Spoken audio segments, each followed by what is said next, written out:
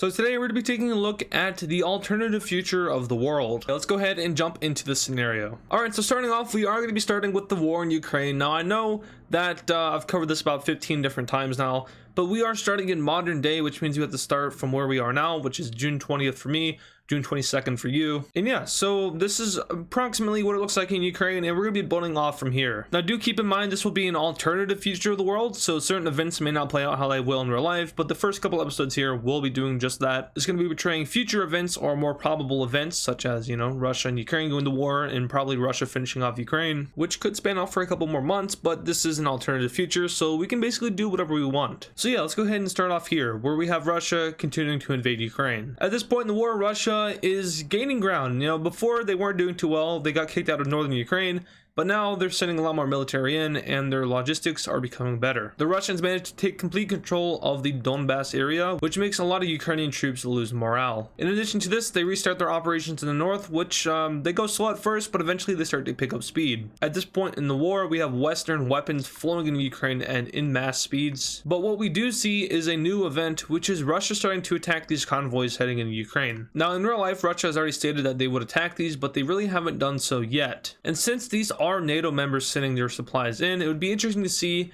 if this would invoke Article 5, but I doubt it would, because these are most likely Ukrainians coming to the border and getting the supplies. So yeah, lots of weapons going into Ukraine. We have long-range missiles and all that kind of stuff. So now Ukraine has a lot more weapon systems than they used to have. Ukraine shoots some missiles, and some of them go into Russian territory, which angers Russian President Vladimir Putin, who decides to declare full-on war in Ukraine and starts to mobilize the entire Russian military. Now, seeing as this is no longer just an invasion, this is full-on war, we have NATO kind of getting ready for a possible incursion into their territory. Troops in Western Europe start to move over towards Eastern Europe and line the border of all the NATO countries. And we finally have Turkey allowing for Sweden and Finland to join NATO after a long round of discussions. So now we have all 32 member states in NATO ready for a possible invasion into NATO territory, and everyone is on standby. After being fully mobilized, Russians start to swarm into northern Ukraine and beat back the Ukrainian army. Down south, a naval landing is made in Odessa, which cuts off all of southern Ukraine, which ends up going over to Russia. And from here, the Russians swarm up from southern Ukraine. They push over across the other side of the Dnieper, which encircles a lot of Ukrainian troops in the south. Eventually, the Russians push out and completely encircle them, and they are forced to surrender or die. In addition to Russia invading Ukraine, we also have Belarus finally declaring war in Ukraine after it looks like the tides of war have finally changed. Belarusian troops now come from another angle and start to encircle northern Ukraine and push towards Kyiv, which lies right about there. Northern Ukraine falls over to Belarus and Russia, and Russian troops start to spearhead up north towards their northern incursion. Eventually, their spearhead is met up, and we have a large number of Ukrainian troops scattered in the middle of Ukraine. These troops decide to push up north in order to gain more ground around Kyiv, which goes successfully, and they almost manage to break out of the spearhead until eventually doing just that. With this, Ukrainian troops decide to focus up north in order to protect the Kyiv area, and are also told to defend the western half of the Dnieper River. So Ukrainian troops managed to push out the Belarusians and Russians out of the northern area, as well as a little bit in the south, but ultimately end up losing all of this area. So now Ukraine is in a bit of a stalemate situation. They're not necessarily losing, but they're definitely not winning. The river that I keep mentioning runs a course that looks something like this. I might not be completely accurate, but that's okay because you get the main idea.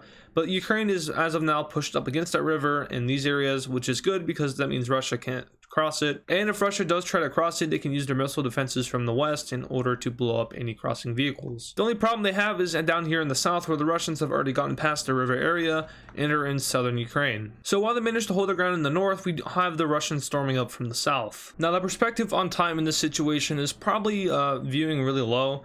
And don't get me wrong, this isn't taking place within days. This is taking place within months.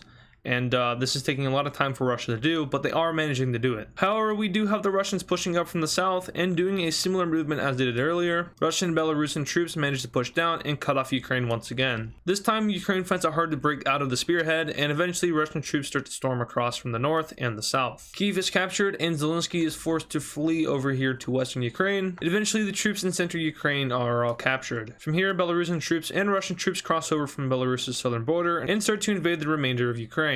The forces push down and continue to squish into Ukrainian territory until only one major city is left, which is Lviv. I don't know how to pronounce it. It's pronounced many different ways, and I don't really feel like getting made fun of for not pronouncing it right. So that city is all that remains, and eventually it is starting to get encircled. NATO troops and Russian troops are in a staring contest on the border of Poland, while down south, all of Ukraine starts to fall to Russia. After months of fighting, all of Ukraine's military is captured, but there is still a heavy amount of guerrilla warfare happening within the country. Zelensky manages to escape to neighboring Poland. So now that all of Ukraine is captured, Russia can make up a peace treaty for the country, and let's go ahead and take a look at that said peace treaty. Alright, looking at this peace treaty here, we have Belarus gaining a little bit of northern Ukraine, but we have the eastern half of Ukraine, which is east of the Dnieper River, going over to Russia. As for the rest of Ukraine, we have a new government being set up that is extremely pro-Russian. So now we have a larger buffer zone between NATO and Russia, except for the fact that this buffer zone is controlled by Russia, and they're starting to move military assets into this area. NATO doesn't like this and is to start to supply Eastern Europe even heavier. Eventually, after all these forces are moved in, it comes clear with what Russia's next plan is, and that is to invade Moldova. Romania, who is very close with Moldova, is not happy about this. But they don't do anything because if they were to attack Russia, they really wouldn't get NATO support with them. And overall, Romania wouldn't have a chance of winning that war. So what they do is they just send volunteers into Moldova, and they also start to heavily supply the country. Which really doesn't matter though, because Russian troops are now swarming into the country, which very swiftly falls over to Russian forces. And we once again see another peace treaty erupt. Looking at this peace treaty, Moldova is forced to be annexed by Ukraine, which is really interesting because Russia invaded Ukraine to free the Russians that were there. So it's kind of weird that they're mixing Ukrainians and Moldovans together, but hey, that's just a Russian thing. So now these borders are very, very tense, and it once again looks like another Iron Curtain has set across Europe, except this time it's a little bit further back. So now Russia has one more country in which it has a plan for special operations, and that is Georgia. Now Russia already has a little bit of land in Georgia, similar to how they already had control of Crimea in real life, and they use this to their advantage and start to push into northern Georgia. The only problem with this country is that it's literally a mountain, so this is a very slow invasion. They managed to use their navy and take control of the Georgian coast along the Black Sea, but ultimately that doesn't really get them that far. It's also at this point that NATO starts to realize that their policy with Russia and NATO itself may be a little bit outdated, and they might have to start updating their policies in order to kind of contain Russia. And by that, NATO states that it will now interfere with any war in which Russia gets involved with. Now the only term with that is that the country must be a NATO partner or work closely with NATO. So technically Georgia would apply for that because they are a NATO partner, although this policy was invoked after they started to invade Georgia, therefore it doesn't count for them. But we have countries such as Azerbaijan qualifying as a new NATO partner. We also have Bosnia and Herzegovina, which was already a NATO partner, Austria, and Ireland. We also have Kosovo applying for NATO partnership, but it really it's kind of on the line thing because Greece doesn't recognize them, as well as Spain and I think Romania. So yeah, it's a little bit iffy on that one. But back over in Georgia, the Russian army has a lot of success in northwestern Georgia. And from here, they push down to capture all of eastern Georgia. And eventually the country capitulates to Russia, but once again, we have a lot of guerrilla warfare. In the peace treaty, Georgia gets completely annexed by Russia. So now looking at how Eastern Europe has changed in, I guess, a 5 to 10 year span, we have a lot of changes. Russia invaded the eastern half of Ukraine and annexed all of it. We have a new government in Ukraine, which is very pro-Russian. Moldova was annexed by Ukraine, and now we have Georgia being annexed by Russia. But now we're met with a roadblock as Russia has nowhere else to really expand. All of the rest of Europe is NATO aligned. Of course, Turkey is as well. Armenia is their ally, and Azerbaijan is a NATO partner. So they could invade Central Asia, but they already have fair relations with these countries, so there really wouldn't be a point in doing so. And yeah, for now, Russia's expansionism is stopped. Elsewhere in the world, though, we do have some interesting scenarios playing out, such as Bougainville finally getting independence from Papua New Guinea, and this is a real life thing, so this island does want their independence from Papua New Guinea, and it is said that they will get independence by 2027, in which that year has already passed in this scenario, so they are now independent. Also, this might be the Solomon I'm pretty sure this is it though, so I don't know, correct me if I'm wrong though. Alright, so we have one more country in the world, but also two less. We have another major event happening, and this time it's in the Pacific Ocean. So in this scenario, China has not yet invaded Taiwan, although in real life this will probably take place before 2027, but they don't do that just yet. You see, in real life, China has been having some incursions into the Taiwanese airspace, but in this scenario, they're doing it almost daily. We've also been seeing Chinese warships in the Strait of Taiwan, and this is very alarming for the country, and an invasion seems pretty much imminent. So taking a quick look at the military alliances of the world. Now, I know this isn't probably everything. There's things like the Rio Pact, and there's also things like CSTO. I know those exist, but due to the countries within those pacts having some issues with each other, we're going to assume that they aren't really military pacts. There's also the Arab League, which also probably really wouldn't function as a defensive military alliance, but here we have outlined every real defensive military alliance. Now, countries also have individual alliances, such as the US having a defensive pact with Israel, South Korea, Japan. All those countries have defensive pacts with the United States, but they aren't outlined here because that would just be too much. And then I'd have to do that with every single country. So yeah, we're just gonna be sticking to this, which is just NATO and then AUKUS, except I've done something interesting with that alliance. So we all know how there's the American, United Kingdom, Australian alliance. There's also the UK, Australia, New Zealand. They're all connected in one way or another, and also Canada's in there with Kanzuk.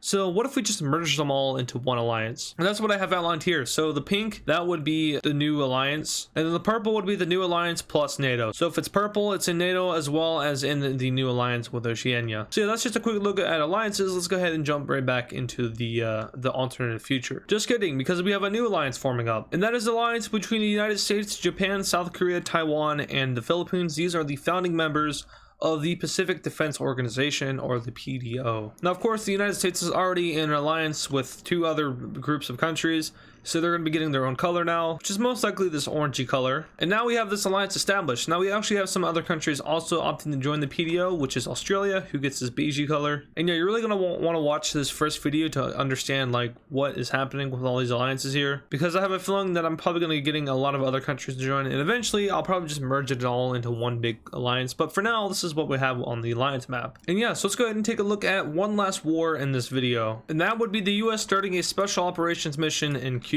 Now, the world probably would not be in favor of this, most likely, because, you know, America doing what Russia did in Ukraine, that's not okay. But they have an actual reason this time, and that is that they somehow got a hold of plans for Russia to put missiles in Cuba, similar to the Cuban Missile Crisis. Except this time the missiles aren't there yet, but they do have some spies in Cuba, and it is confirmed that Russia did plan to put some weapons in Cuba aimed towards the United States. So with this, the US finds justification to declare war on Cuba, and the United States Navy swiftly occupies the waters around Cuba. From here, American troops land on the northern part of the island, just 90 miles south of the Florida Keys. And with this landing, they push over and manage to capture Havana within the first week of landing. From here, Cuba is effectively cut in half. American troops push into and capture all of western Cuba, as well as their island down here. And now the United States starts a campaign to invade the rest of Cuba, which goes pretty successfully. The Cuban military has a very low morale, and the Cuban citizens are in favor of the American invasion, which essentially just leads to the capitulation of the island country. Taking a look at a peace treaty, Cuba becomes a part of the United States and is integrated as a territory. So they now get an orange color, and the US now has a lot more influence and control over the Caribbean Sea. And yeah, that's going to do it for this first episode, so let's go ahead and take a look at a quick recap of what happened. Russia finished its invasion of Ukraine and effectively puppeted the rest while annexing the east. Moldova was annexed by Ukraine. Georgia was also annexed into Russia. NATO was enlarged to Ireland, Austria, Bosnia and Herzegovina, a little bit of Kosovo, and Azerbaijan. We have all the oceanic alliances being merged into one large one, including the United States, Canada, the UK, Australia, and New Zealand. After that, we had the formation of a new Pacific Defense Organization, which includes South Korea, Japan, Taiwan, the Philippines, and the United States. And finally, we had the US invasion of Cuba for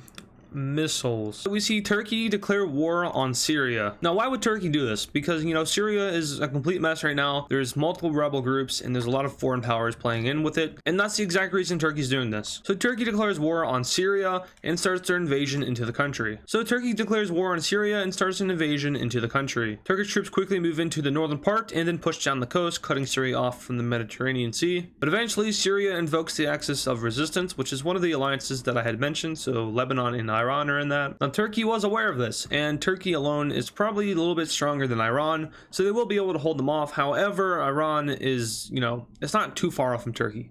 So Turkey will have to be distracted with invading and occupying Syria and Lebanon, but then at the same time, they're going to be distracted with Iran pushing into their eastern half. Luckily for Turkey, though, they do have one ally, which is Azerbaijan, who comes to the aid of Turkey. And from here, Turkey continues to push into Syria. And then I'll push down into Lebanon and occupy the country, as well as starting a full-on campaign into the northern half of the country. In the east, Iranian troops cross the border and enter into Turkey while taking the exclave of Azerbaijan. And we have a small amount of Azerbaijani troops entering into northern Iran. Now, the problem with this area in particular is that it's very mountain, so yeah, mountain. Iran would have a hard time pushing into Turkey, and Azerbaijan would have a hard time pushing into Iran, and vice versa. So Turkey wouldn't be able to really push into Iran, and Iran really wouldn't be able to push into Azerbaijan. So we're just gonna kind of ignore geography. I've done this before, both intentionally and unintentionally, but in this particular scenario, we're not gonna get anywhere. I might kind of incorporate it a little bit, but for the main part, we're going to be having some tanks rolling through some mountains. So Turkey ramps up its invasion of Syria in order to start to hold off Iran on their eastern half, while we have Iran laughing and continuing to push into Turkey. Iranian troops managed to push back the Azerbaijanis a little bit in the north, while starting their own invasion into the southern half of Azerbaijan. Turkish troops in Lebanon now push out and capture the capital of Syria, which really doesn't do much for them because Syria is already broken apart. But eventually the Syrian armies are pushed back and eventually are occupied. Now there's a lot of guerrilla warfare going on here because there's already a lot of guerrilla warfare happening, and it's just a complete mess to occupy. But Turkey does manage to pull it off, and now they are sending troops up north to hold back the Iranians, who continue to push into their country. Back near Azerbaijan, we have the Azerbaijanis getting completely kicked out of Iran, and Iranian troops now pushing across the border. We now have Turkish troops and Iranian troops fighting in mass along the border, and now we have the Turkish troops kind of pushing back the Iranians. They do a huge offensive in the north, which wipes out all the Iranian armies in the area, and from here they start their invasion of northern Iran. They push over into the exclave of Azerbaijan, which is successfully captured, and Armenia is very scared right now. Also, based on this war, the world is getting some very, very large Ottoman versus Safavid vibes. But back in Turkey, we have them completely kicking out the Iranians, except for a small half down here in southern Turkey. Up north, they have great success in pushing back the Iranians and now start to push over towards Azerbaijan. They come in from behind the Iranian armies, and eventually the armies over here in the west are knocked out, which allows for Turkey to supply Azerbaijan with troops and equipment. Finally, the Iranians are kicked out of Turkey, and from here, the Turks start to push into Iran en masse. With the help of Turkey, we have Azerbaijan kicking out the Iranians as well, and we are eventually left with a front line looks like this. Now at this point,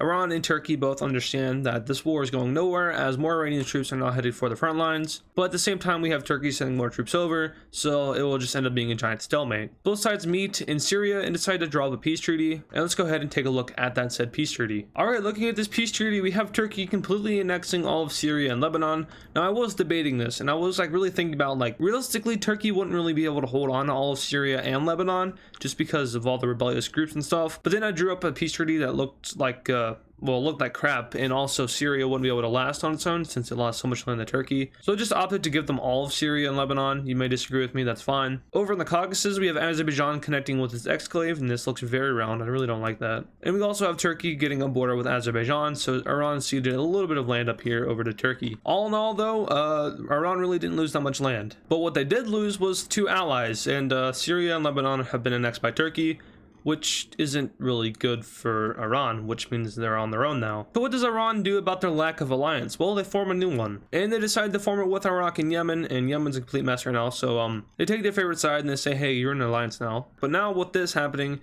tensions between the axis of resistance and the Gulf Shield are at an all-time high. Jordan is just watching, but they are kind of guaranteed by the US, so they're just, they're chilling. Same with Israel. Palestine's scared. But with this, we have the Middle East becoming a lot more Middle Eastern, and tensions are very high. Let's go ahead and take a look elsewhere in the world. And this time we're looking in Northern Africa, where we actually have Algeria doing something. They decided to declare war on Morocco due to tensions and a lot of disagreements in politics. And this is not good for Algeria. You might be asking why. Well, Morocco is a major non-NATO US ally, and also France doesn't like this, so immediately America gets involved, but we also have France getting involved. Now ally wise, Algeria has Libya. They also kind of have Niger and Mali, but they aren't strong enough to really aid them in the war. Also, I'm just now realizing how similar Mali and Niger look. Anyway, they have Libya on their side now. That's cool. But Tunisia is also a non-NATO major US ally, but they also hold some sort of relation with Algeria, so they decide to opt out of the war. Also, this could technically chain into another Middle Eastern war since Algeria is backed by Iran. That could lead into something, but I'm not going to do that because we're just going to be having 3v2 here. Looking at support countries here, which is something I really don't do often anymore, but I think it's still probably interesting to look at. We have Algeria and Libya being backed by the pink countries, so Russia, Belarus, Ukraine, Iran, and then we have Morocco being backed by Italy, Turkey, and Saudi Arabia. So back to Africa, we have Algerian troops crossing over and entering into northern Morocco, while the blue team starts to scramble and mobilize. Algerian troops then push out from southern Algeria and start to head towards the coast, which they eventually link up with. Algerian troops then start another campaign, which is in central-ish Morocco. This eventually links up with the northern campaign, and one giant front line is created. Now Morocco does have mountains right here, and they're going to use those to their advantage. Algerian troops push out from Algeria Algeria and eventually bump up against those mountains and are unable to push further. At this point, Morocco is fully mobilized and is now heading over towards the border with Algeria. They managed to have a little bit of success in the north and push back Algeria, while the same happens in the south and they kick Algeria away from the coast. French troops finally arrive in Morocco while the French Navy blockades all of Algeria, while the US Army and Navy is on its way. It's also worth mentioning that at this point Israel is backing Morocco as well, because Morocco and Israel do hold relations,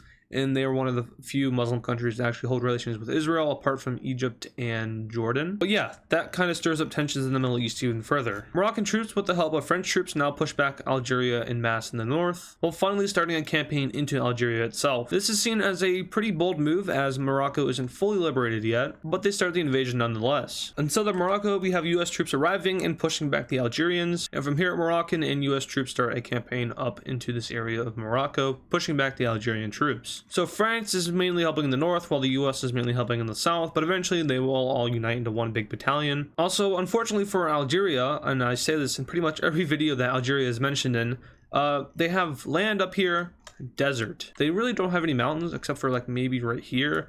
But other than that, they're a relatively flat country. At this point, the US Navy also arrives in the Mediterranean, and together we have the French and American Navy carrying out a joint operation which is landing in northern Algeria. From here, they establish a broad front line and connect up with Tunisia, who gives military access to the United States. Eventually, these two front lines start to bolt out towards each other. Their meeting point is Algiers. Eventually, both sides meet the city, and we have a lot of fighting ensuing. Now, this might not be the approximate location of the city, but just for the sake of this scenario, we're going to say it's right there. I know I like to bend reality a lot, but that's fun. That's part of the entertaining aspect of it. Back over in Morocco, we have Algerian troops being finally pushed out of the mountain ranges of the country, but they are having trouble pushing back all of the troops as they are ordered to hold their lines, and a pretty solid defense is set up. In Libya, we have another naval landing taking place, which is once again a joint operation between France and the United States. And this time they land really close to Tripoli, which is the capital of Libya. Troops within Tunisia finally push out, and once again, America has access to Tunisia because they are allies, and Tripoli is captured. Back over in Algeria, we also have their capital being captured, and from here the armies start to sink into the Tunisian territory. The same thing happens over in Libya, with troops now pushing down into the broader Libyan territory, but with a main focus of capturing the coast, as this is where all of their major cities are. Troops in Morocco are ordered to retreat and defend mainland Algeria, which isn't really a good call, because the Moroccan troops are now chasing them back into their country. In Libya, we have another crisis where the country starts to collapse, and after all of their coast is captured, we have Libya surrendering.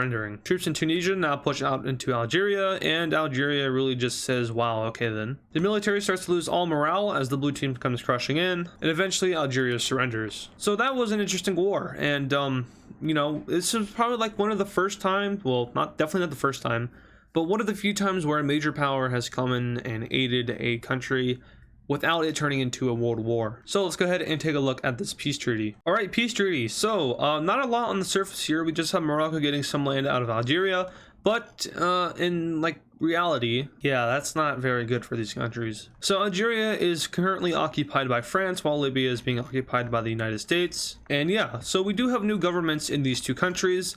The one that is installed in Algeria is relatively stable and actually is pretty good, while the one that is installed in Libya ain't doing too hot. How ironic. So yeah, not much on the surface, but when you take a look into alliances, you can really see the damage that was done. Another thing this war brought was a new alliance between the United States, France, Morocco, Algeria, Tunisia, and Libya, which is just named the Mediterranean Defensive Pact. So now let's go ahead and take a look elsewhere in the world, which is actually a situation also developing in Africa. See, Lesotho here isn't very happy with their existence. So South Africa decides to change that by annexing them. You see, you thought I was going to make them invade them, but no, we actually have Eswatini getting that treatment. And this is a pretty quick war because Eswatini is pretty small, but they end up falling over to South Africa. In this peace treaty, well, you already guessed it, Eswatini is the next. This really sets off tensions in Southern Africa, with some countries deciding that this isn't very good. But no one does anything yet, but up north we do have something interesting happening with this particular area, which is the formation of the East African Federation Alliance. Now, these guys haven't united yet, but they have united under one alliance, which is once again an attack one, attack all alliance. And this is basically just for security, as some of these countries aren't really the strongest, and they'd most likely just feel safer with each other's back. So now let's take a look at a war. Yeah, that's not good. That's really not good. So China has now attacked Taiwan, and this leads into a major war in the Pacific, mostly because Taiwan is part of an alliance, which is including the United States and Australia, but also because China blows up a few US Navy ships in the strait, and the United States decides to activate multiple alliances. Now you see, that's really not ideal. So China has just you know, they see how many countries they're at war with, and well, their pants are not okay. And on top of that, countries like Russia are not in support of China in this war, since they deliberately blew up a US Navy boat. So they lost that ally, but you know, they have Myanmar, North Korea. Yeah, North Korea, they join. Does Iran want to join? No, they really don't want to. What about Southeast Asia? No. You guys good? No? Okay. Just China then? Yeah, just China then. So, well, good job, China. I really don't know what they were expecting here, but this is what happens when you include every alliance in the world. This is what happens. You see why I don't include these in my main videos now? Not saying this isn't a main video. This is an official series, by the way. But if I included all of these alliances, then it would be the same video over and over again. But yeah, this really isn't pretty. Just to add pain to the burn, we also have some other US allies joining in, such as Israel and Saudi Arabia. Pakistan nopes its way out of this one because, once again, just the sheer amount of countries. And yeah, nobody really dares to join. So what does China actually do in this scenario? Well, they start to do full conscription and mobilize their navy for homeland defense, but they don't dare put anything around North Korea because that's not going to last very long. They quickly push out and capture the waters around Taiwan, which is a big uh-oh to the island, but honestly, once again, just the sheer amount of countries. There's also already lots of military bases on Taiwan, like Japanese, South Korean, Philippine, and Australian bases. It's just simply because they're part of the PDO, which is the Pacific Defense Organization. And yeah, China does manage to make a landing though. But with this landing, they really don't get much progress done, as they are just fighting a lot of troops. In the north, we have North Korean troops and Chinese troops pushing into South Korea, but this doesn't really go anywhere. And now everyone's arriving to the scene. Yeah, that's not good. Boom, bop, bam, boom, bop, bam, bam. Boom, bop, pow. Yeah, that didn't go well. Pretty fair to say that it didn't really go well at all. And now China is being attacked through its mainland. So what does China do? Oh, that's pretty smart. And North Korea is left on its own, yeah, ouch. They did fire their nukes though. Those, the majority of them landed in the ocean. One of them hit a Japanese island. So that's not going to be good for the leaders. Oh, what's that? They were killed in the drone strike?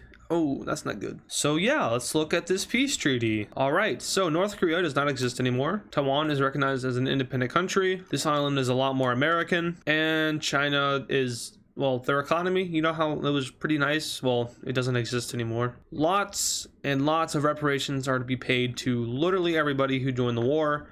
And it's really not pretty. So China is now going through an economic downfall, and a lot of groups within China are having a lot of unrest. And that is another Chinese civil war breaking out for like the 1500th time in history. We have Tibet, we have Xinjiang, and then we have a pro-Taiwanese / Republic rebellion down south near Hong Kong and Macau. So a lot of the world starts to pick its favorite sides, such as India siding with Tibet. Some of these Central Asian countries come to the support of Xinjiang, and then we have a lot of Western democracies such as the United States and Europe coming to the aid of the Republic of China rebellion. For now, no foreign interference occurs, but we do have these rebellions getting ground. The Tibetan rebellion moves northwards and connects up with the Xinjiang rebellion, and from here the two rebellions decide to split all of Western China. A mutual defense pact is set up between these two alliances, with each having their own goals of taking out China, and each of them starts to get supplied by their neighbors. As for the Republic of China rebellion, they are having a little bit of difficulty expanding, as China has a lot of troops in these southern areas,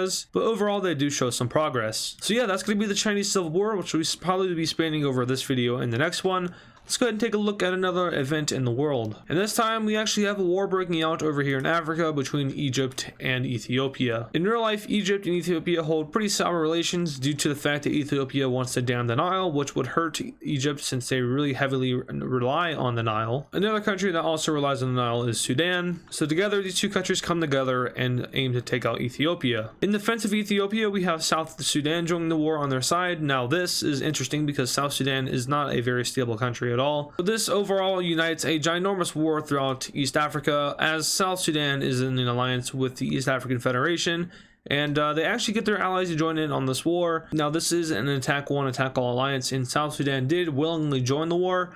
However, they don't really care because they see Sudan and Egypt as a threat, so they join anyway. So now with East Africa involved, we have even more countries joining in, as Somalia joins in on the side of the red team, as well as Eritrea. Upon Somalia's joining, we have Somaliland joining the side of the blue team, and from here things get ugly. Right away, Ethiopian forces push up and capture the coastline of Eritrea, while Sudanese forces push down into South Sudan. Kenya and Ethiopia push into an already collapsing Somalia and manage to take over the entire country, which knocks out a huge front for them. From here, they start to focus up north as Sudan pursues its push down into South Sudan. Egyptian and Sudanese forces now cross the Ethiopian border and start to invade the country, while Ethiopia manages to almost finish off all of Eritrea. Sudan manages to cut South Sudan almost in half, which from here they expand upon the spearhead, which all in all makes South Sudan collapse. From here, Sudanese forces cross over into Ethiopia, but have a hard time invading the country due to its geography. In northern Eritrea, we have Ethiopian troops being pushed back, and eventually these troops re-enter into Ethiopia. Forces from East Africa now push back over into South Sudan and retake some of its land, but overall we have a lot of these troops arriving in Ethiopia in order to push back the Sudanese over here in western Ethiopia. This Great Line is greatly pushed back until they eventually meet the border of Sudan, and from here they start to focus on recapturing parts of southern Sudan. Now at this point, Egypt is sending all of the forces and they are finally arriving at the border, which is a huge turning point for them. Egyptian forces push across the coast and capture all of Eritrea's coast back, and now start a new front into Ethiopia. The northern invasion goes well as they push down over and around Djibouti, while Sudanese forces over in South Sudan recuperate and start to recapture parts of the country. Now we have one large front against East Africa, and now the red team starts to push down towards the capital of Ethiopia. Forces have a hard time pushing in, but eventually they do break through and capture the city, which is a big blow to Ethiopia. Sudanese forces resume capturing all of South Sudan as they do so successfully, and now push down into Uganda. However, over on the border of the DRC, we have troops from the Congo pushing back and into South Sudan. So overall, this war is going fairly well for the red team as they are, slowly advancing down into East Africa. The only problem they're facing is the geography of Ethiopia is kind of hard to invade. You can just ask Italy that. But in terms of realism, we wouldn't have Egypt and Sudan invading all the way down to Tanzania. That's just implausible, too far, and supply lines would most certainly be cut. So now they only start to focus on holding back the DRC and invading Ethiopia. So forces near Djibouti now push down and into center Ethiopia. From here, an encirclement is complete in the center of the country, and this area is captured. DRC forces continue to push into Sudanese forces until eventually they are stopped in a stalemate along the entire front line. Back over in Ethiopia, forces that were in South Sudan now push out and encircle another part of Ethiopia's army, and that falls pretty quickly. Now at this point, we have South Sudan tempting the rest of their allies to accept defeat in order for them not to get annexed, and this is kind of seen as a sacrifice, as South Sudan would most likely be annexed by Sudan in this peace treaty. So South Sudan surrenders, and we have the East African Federation leaving the war. From here, all that is left is Ethiopia, who sees this and basically says, wow. Ethiopia opts to surrender in order to hopefully not get all the way annexed, and let's go ahead and take a look at this peace treaty. Alright, so looking at this peace treaty here, we have a lot to take in as Sudan annexes all of South Sudan, but also takes control of a large chunk of western Ethiopia. Eritrea is expanded down south into Ethiopia, and their main goal here is just to take away as much as the Blue Nile away from Ethiopia as possible. A large portion of that lays over here in this area and then flows up into Sudan and out into Egypt and blah blah blah. So they kind of wanted to take that away from Ethiopia as much as they could, and they did just that. Now Egypt didn't get any land out of this because that would look horrible on a map. So we actually have Egypt and Sudan signing an offensive pact together, which basically says that we can use your territory to kind of monitor the Nile situation, but also guarantees the defense of the two nations together. So we have these nations' relations being repaired from this. Down south, however, Ethiopia takes a huge blow as they lose a lot of their western lands. But on the other hand, we have Somalia releasing Somaliland officially, and Somaliland itself gaining recognition from the world. So it is now an official country. So now from this, we have East Africa being left pretty weak as a member of their alliance was kind of lost due to Sudan annexing them. So in order to recuperate and expand, we actually have Ethiopia opting to join this alliance in order for defense against a hostile Egypt. So now essentially we have the East African Federation trading South Sudan for Ethiopia, which probably is an upgrade. But anyway, let's go ahead and take a look elsewhere in the world, where in Europe we have an interesting scenario playing out in the Balkans. Now, as I said in the first video, we have NATO itself, and then we have NATO partners, which aren't officially members, but they are protected by NATO. These NATO partners include Ireland, Austria, Bosnia and Herzegovina, and then finally Azerbaijan. Now we actually have an application process going through here. NATO in real life has been, beefing up itself and honestly, it's becoming a lot stronger than it was previously. Now, since these events have technically already taken place in this timeline, we actually have Ireland and Austria applying for full NATO membership, in which they are granted. In real life as well, we actually have Sweden and Finland who have been invited to join the alliance officially, as Turkey has lifted their veto on them joining. So these guys are now officially going to be NATO members within the following months. Now, Bosnia and Herzegovina and then of course Azerbaijan, they are left as NATO partners, as they don't really meet the requirements to join. Bosnia and Herzegovina has a lot of internal problems, and then Azerbaijan just simply doesn't really want to become a NATO member. So for now, these two refrain until something else happens, which is Serbia kind of invading Kosovo. Now, there is no real problem with this other than the fact that Albania and Kosovo are close friends. From this war breaking out, we actually have Bosnia and Herzegovina kind of breaking out until a civil war. Now in this actual timeline, this probably would have happened years ago, as this is like an upcoming event in real life. But the Serbian population of Bosnia and Herzegovina rises up in favor of Serbia, and well, this kind of activates NATO a little bit. Bosnia and Herzegovina is a NATO partner, so NATO comes to the assistance of Bosnia and Herzegovina in its own civil war. However, Serbian troops then enter into Bosnia and Herzegovina, which activates NATO as a whole. So now we have this kind of being a thing. Now, some countries in NATO do object to this, such as Greece and Romania, but they don't really have an option, as they are kind of obligated to invoke Article 5. So yeah, Serbia here. Alrighty then. Now, Russia decides that this is really stupid, but they don't get involved because that would mean World War III, and Russia isn't ready for that yet. So now let's go ahead and take a look at this peace treaty. Looking at this peace treaty, Kosovo is now fully independent, and we actually have recognition from Romania, Greece, and Spain, which leads to them actually joining NATO. From here, a new government is installed in Serbia, who actually ends up joining NATO. And at this very point in time, every country in Europe is aligned to a faction other than Switzerland. Now let's go ahead and head back over to China, where we have a huge betrayal happening. We have Russia sending troops over into Manchuria. Now, Russia is at this point a total dictatorship and an authoritarian country. The leader, who is very close to Putin, who is probably definitely already passed, is they really want to reform the Soviet Union in a way, and they see China as a perfect opportunity just to do so. Now, China's government is baffled by this because Russia was really all they had left, but now they're facing an invasion of Russians from the north. Now, this wouldn't really be a problem other than the fact that NATO and the PDO are trying to contain Russia,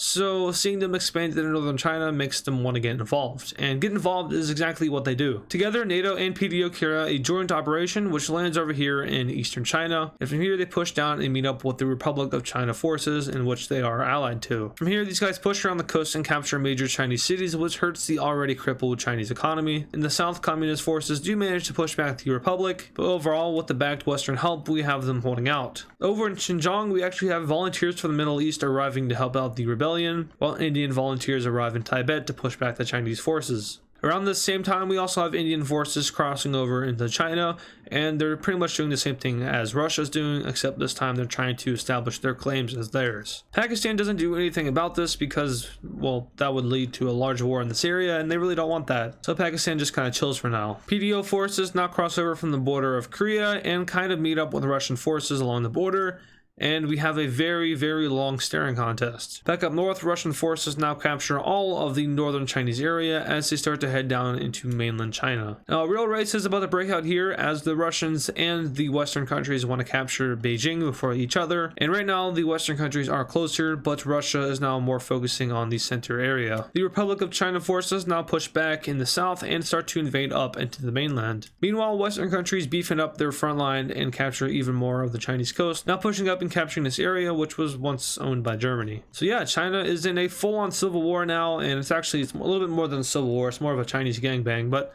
you know, it's normal stuff in terms of China's history. So while all this fun Civil War stuff is happening over here, we have another Civil War breaking out in the Americas, and it's actually going to be happening over here in Mexico. Now, in this timeline, we're already like 20 years into the future, so I can start to do kind of fictional stuff that maybe won't happen in real life. This is probably one of those things, although the cartel in Mexico is getting pretty bad, so a Civil War would probably eventually break out. Over down in the Yucatan area and over here in Western Mexico, we have a faction breaking out that really just wants to reform the Mexican government and crack down on the internal issues. Their best way of doing this was violence, so that's interesting. But seeing as America is kind of turning into an imperialist, well, I guess even more of an imperialist country in this scenario, we have them having to get involved since, you know, it's kind of free land. So a force of American peacekeeping forces enter into the Baja area, as well as down over here near Texas. The US government claims that they are entering the country in order to stabilize it, but a lot of countries don't buy that and just see the US trying to expand their borders. One thing we do see though is the United States and this rebel group making a kind of like a don't invade each other yet group. And yeah, together these guys start to invade and take down Mexico. Down south in the Yucatan area, we have the red team forces gathering up and capturing the entire area. However, the Mexican army is mobilized and is now pushing them back. Same thing happens over here in the west, where the Mexicans push back their rebel groups, while a stalemate is temporarily established on the border with the United States. And yeah, that's actually going to do it for today's alternative future video. Now,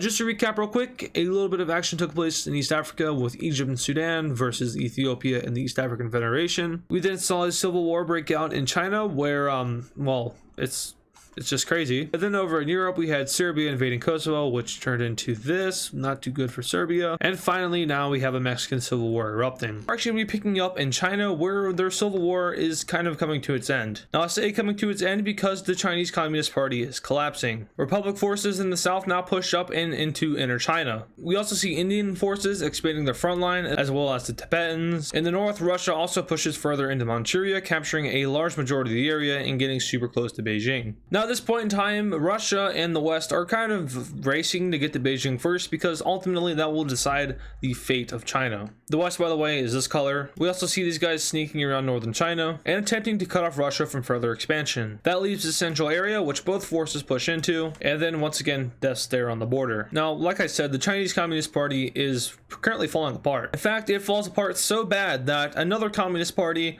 breaks away from the already falling apart Communist Party, and China just kind of ceases to exist at this point. Now with this, a lot of countries see that a land grab is up for stakes. Countries like Mongolia now push across into the border and start to take land. Over in the southwest, Tibet finishes up their land grab as they start to just kind of stop and consolidate their country, while Xinjiang does the exact same thing and eventually stops. India advances a little bit further but sees no further interest in taking over these areas of China. The Republic of China starts invading the old Communist Party, and the West manages to capture Beijing. Now this is a good thing for them because they'll most likely set up a pro-Western Chinese government in this area, which is probably the most valuable area in China. Up north, the Russians go full force as they push down out of Manchuria and into central China, but eventually they can no longer expand westward as the Communist Party and the Mongolians have cut them off. In addition to this, the West now fully takes over all of the northern central China area, which isolates Russia to just Manchuria. From here, the West pushes into central China and now meets up with the border of the Communists, and from here they invade the Communists with the help of the Republic. In central China, Mongolia pushes a little bit further until they eventually stop, and the remaining land is technically ceded over to the Communists, which will soon be finished up by the West and the Republic. And when I say Republic, I'm referring to the Republic of China,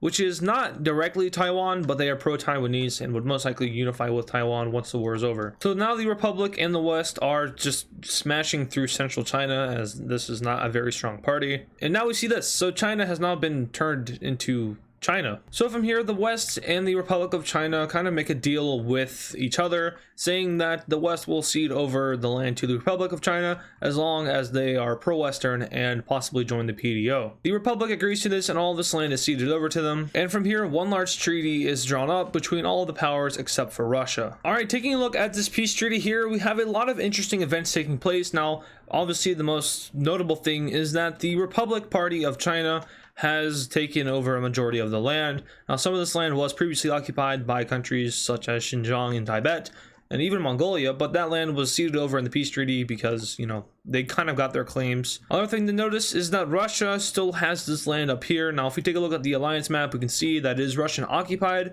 Technically, this isn't a country, but it did create a huge dispute between China and Russia now. Also, you just saw on that map that the new Chinese Republic Party did join the PDO, so that was a promise upheld, and this gives a huge power boost to, I guess, the West in the Pacific area. Now, from here, we have a lot of economic rebuilding being done in the Republic, and eventually we have unification between Taiwan and the Republic, which is a huge step for the countries. We even have the US receding over this land to Taiwan. I believe it's called Hainan Island, but I feel feel like I pronounced that wrong, so correct me if I am wrong, which I know I am. But yeah, we have one whole Chinese republic again, and everybody inside is mostly happy. Tibet is released, and honestly, I'm just gonna say it now, I love these borders over here. I know these aren't exact because I know Xinjiang goes out to like I think there, but Tibet looks pretty good. It's a little bit smaller, more so like that, but I don't know, I really love these western borders. But like I said, we have a lot of tension between Russia and China now, and China's a part of the West technically now. So yeah, tension between Russia and the United States is at a high. Speaking of tension, and also speaking of the United States, the Mexican Civil War. Now, while all that China stuff was happening, we did have some progress being made over here, and it's definitely not in the favor of Mexico. All of Baja California falls to the United States while they continue their campaign into Mexico. The Mexican rebellion in the north makes progress in this area, although it is a very geographically difficult area. They push down the coast and capture some cities. Well, over here in the Yucatan, we have the same rebellion pushing up towards Mexico City. Overall, the stability of Mexico is basically non-existent, with the rebel forces meeting up in the south through a huge sweep. We have the Mexican government surrendering. And with this, the United States and the Mexican rebellion set up a new government and draw up a peace treaty. Alright, looking at this peace treaty, we have America manifesting its destiny. Now, the borders I've drawn here are following state borders within Mexico, so they are technically realistic. They follow the northern state borders, so America basically just took over the Baja states,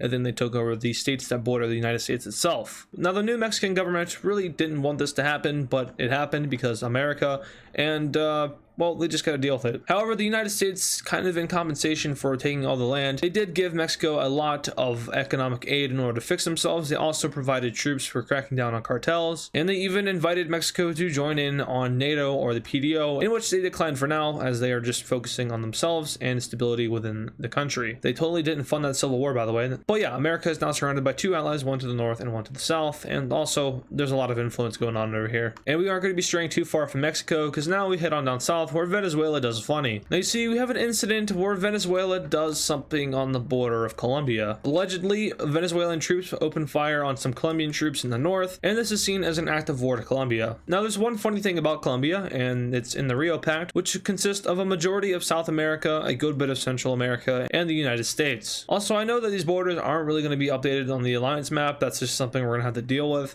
I really don't feel like drawing the borders twice. But yeah, Venezuela attacks Colombia, and that activates the Rio Pact. Now Venezuela is at war with pretty much every country in the Americas, but add pain to the burn, Guyana joins the war because they have a big border dispute with Venezuela, and they really want to resolve it, so they declare war. Now Venezuela here is supplied by Russia. Russia sends over volunteers as well as equipment, but Russia really is losing its grip on its allies and itself here. China was just lost to the West, and now they just have Belarus and Ukraine. They still have Iran and maybe some of these African countries, but Venezuela is one of their last 10 points in America. Cuba fell to the US, and Nicaragua is on extreme pressure right now. So yeah, they really don't want to lose this. So at first, we do have Venezuela doing pretty well. They push over into northern Colombia and make some land gains. They also push over into Guyana. However, that's their full extent, as the Brazilians are now soaring through the jungles. In addition to this, liberty is about to be served in the capital of Venezuela, and the cocaine hippos fight back. A stalemate is established in Guyana, but that doesn't last long because everyone's coming crashing down. Colombia and the United States managed to capture all of western Venezuela, and eventually the country collapses. So let's go ahead and see what these powers have in mind for Venezuela. Alright, looking at this peace treaty here, Venezuela gets divided up by three of its neighbors. Colombia gets land, Brazil gets land, and then Guyana gets land. Taking a look at the alliances, the new Venezuelan government is set up, and these guys join in on the Rio Pact.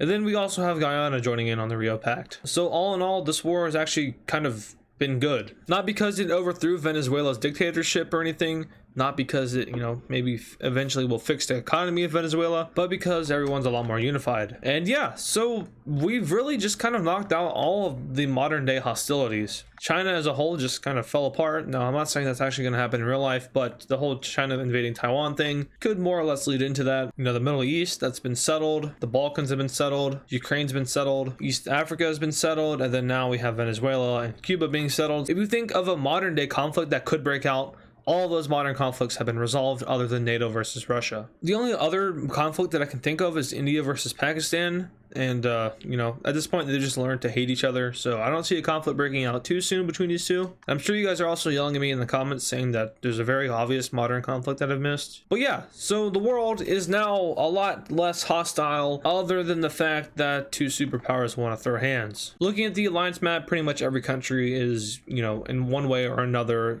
connected with another. other than obviously Africa and then South Asia. The last thing we'll be doing in this video is a stabilization mission. Essentially, Myanmar is falling apart in this timeline, and someone's gonna have to do something about it, and that someone is the PDO. Now, in real life, Myanmar is currently under a coup, and that's no fun. But in this scenario, we have that coup never being abolished, and it's just a hellhole. So now the PDO starts a special operation mission in Myanmar, which is essentially just to annex all of the country, which is essentially just to capture all of the country, stabilize it, and then make a puppet out of it. One interesting thing we do have happening here is a collaboration between the PDO and India. In real life, the PDO does not exist, but we do have something similar to it called the Quad, which is an alliance between the United States, India, Japan, and Australia. It's not a defensive pact, it's just mostly aimed at containing China and stopping China from doing China things. In this timeline, the Quad alliance really doesn't have a purpose anymore, so India just kind of, does a special operation with the PDO, which is in a way a replacement for the Quad. But with this, Myanmar gets navally invaded while also getting land invaded. Now, jungle does exist here, but this is like 2050 or something, so nobody really cares about that anymore. That was so 1970s.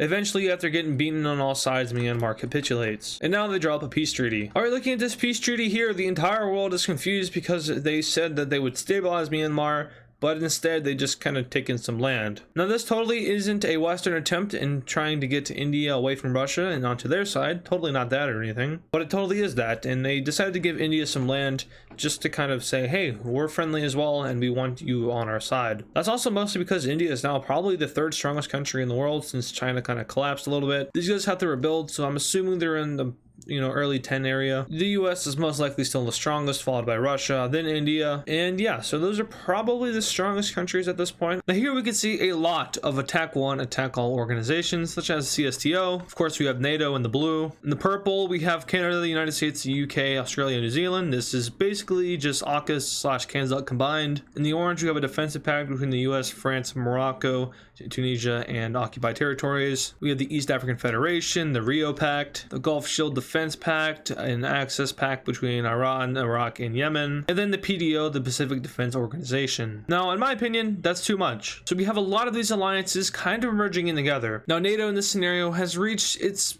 capacity for the Northern Atlantic. The equator lies somewhere around this area, a little bit north, I believe, and everyone above that is considered the Northern Atlantic. As far as countries over here go, I don't think anyone else really wants to join. So NATO kind of rebrands itself into the World Defensive Organization, or the WDO. Essentially, it's just loosening the requirements. You no longer have to necessarily be a democracy to join this alliance, since differing opinions have become a lot more accepted in this world, or have they? And the WDO basically just wants more members. Now, the ratification process for this alliance is the same as it is in NATO. So right now, Finland and Sweden are going through that ratification process. Every NATO country is kind of processing their application and ratifying it. As of the time this video is posted, I'm sure tons and tons of countries have already ratified, but for me, that's only around 6. But yeah, that same ratification process is in place in this scenario, and now the WDO, aka NATO, wants to implement Australia and New Zealand to the alliance. No one has objections to this other than Turkey, who kind of delays it by being the last one to submit the ratification, but eventually they do that, and Australia and New Zealand jointly become NATO members at the same time, very similar to Sweden and Finland's joint membership application process. So with this, we really don't have a point for the Purple Alliance anymore, as it has pretty much just merged with NATO. It looks a lot cleaner, but we have yet another merge. This time it's between the United States, France, Morocco, and Tunisia. Now, I was kind of on a line considering Morocco and Tunisia here. Both of these guys are major non-NATO US allies, but when it comes to Europe, there are some countries here that don't favor these two countries, one of them being Spain, who holds sour relations with Morocco over past disputes, and honestly Tunisia is just vibing, so I don't think anyone objects to them. So Tunisia is ratified into NATO, or I should probably start calling it the WDO, so if you hear me say NATO,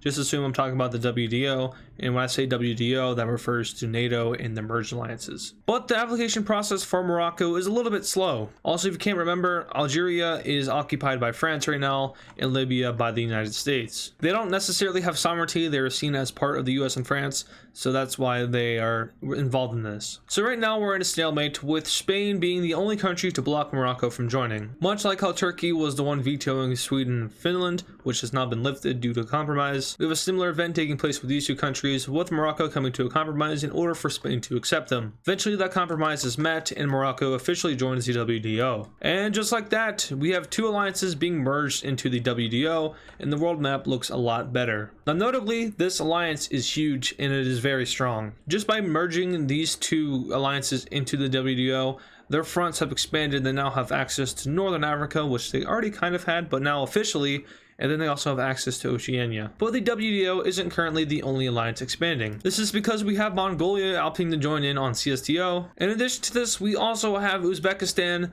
and Afghanistan joining. Now, like I've said before, this is taking place at around 2065, 2070, that area. So that's a good 50 years from now. The governments of Uzbekistan and Afghanistan have changed greatly, and they have both decided that joining the CSTO is of their best interests. Another countries whose politics have changed greatly is Pakistan's, who in real life has actually been leaning more towards Russia. But in this scenario, they go all the way and decide to join the CSTO on the side of Russia. Now, this is a problem because India is an ally to Russia in real life. But the westernization process in India had really kicked up around 30 years ago in this timeline, meaning that they are more connected with the West than they are with Russia, severing ties a while ago after Russia did some things in Eastern Europe. So India is okay with this because they really don't care anymore. Their closest allies now are considered to be Japan, Korea, Israel, Tibet, Nepal, Bhutan, Australia, and then of course the United States. India's biggest enemies are seen as Pakistan and Afghanistan, previously Myanmar, but they got liberated, and newly Iran. India decides to stay neutral for now as they are still going through the process of westernization and fixing up their economy, but they are on track to become a superpower, much like Russia and the United States. Now, speaking of superpowers, I don't think I touched up on that too much in the last video, but the United States and Russia are both superpowers now. So Russia had gained superpower status while the US continued to be a superpower. Obviously, China didn't get that status because it kind of collapsed, but this new Chinese republic so far has been healing from the Civil War pretty good. They have around the 15th strongest economy in the world, and military-wise, well, they're a little weak, but they could definitely grow into becoming stronger. Japan and Korea both hold a strong suit over here in East Asia, while other powers in the world include Turkey, the UK, France, Germany, Poland, Brazil, and then of course India is also a major power. But yeah, that's enough about alliances. You can see how this has greatly changed the world. Let's go ahead and take a look at some actual conflicts. The first of which is the PDO picking up where it left off. You see, Vietnam has really moved away from communism in this timeline. Now I know I just said let's take a look at conflicts, and here we are back on the alliance map, but this has something to do with what's about to happen. Vietnam, like I just said, has moved away from communism and has become more of a capitalistic country, and they are allied with the United States both in real life and in this scenario. The PDO seeks to literally destroy communism in all forms, and that's pretty much already been done as Cuba has been annexed by the US. Myanmar, which isn't communist, but they were almost there. North Korea was annexed by South Korea, and then China collapsed. Now there's only one communist country left, which is Laos. So what does the PDO do? Well, they pulled on America in the 1960s and 70s. Now Vietnam isn't officially a member of the PDO, but they do work closely with them, and they were even providing intel during the Chinese Civil War. So with this, we have a joint operation between all of the PDO, Vietnam, and then the Myanmar puppet. Vietnam has experience in their own jungle, so they do lead this campaign, but China does help out. And eventually Laos capitulates. Followed by this is another campaign, but this time into Cambodia. Once again, not communist, but they did have a communist history, and Vietnam is very familiar with invading this region. So they move in and quickly take over all of Cambodia using their amazing guerrilla warfare. Now it's time for them to ratify a peace treaty in which looks something like this. Now you might be curious as to why Thailand was given land. Well, in this scenario, and once again in real life, Thailand is considered a major non-NATO US ally, and the US was the one that kind of led this operation, so they decided to give Thailand land in exchange for support for the PDO. Now, just like Vietnam, they didn't directly join the PDO, but they are now both considered partners to the alliance, and with this launches the PDO Partner Program, much like the WDO Partner Program, which as of now only consists of Azerbaijan as a partner. And for a real-life example, we'll use NATO. So a NATO partner is a country that isn't in NATO but works closely with it. An example of a NATO partner would be Ukraine, Bosnia and Herzegovina, or Georgia. The Article 5 thing doesn't apply to them, but they do get NATO support, they get NATO help, and they are invited to some of the NATO meetings. And this launches the PDO Partner Program, which was previously not a thing. So now countries are allowed to apply to that. But yeah, let's go ahead and take a look at another event taking place, and this one is kind of major. We have a union forming over here in Western Africa between a lot of these countries, some of which are Mali, Niger, Benin, Togo, Ghana.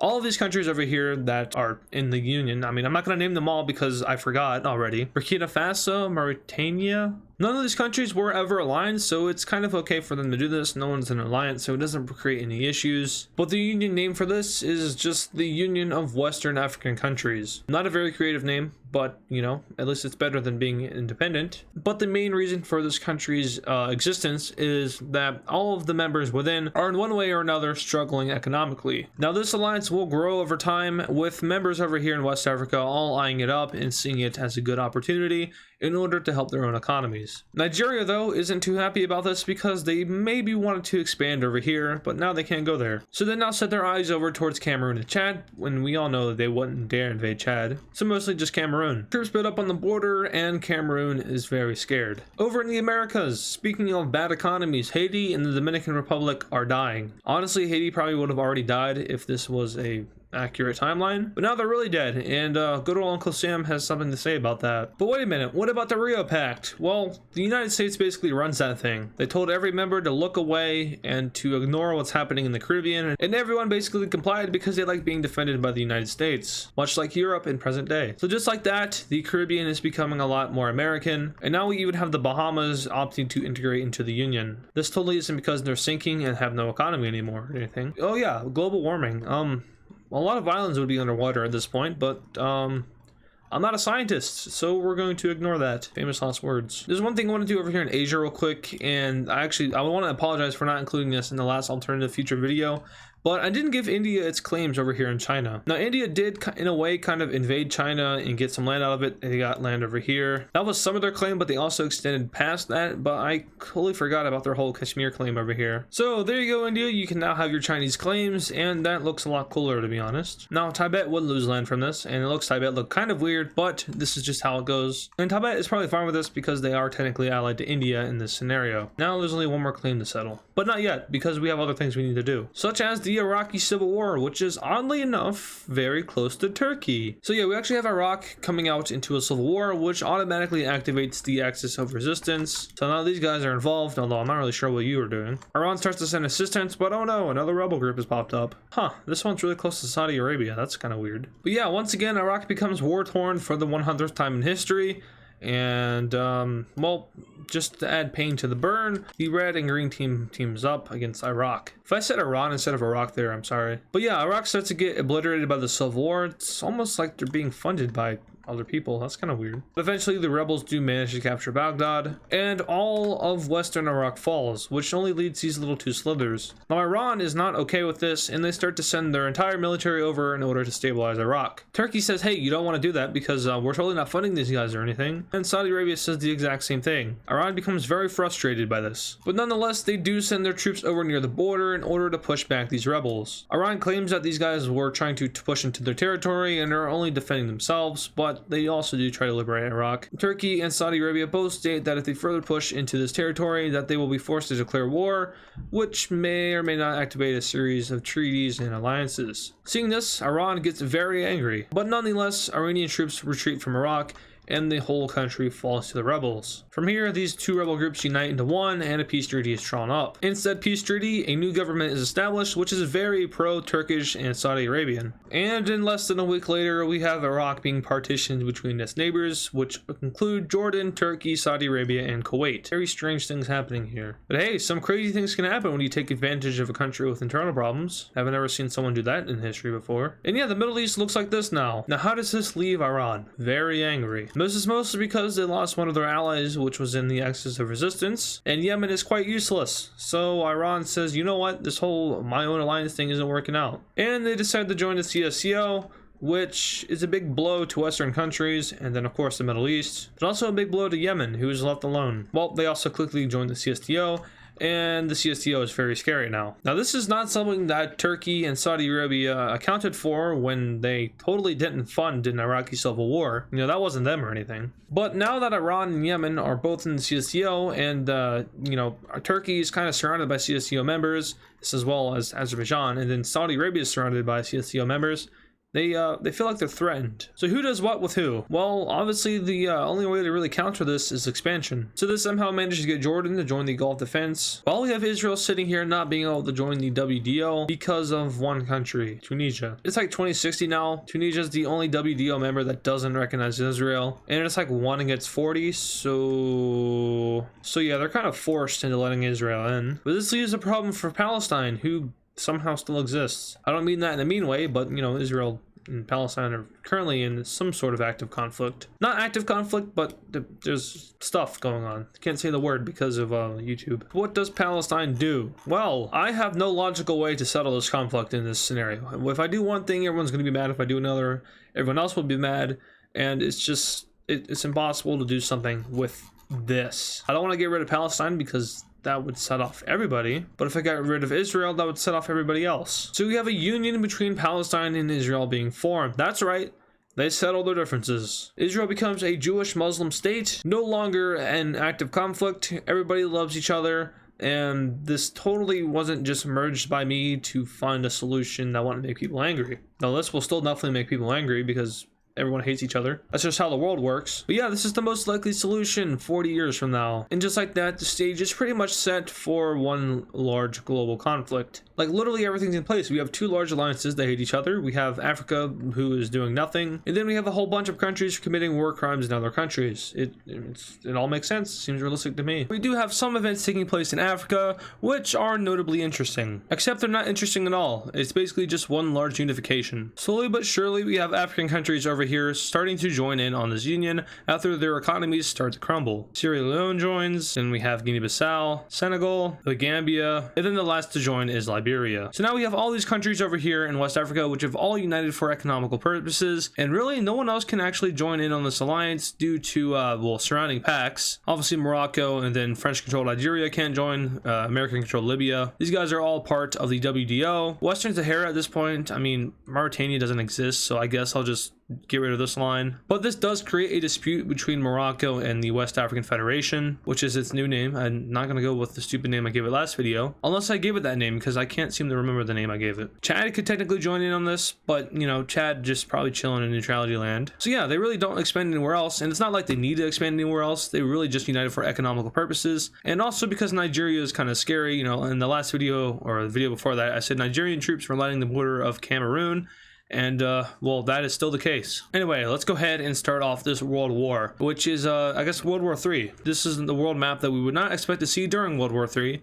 because World War III is probably going to happen pretty soon in real life. Take that with a grain of salt. So how does this major conflict between the CSDO and the WDO start? If you haven't guessed already, that's what's going to be happening here. And don't worry, this won't be like my other videos. I'm not going to tell you what's going to happen because I don't want to spoil it, but it will be different. And of course, the way that this will be starting is going to be happening over here in Europe. You know, I was looking around the map, and honestly, something happening over here is likely, but they just got out of a war, which means they probably wouldn't do anything too stupid. China maybe putting troops into Manchuria would make sense, but that really wouldn't activate the WDO, so that really wouldn't work. So the WDO and Russia and Belarus hold a special agreement which basically allows for the transport of resources from Belarus through Poland and Lithuania into Kaliningrad. This has been a mutual agreement for years now, and no one has really violated it in any way until today. You see, the agreement strongly prohibits the transportation of military equipment. Russia, if they want to send military equipment down to Kaliningrad, will have to use their port up here and down through the Baltics and into Kaliningrad. But Russia decides that, hey, you know, maybe I can push the limits a little bit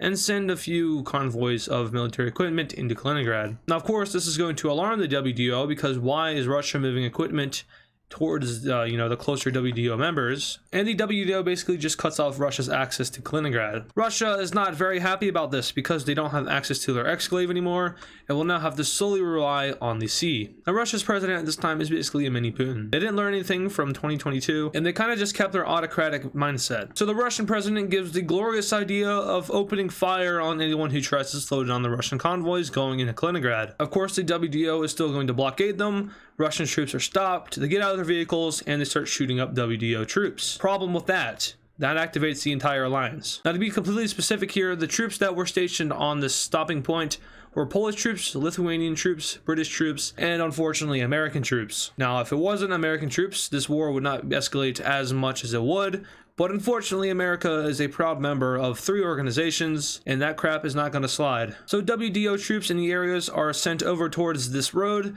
and they basically start killing all the Russian troops that are trying to go over to Kaliningrad. Russia says this is an act of war, and the WDO says no you, and yeah, that's not very good. A state of war now exists between the WDO and the CSTO, and these are 2 very large areas of land, all in the northern hemisphere, weirdly enough. I mean, minus Australia and New Zealand. But it seems that most of the world problems come from the northern hemisphere here, which is a sudden realization that I'm having. But like I said earlier, American troops were killed over here, and also like I said earlier, America is a member of 3 very large defensive organizations, so it's time to make this even more hellish. Alright, there's the Rio Pact, and there's the PDO. Now unfortunately for everybody is going to die here, and if this was a real life situation, I'd probably bet on nuclear bombs being used. But since this alternative future of the World Series is not going to end in this video, nuclear bombs are banned. That's right, God himself came down and said no. So now they're just going to kill each other with assault weapons, and it's just going to be fun. Now there are 2 alliances who are not involved in this war, and that would be the East African Federation Pact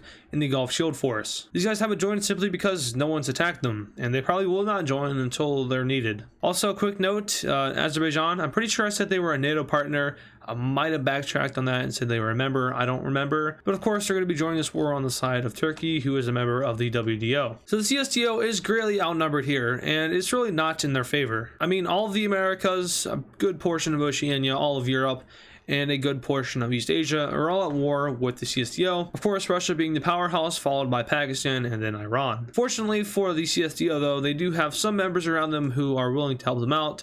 If it comes to that. Obvious members would be Turkmenistan, who is completely surrounded, and then of course Xinjiang. They just got their independence though, so I don't really know if they'd want to fight. But yeah, so let's go ahead and start murdering everybody. I'm gonna get in trouble for saying that. It was a joke, YouTube. Don't do anything weird. So immediately Russian troops and Belarusian troops start to kind of reinforce their road over to Kaliningrad, which grants them pretty much all of this land here. With this access and all the military assets they had in Kaliningrad, they can now finally start to use it, and they push over into northern Poland. The Polish president says, called it. Nobody was listening to him when they said that Russia would invade Poland with it.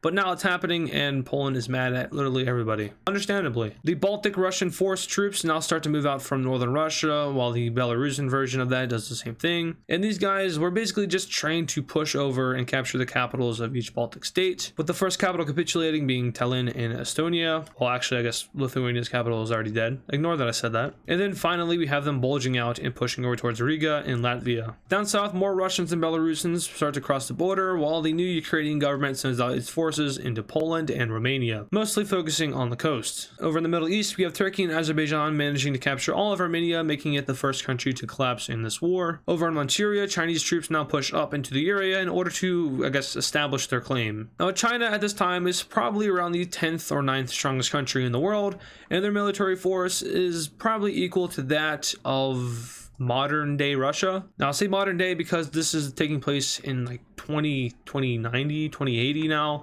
There's been a lot of years going by since this series started. I don't really like to make a complete timeline of it because it kind of throws off events and things, but we're a couple decades in the future. So modern day Russian military in an area like this makes sense. Of course, the United States and Russia are both superpowers in this scenario, and they have very scary weapons, which they are using on each other. Hypersonic missiles on both sides. There's probably something even faster than hypersonic missiles in this scenario, and that's terrifying. But each side agreed not to kill civilians, although we'll see how that's held up. So there's going to be 3 main fronts in this war. Obviously one in Europe, over here in the Middle East, and then finally in China. Speaking of China, they have a lot of success in pushing into Manchuria, where a lot of the citizens here are against Russian rule and are for pro-Chinese reunification. At the same time, Japan starts its invasion of Sakhalin in order to establish their claim over the island, and we see WDO forces now pushing up into southern Russia over here in the east. At this point in time, Turkmenistan is forced into the war by its neighbors, and here we see one of the most shocking events of the war, and that is the West African Federation joining the side of the Russians. Now, why would they do this? Well, I kind of glazed over it earlier,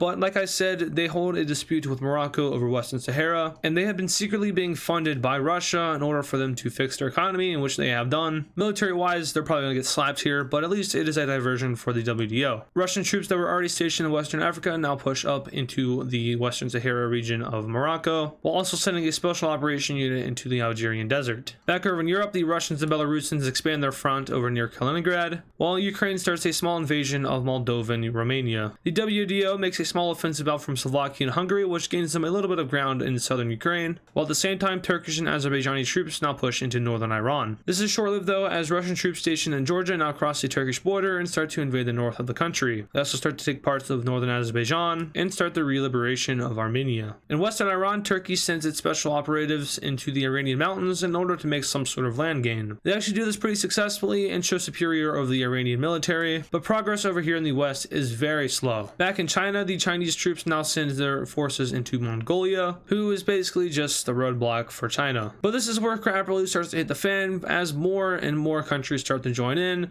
thinking that this is really the war to end the wars. Some countries see Western imperialism as the biggest threat to mankind, while other people see the exact opposite and see Russia's autocratic government as a cause for concern. Now, the Gulf Shield Force is notoriously not a fan of Iran and Yemen. They're also notoriously a big fan of the United States, and Saudi Arabia really wants to finish off Yemen here. So under Saudi Arabia's command, we have the Gulf Shield Force joining the war on the blue team, which is a big advantage for the WDO in the Middle Eastern front. Almost immediately, Saudi Arabian and I still never figured it out if it's Omani or Omanese. Probably Omani. But their troops immediately push into Yemen and pretty much just capitulate the country in a matter of a week. They also capture this island. Now, Iran was a little bit prepared for this, and they do send troops over into Kuwait, but they don't get very far. Saudi troops push them out, and then they push them out even further. A huge naval war happens over here in the Gulf, with the blue team having a slight advantage, as the navy of the red team is not nearly as good as that of the WDO, who really relies on a navy here. I mean, they're everywhere. Air Force wise, I'm going to give it to the WDO, but army wise, I'm going to give it to the CSTO. Back over in the Middle East, we have Iran and Russia making a meetup in eastern Azerbaijan. This is a big blow to the country, and they are forced to remove their troops from northern Iran. In addition to this, they also remove their troops from Armenia, which Turkey is forced to take control of, and essentially this front just collapsed as Azerbaijan flees from Azerbaijan. Armenia is essentially liberated. They do manage to hold their front with the Russians up north though, as Russia is very busy over here, and then of course they're sending troops down here now to deal with this problem. Speaking of this problem, it just got a lot worse, as PDO forces now slither around the eastern coast of Russia. Japan takes all of Sakhalin, and Mongolia is greatly pushed back by the Chinese army. Morocco manages to push back West African Federation forces, while the forces in Algeria basically just kind of burn to death. Over in Poland, WDO forces finally arrive on scene and start to push back the Russians. They do so very successfully, as the Russians are pretty much just pushed back to their borders. Next up, we have Operation Liberation, which is a pretty cool name, but this WDO operation is basically focused at liberating Ukraine,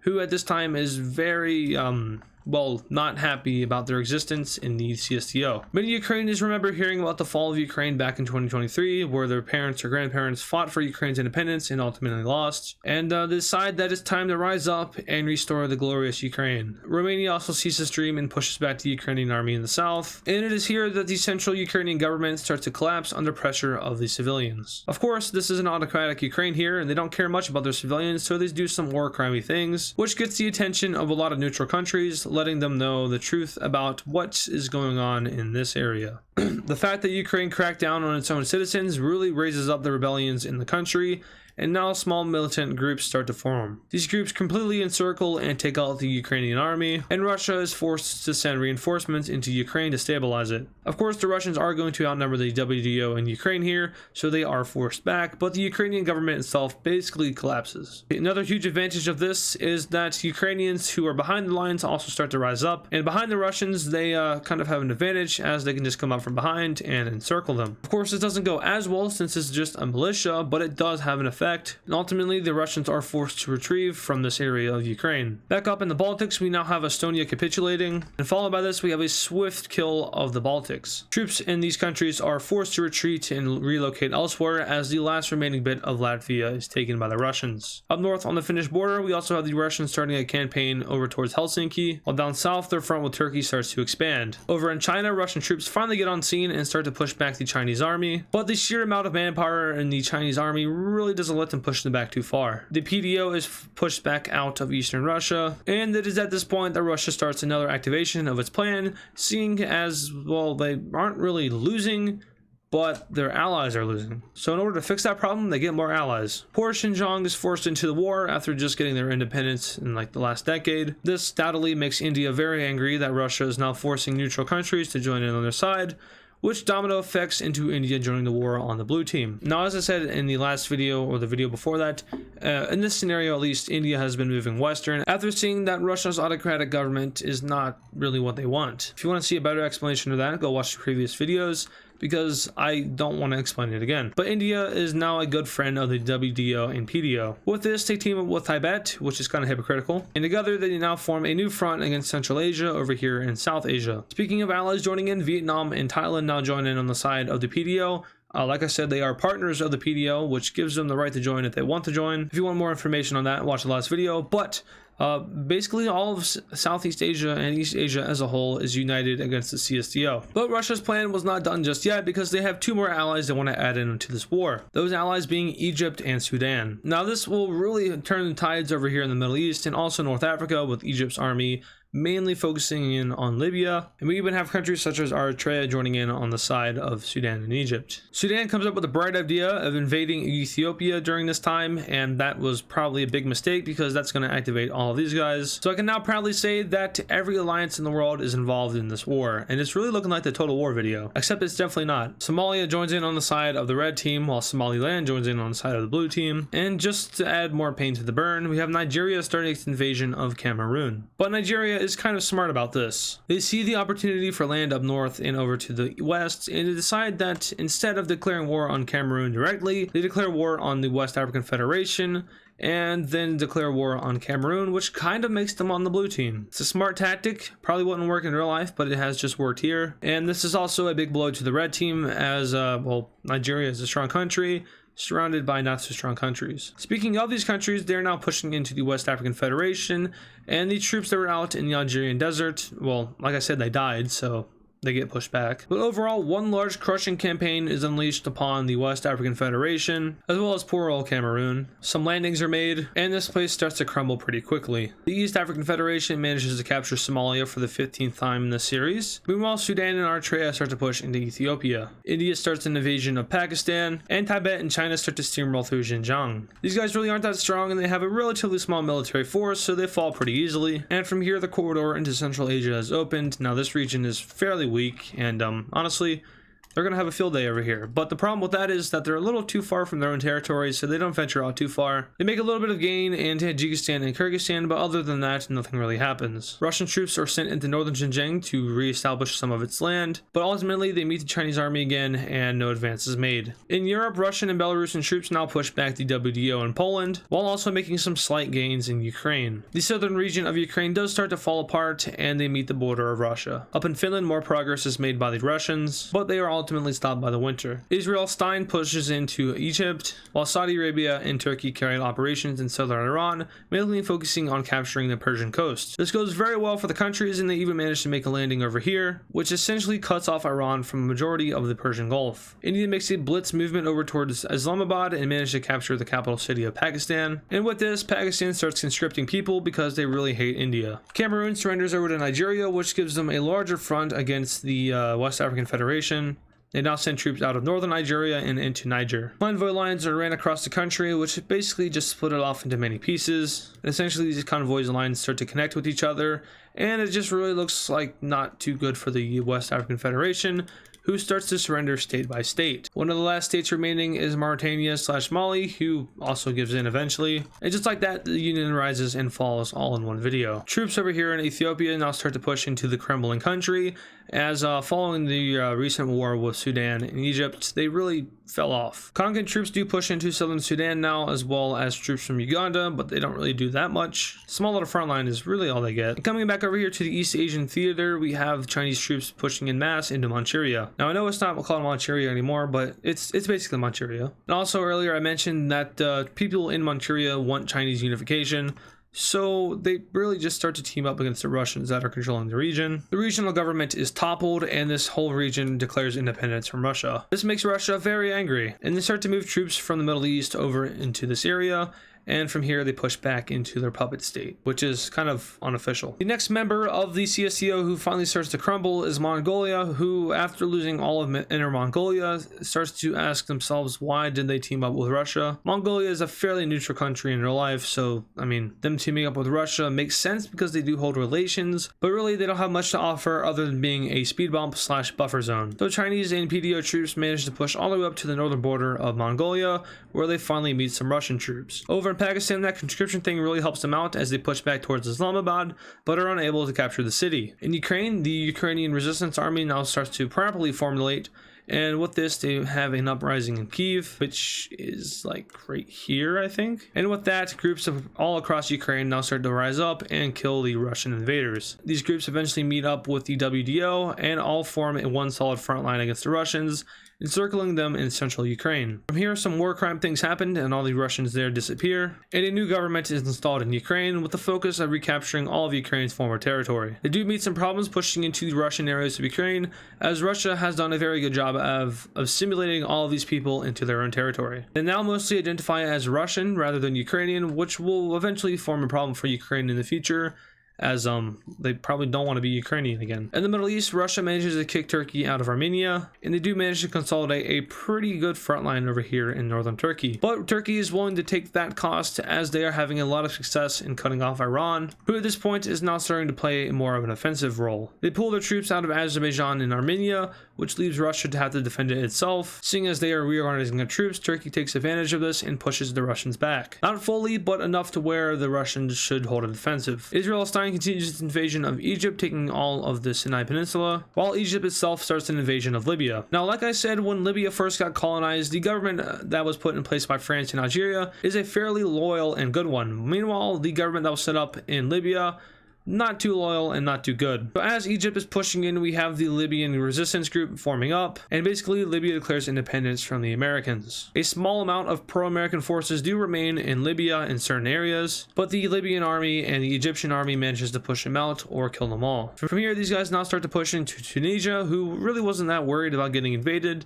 and they kind of sent their troops elsewhere, so they made a bad decision. Those troops are now recalled and are sent back to Libya in order to hold off the Libyans and Egyptians. In East Africa, we have the capitulation of Ethiopia, which makes Somaliland, who recently got independence, very scared. But at this point, we also see Sudan and Egypt pushing back the East African Federation and starting their own invasion into the territories. In Pakistan, we have India pulling the reverse card and starting their own conscription process, which is frowned upon by the blue team. But this is wartime, and sometimes you have to do what you must in order to win. Indian forces now overwhelm Pakistani forces, who are pushed back away from the Indian border until eventually they are forced to retreat into Afghanistan. Now, we all know how invading Afghanistan goes for everybody, so India stays away from it. Instead, they opt to push over towards Iran in order to help out their Middle Eastern allies. At this point in the war, we have Russia making a pretty good decision. They decide that their offensive is not going as well as they wanted it to, and decide that going on the offensive may not be the best of moves. But they can't simply just let all this territory get away from them, plus they'd be losing some of their allies over here. So Russia decides that it's time to do something the Soviet Union did in World War II, and that's basically just throwing troops at people. So Russia now uses this tactic in Ukraine, which goes very successfully through the country,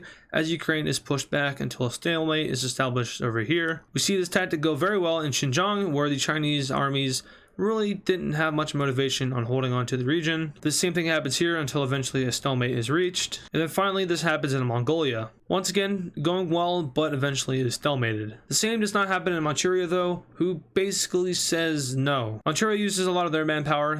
China is doing something similar to Russia's doing, and they kind of just balance each other out. Over in East Africa, we see the red team having the most success other than Eastern Europe, but really we had the red team doing the best in Africa. Egypt and Sudan single-handedly managed to bring down the East African Federation, but do refrain from invading Somaliland as they really don't want to see this country disappear. I don't know, they kind of feel bad for it. But Egypt and Sudan push down until eventually they stop, and they kind of checkmate the blue team here and say that, hey, if you stop fighting, we will stop invading. They agree for that, but technically they are still in the war, and some skirmishes do happen. The Russians and Pakistanis managed to push India back over here in Pakistan, and Islamabad is eventually captured. India does manage to hold out in the south though, preventing Russia and Pakistan from having access to the sea, and at this point the world is pretty much exhausted from this war. That is everyone except for Turkey, who knows that the war is about to end and cannot stand to lose one of their greatest allies, Azerbaijan. So they start to do some conscription maybe, and start to push back the Russians and Iranians over here. Turkey informs its men that this is basically their last stand and that they must liberate Azerbaijan,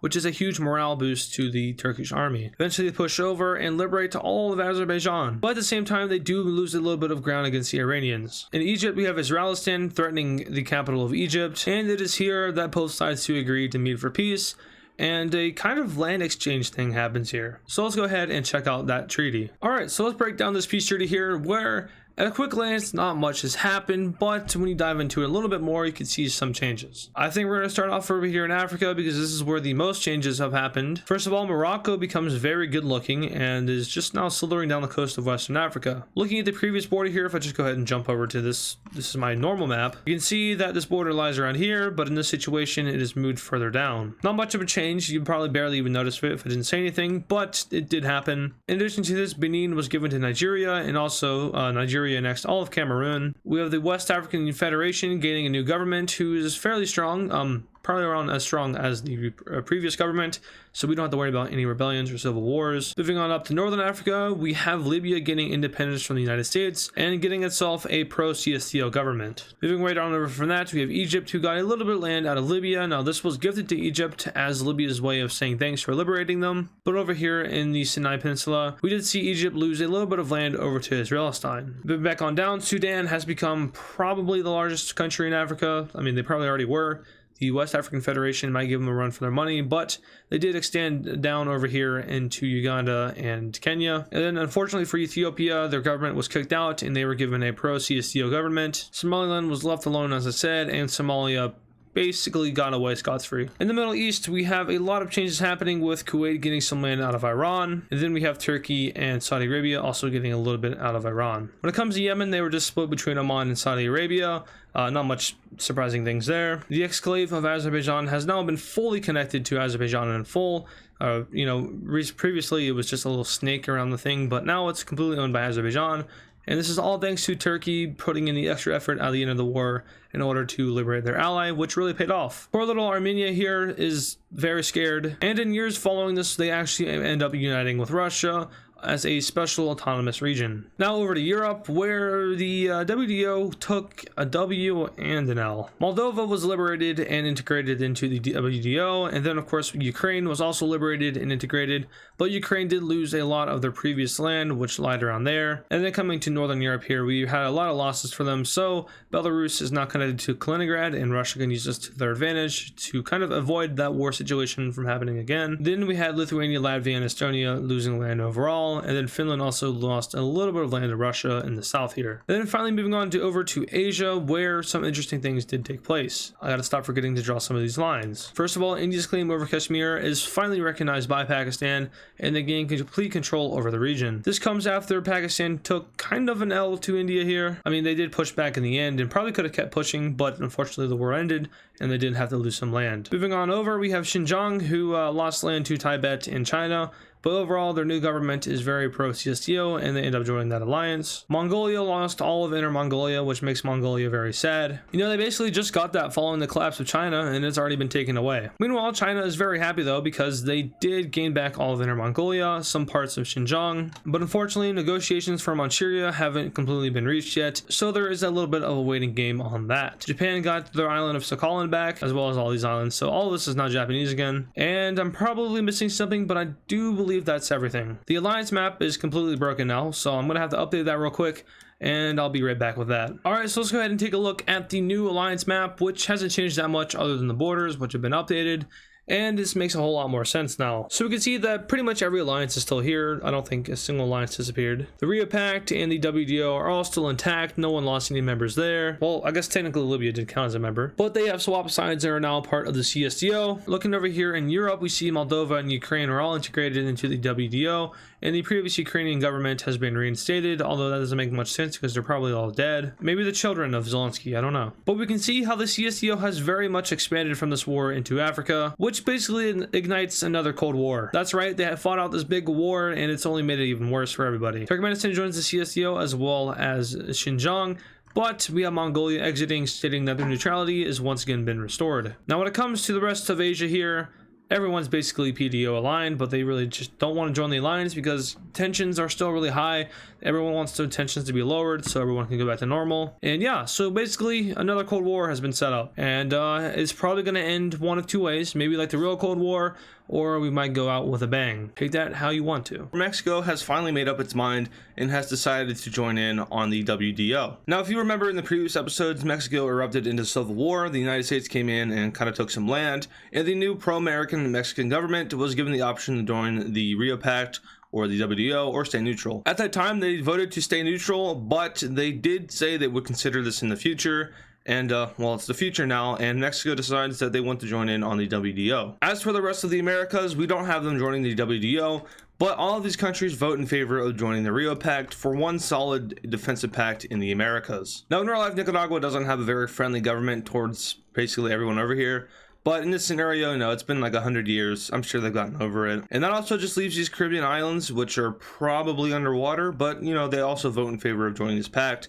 And overall, all of the Americas just wants to be secure. Now remember, the Rio Pact is solely just a defensive pact, so if one of these countries does get attacked, then, you know, it's a war. It's an act of war against all of them, kind of like how NATO works. So yeah, all of these countries in the Americas are now a part of it. This includes the United States, Canada, and now Mexico.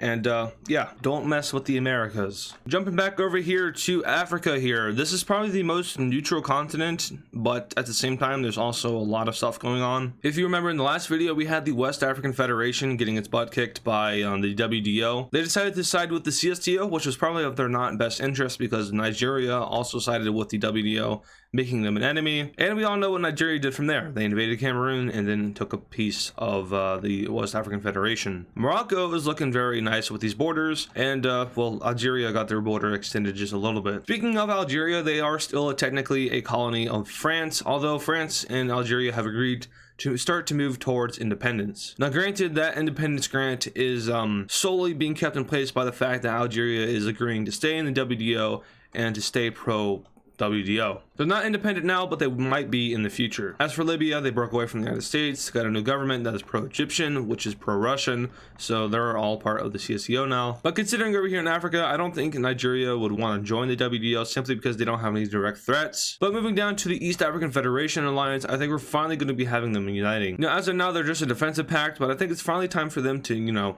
unite. So just like that, the East African Federation is finally founded over here in East Africa, and the alliance ceases to exist simply because there's no point of it. They're all one country now. And immediately after this, we have some surrounding countries putting in their resume and saying, hey, we want to be a part of this. At the other side of things, we also have the CSTO starting to put troops on the border because they're scared. The CSTO's weakest front is most likely in Africa simply because they're surrounded. You know, the WDO has Tunisia and Algeria over here, and then they have Israel and, or my bad, or what did I call it? Israelstein? Yeah, they have this country, and then they have Turkey up north, and then the Gulf Shield Alliance is basically the WDO as well, so they're completely surrounded. I think it would be hard for them to make gains here without dying, so putting troops on this border is understandable. But continuing on, we actually don't have anything happening down here in Southern Africa because everyone down here is friendly and nobody wants to kill each other except for maybe South Africa, but you know, they're fine at this point. Moving on over to Asia, we have nobody joining anybody here because everyone likes their neutrality,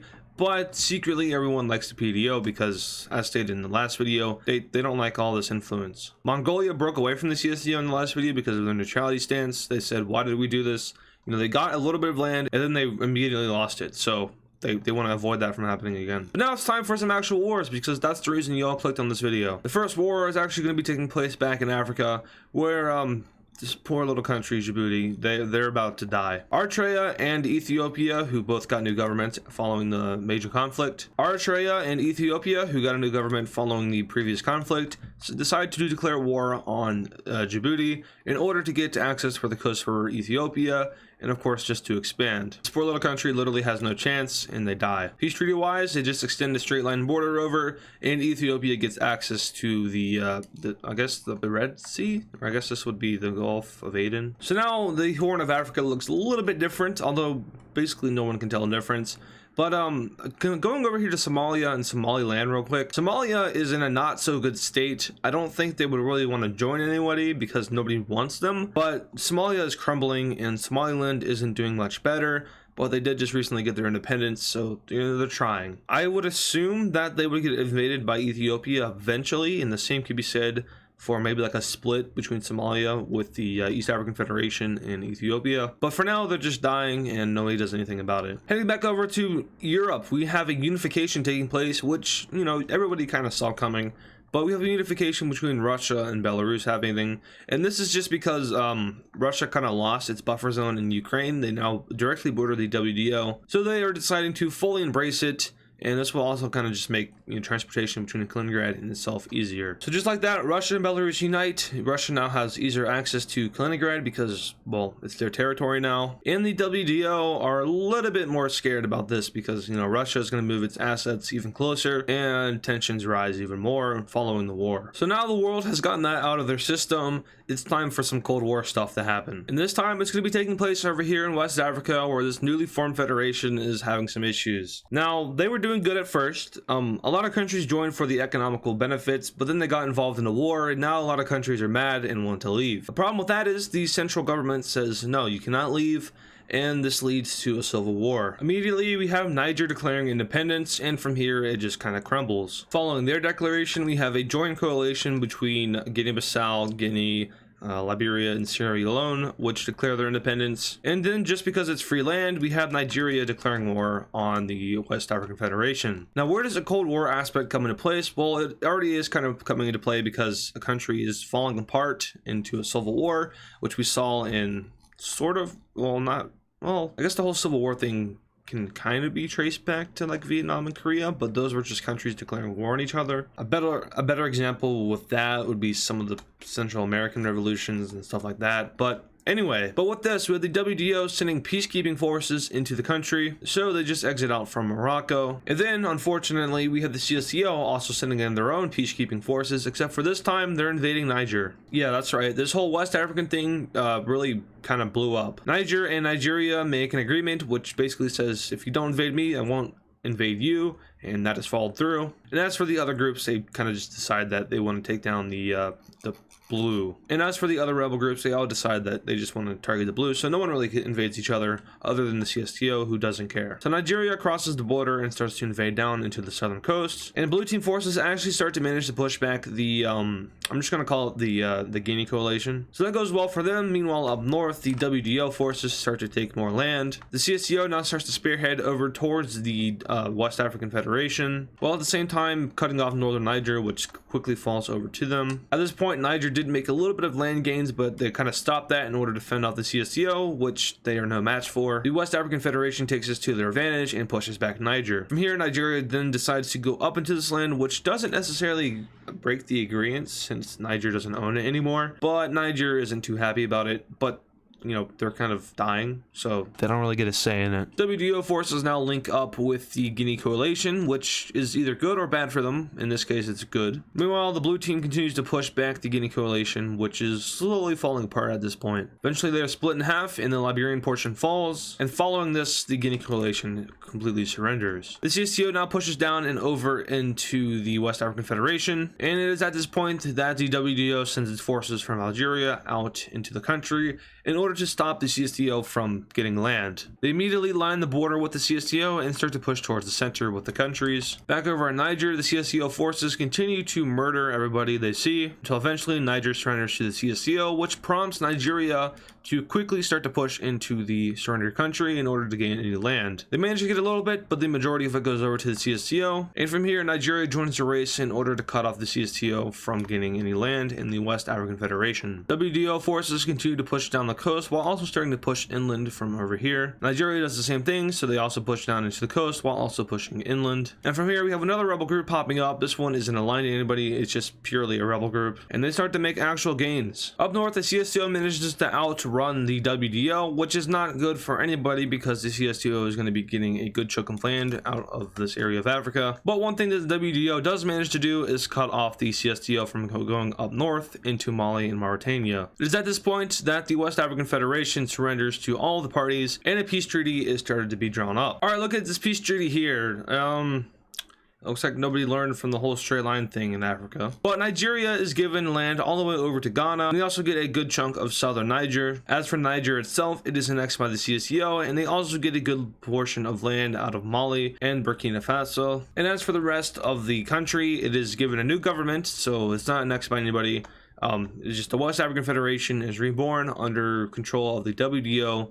And speaking of WDO, we have the new country joining the WDO, while we have Niger, which is what I'm going to be calling it, joining in on the CSTO. Nigeria becomes even more WDO aligned, but they once again refrain from joining the alliance simply because they can most definitely fend off themselves from this. And yeah, the African continent now is becoming less and less neutral, although there's still a long way to go if we want to consider it fully not neutral. So with more and more of the world becoming aligned to one side or another, obviously tensions are rising, and everyone thinks that another war might break out soon. I mean, looking at it, both alliances look strong. Their leaders, the United States and Russia, are strong countries. But just like the Cold War, we might have something But just like the real Cold War, we might have this ending out in a fizzle instead of a bang. The real life Cold War ended when the Soviet Union dissolved, and along with that, the Warsaw Pact.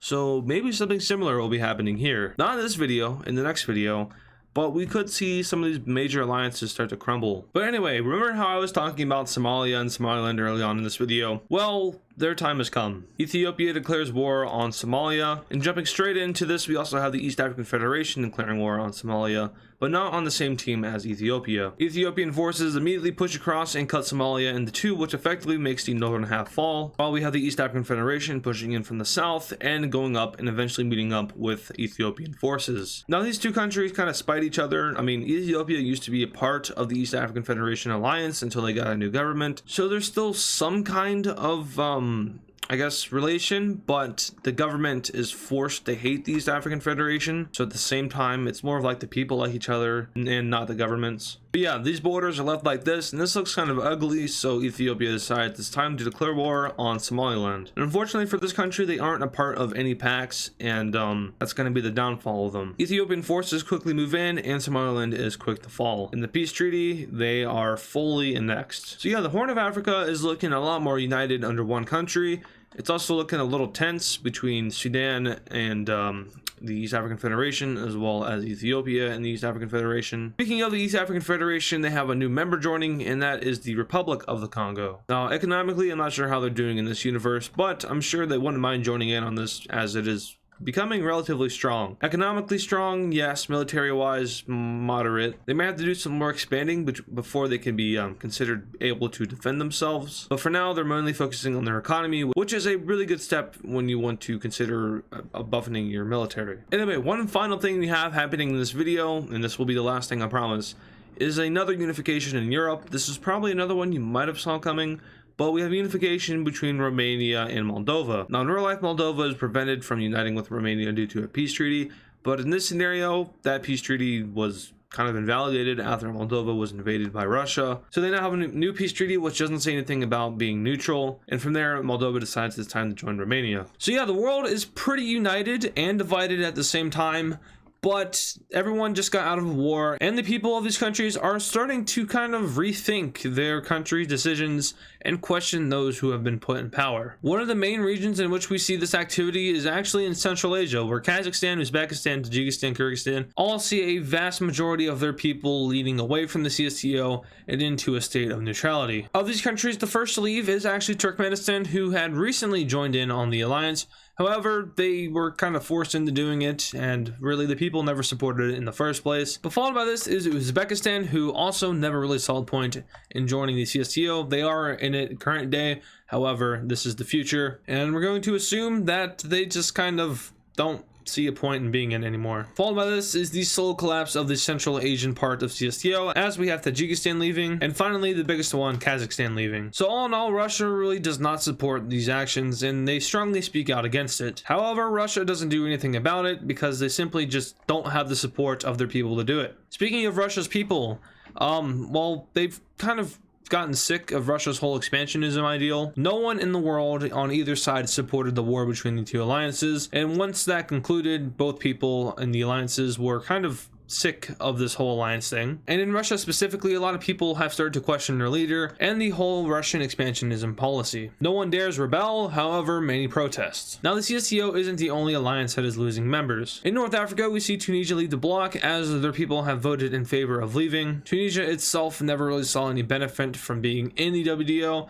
and certainly didn't see any benefit from the war. They do border Libya, however, they are not scared of Libya. Tunisia is also a major ally to the US and other European powers, so if anyone were to try to invade Tunisia, they definitely get the support of their allies. Continuing on, we start to see the previously neutral countries in Europe start to leave the WDO. First off, we actually have Ireland leaving, who joined in the first place due to pressure, but overall didn't contribute much and really didn't get anything in benefit. Next to leave is Austria, who once again wants to pursue neutrality and didn't benefit from joining the WDO. And from here, Europe pretty much stays in the alliance due to everyone's close proximity to Russia, but many people in these countries are in support of leaving, but they are not in the majority. Back over in Africa, we have this new country, which is a combination of Mali and Niger, which I'm pretty sure I just called Niger in the previous video, actually leaves the CSTO. Now, their treaty didn't necessarily bind them to it, but their government chose to join. But Russia has been recently losing their grip over their allies, and honestly, Niger won't contribute much, and them being in the CSTO just makes them a bigger target and a threat to being invaded by the WDO. So Niger nopes out of this one and pursues neutrality. That'll either probably be a big mistake or a good idea. Now let's go ahead and hop over to the Middle East, where we have a very interesting event taking place. Now this event doesn't necessarily have anything to do with alliances in total, but it has to do with the members of this alliance. We have a unification between Oman and Saudi Arabia. Now, assuming that the whole monarchy thing has kind of disappeared in this timeline,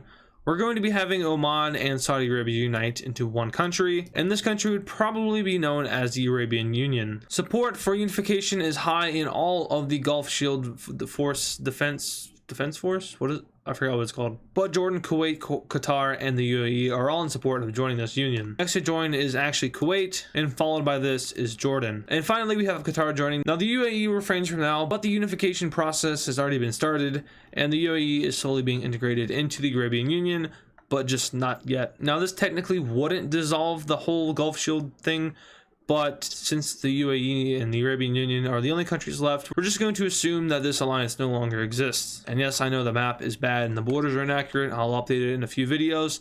It just takes a long time to do all these alliances. But moving back over to Asia, we have more countries leaving the CSTO. Now, what I do want to mention here is that this video is taking place years and decades after the last video.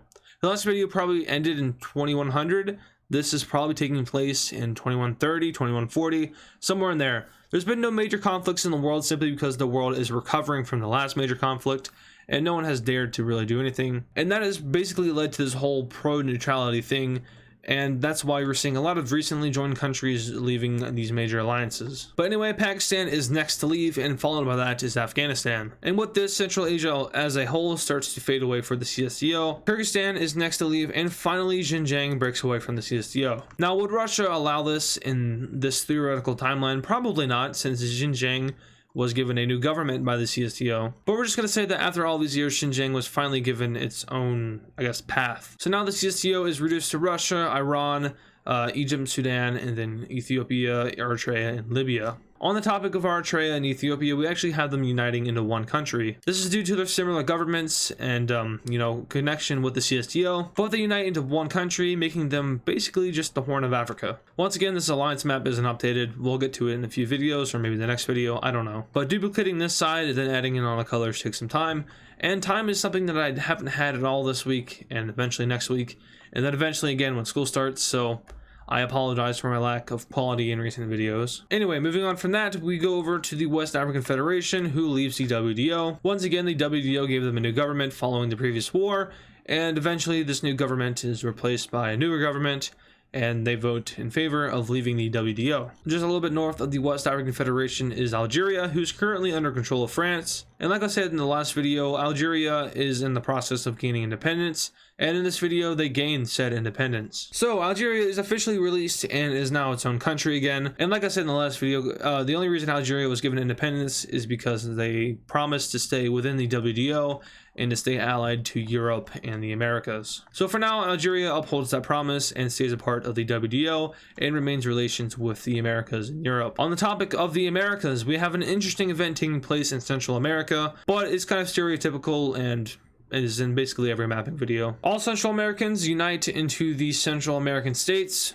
Who would have saw that coming? But in all reality, this isn't too unlikely due to the economies of these countries, and all around a united Central America just makes sense. So now we're presented with a world map that looks just like this. Many unifications have taken place, but at the same time, not a lot of activity has happened in certain areas of the world, such as Central Europe and Central Asia. Actually, when looking at this map, the continent that's had the least amount of changes is by far South America. The continent with the most changes is by far North America, where every single country has been affected in one way or another. Now over in Africa, we have 4 of these countries making a pretty bold decision, and that bold decision is to leave the CSTO and form their own alliance. So just like that, the CSTO is reduced to only 2 members, and from there they decide just to dissolve the CSTO overall and form a defensive pact with each other. And just like that, the Cold War officially ends. The CSTO has been dissolved, and the world is basically dominated by the WDO, the Rio Pact, and the PDO. And due to this, the influence of these countries is greatly increased, giving way for them to be able to pressure their enemies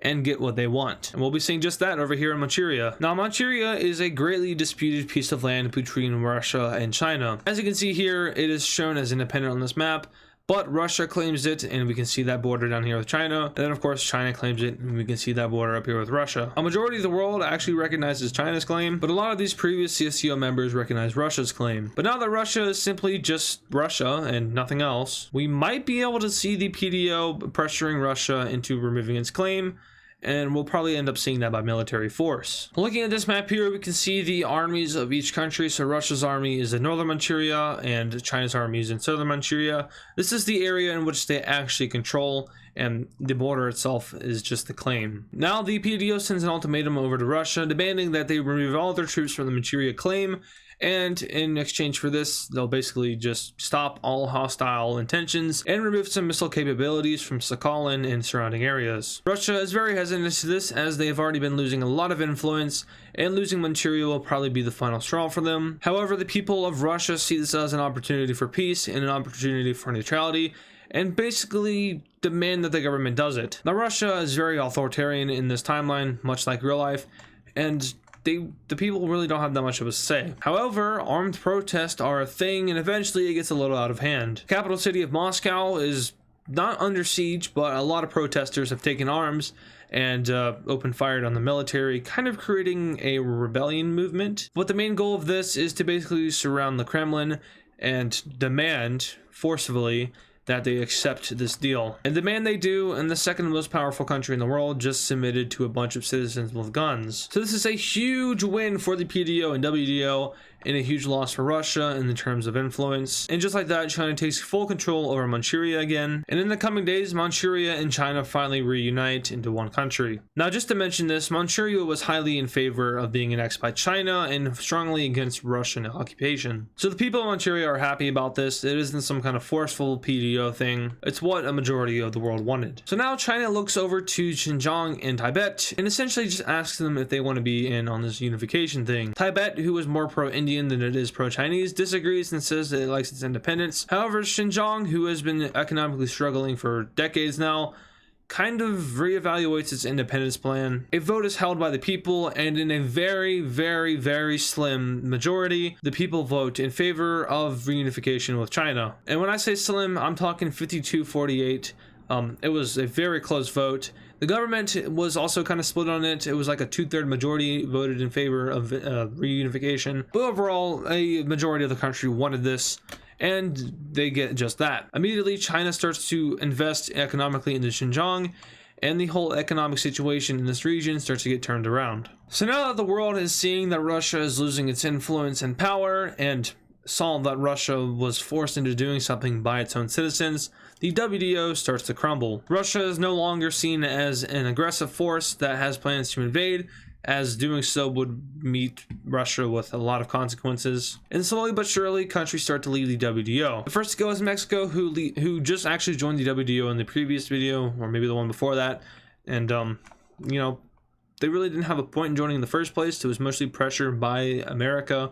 But now they're out and pursuing their neutrality policy once again. The next country to leave this is actually going to be Serbia. Now, Serbia was given a new government, and that government is still pro-Western. However, they don't see a point in being in the WTO anymore. And followed by this is Montenegro leaving, and then Bosnia and Herzegovina. And from here, we don't see any other countries choose to leave, as they don't see Russia as a threat. However, they don't feel 100% comfortable with leaving just yet. Especially Turkey, who really doesn't have any support for the WTO anymore, but likes the benefits. You know, they're protected from Russia and Iran, as well as if for any reason Arabia were to invade it, they're protected from that, and they're also protected from Egypt. Same thing with Israelistan, they don't really have a point of being in it. However, they are protected by their surrounding neighbors, and then that goes with every country that borders Russia. So yeah, just like that, the collapse of these major alliances is starting to unfold, and democracy is starting to show its face once again in this world. We've seen a lot of unifications, and we're about to see a lot more. A unification between Albania and Kosovo takes place, because, you know, that kind of makes sense. Kosovo gained its independence a few videos back, and I don't know why they didn't unite sooner. We also finally see a unification in the Benelux, also another stereotypical mapping move. However, this makes sense in a lot of terms if you look into it in real life. I was thinking about maybe making the Baltics unite into one, but it kind of makes sense. The Baltics were weakened after this war, so I mean, they could unite into one union. So for our final event in this video, we're going to be going down to Africa, and we're actually going to be having our first war. Now, I know this video hasn't had any war in it, and that probably makes a lot of you angry. I apologize for that, but, you know, war is it's kind of the main thing my videos are based around, but in order for this series to kind of flow naturally, it makes sense. Sometimes wars can break out, but, you know, just because this is a channel about it, we have Nigeria declaring war on Equatorial Guinea as well as Gabon. Now, if you've seen the previous videos, you know that Nigeria has been expanding, and really they're WTO aligned. The WTO doesn't necessarily support Nigeria's expansion, but they don't do anything about it. They push down and easily take Equatorial Guinea, and in the following days we have Gabon surrendering. Looking at this peace treaty, we see Nigeria takes over all of Equatorial Guinea and a good majority of Gabon. Now, they didn't get all of it, and that is because they gave some of the southern portion over to the East African Federation. Now, the reason they're doing this is because the EAF had little access to the Atlantic Ocean, and they kind of made a deal saying, hey, you know, Nigeria is really strong, and we recognize that you are a power in Africa.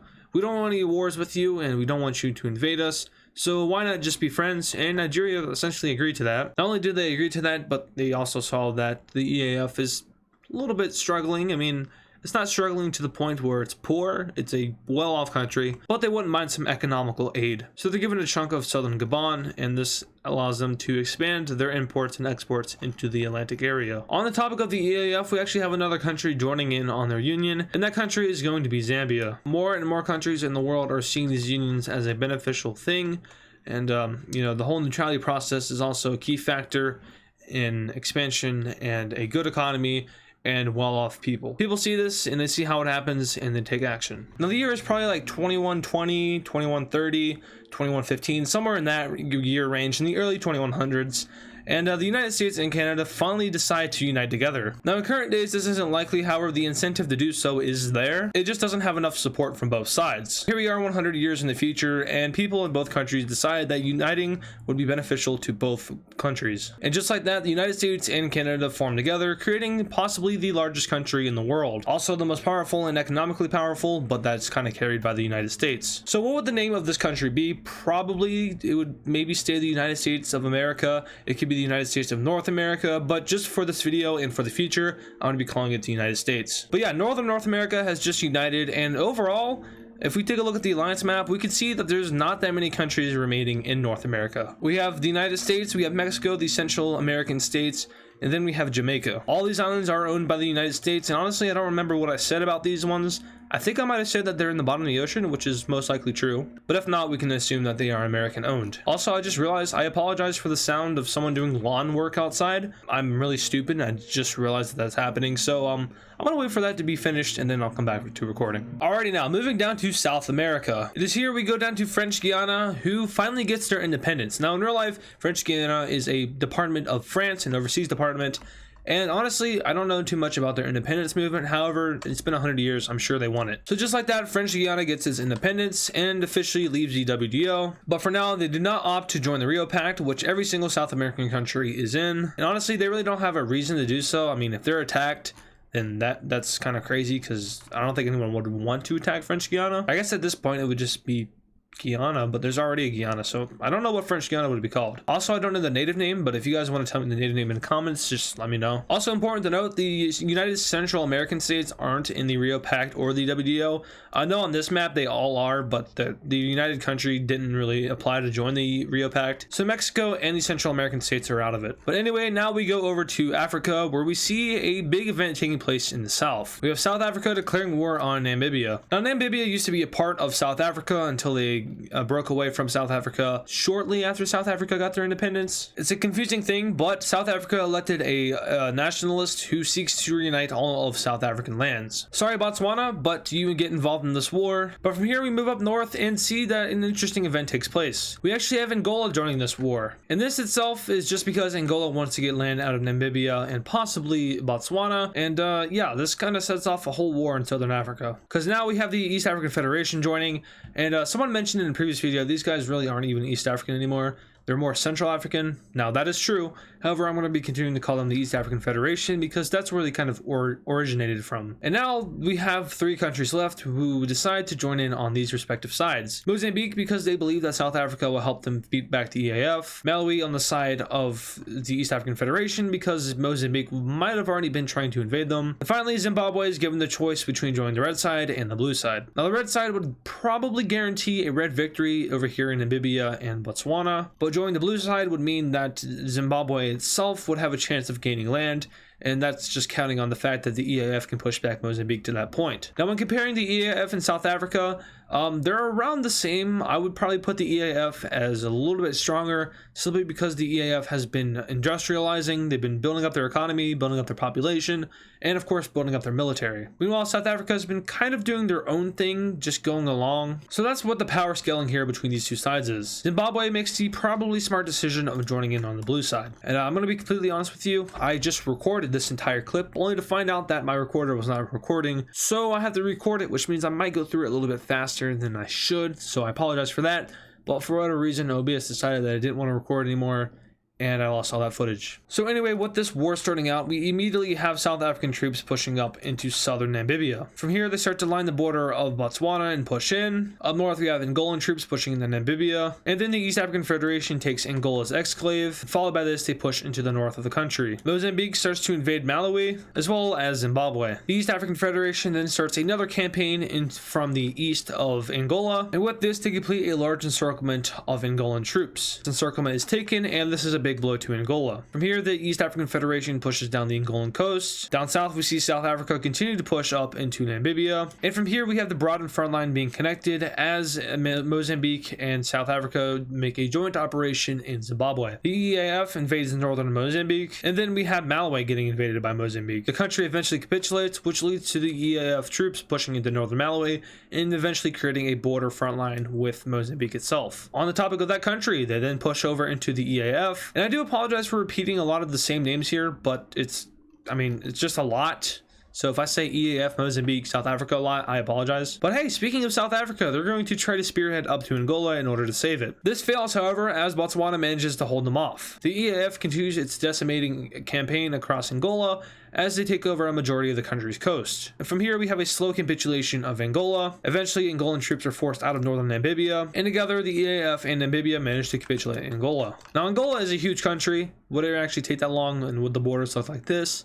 Maybe, probably not, but it's a fictional scenario, so it doesn't really matter. Over in northern Mozambique, we have these troops being pushed back until eventually Mozambique orders a counteroffensive in the region. This goes mostly well, however, there's a reason for this going so well. And that's because the EAF rearranged troops in order to take back Malawi and parts of their country. So we have Mozambique being pushed back over here in the north, and from here almost all of Malawi is liberated except for the southern portion. Over in Namibia, we have South Africa continuing its push up into the country as they start to retreat up north. In addition to this, we also have Botswana getting pushed back, and then of course also Zimbabwe. With this, the EAF decides it's time to ramp up their invasion of Mozambique. They push in from the northwest as well as the north itself. Eventually, Mozambique is in threat of being cut off over here by the sea, so they ordered their troops to hold off this point. Problem with that is they're not good at logistics, and the EAF comes crashing in from the north. In order to save as much of their land as possible, Mozambique leaves the war and agrees with the EAF that once they're done invading in the south, that they will make a peace treaty with them and they can do whatever they want. This is a huge win for the blue team, a horrible loss for South Africa. So immediately Zimbabwe's front collapses and these troops are pushed back as Mozambique troops leave the country. Now we just have South African troops on the front line. Now these guys pretty much finish off Botswana, who surrenders. Shortly after this, Namibia is pushed all the way back to their north. However, South Africa sees victory in this war as they manage to take over their northern country as well as a majority of Namibia, and the EAF and South Africa agree to come to a compromise and sort out a peace deal. So let's go ahead and take a look at said peace deal. All right, looking at this peace treaty here, we can see that both sides got a lot of land. Starting off with South Africa, they annex all of Botswana and a good portion of southern Namibia. Namibia is then ceded a portion of southern Angola, and Angola itself is crunched up by the East African Federation. The East African Federation annexes Malawi, who was already considered joining, so they kind of got saved by the East African Federation, which means they dictate their outcome. Messed up stuff, but that's just kind of how war works. And Mozambique gets really screwed up here. They lose a lot of their northern land to the EAF, but also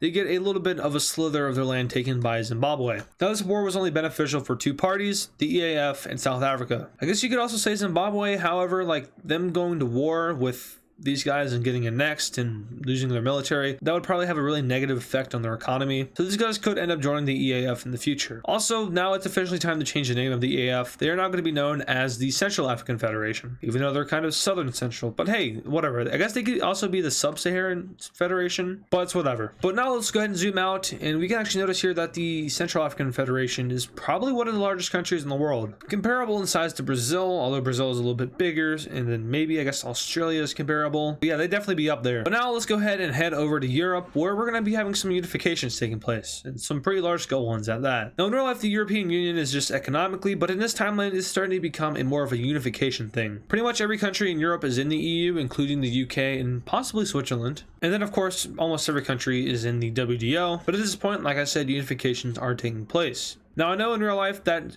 Germany and Austria are not allowed to unite together, but in this timeline, they say screw it, that treaty was hundreds of years ago, it's time to unite into one German country. There we go, we have some worrying tensions rising in Europe. Not really, this is a friendly unification. But like I said, there's going to be multiple unifications taking place. We have Portugal and Spain uniting into one country, creating the Iberian Union. Now this vote was passed very slimly. I'm going to go ahead and say it's like 55 to 45. The languages, they're kind of similar, but also not that similar. But at the same time, these guys have been in control of each other forever. So they finally decide to unite under Iberia. Andorra, who somehow still exists, joins in on this union. I'm also just going to go ahead and say that Monaco joined France, and San Marino and Vatican are still there. So Europe has become a little bit more unified. I'm not really sure which countries would actually want to give up their sovereignty and unite to another.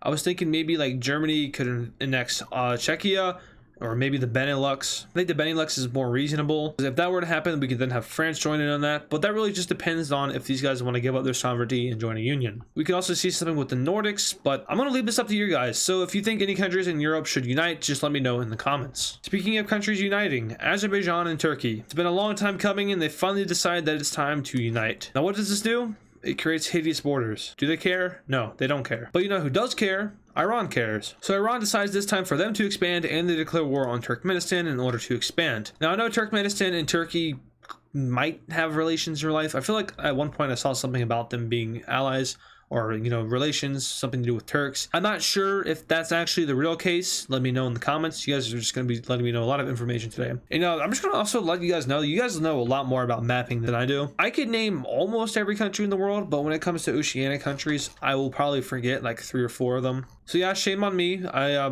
maybe not a full-fledged mapping nerd like all of you are. Hey, I just provide content. So yeah, if Turkmenistan is allied to Turkey, and if Turkey would declare war on Iran in this scenario, let me know so I can use that as future reference for videos. But just for the sake of this video, no one's going to be helping out poor old Turkmenistan here. Now, unfortunately for Turkmenistan, they don't have a lot of geography.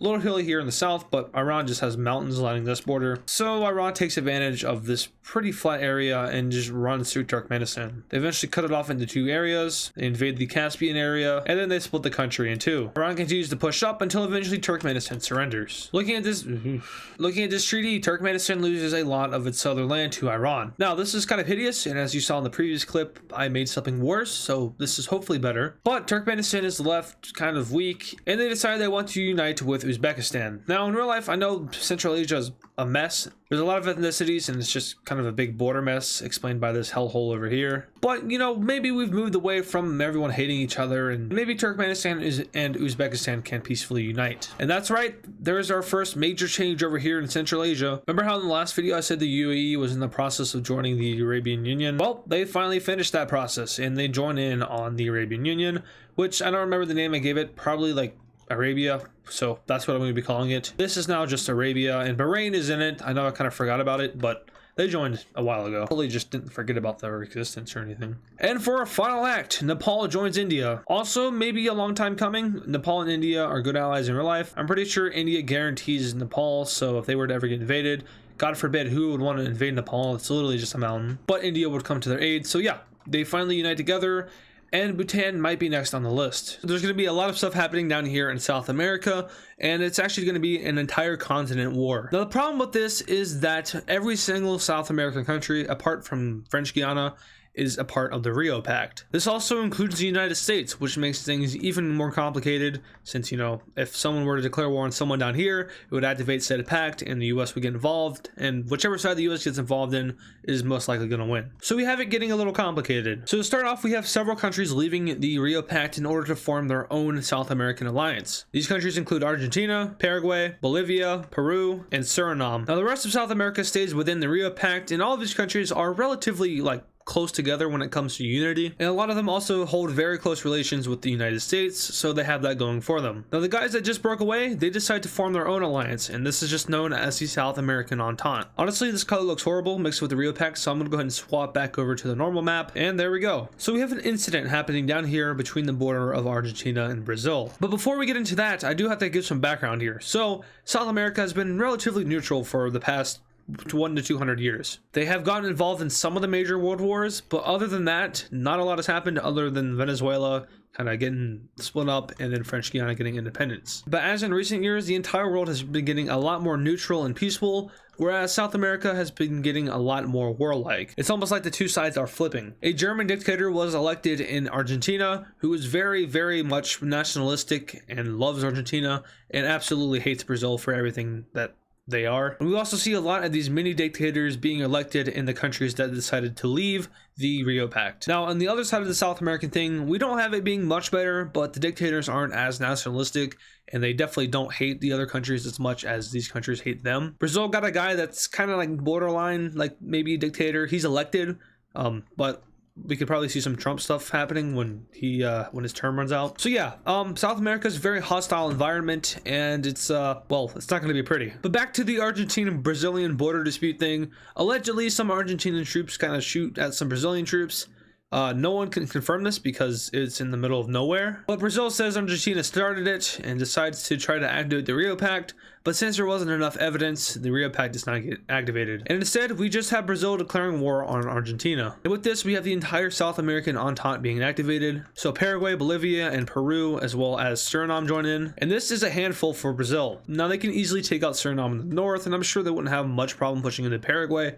But overall, the combined strength of Peru, Bolivia, and Argentina might make a little bit of a sticky situation for Brazil. Now, Brazil does have some allies here, but are they really going to join? They don't have a reason to since the Rio Pact was not activated. However, we do have some of them deciding to join anyway. The main one being Colombia, who's allied to the United States. The US kind of says that, hey, we're kind of neutral about this, but we also do support Brazil because the blue side is full of dictators, and they may or may not be funding the red team. But yeah, Colombia joins in, and with this, we have Venezuela joining in. The United States puppet in a way. I'm sure they would join in just because why not? But from here, we have even more countries getting involved, with Chile joining in next. Now, Chile it's not uninvadable, but it's going to be pretty dang hard to get in there. The entire country is a mountain because of the Andes. But hey, maybe they just want to throw hands with Bolivia again. Next up, we have Guyana joining in on the red team. Kind of a given. They're also allied to Brazil and everyone else over here. And now we just have 3 neutral countries remaining. They don't join in on any sides, but if they did join in, they would all most likely go on to the red team. Uruguay might be like a 50-50 split.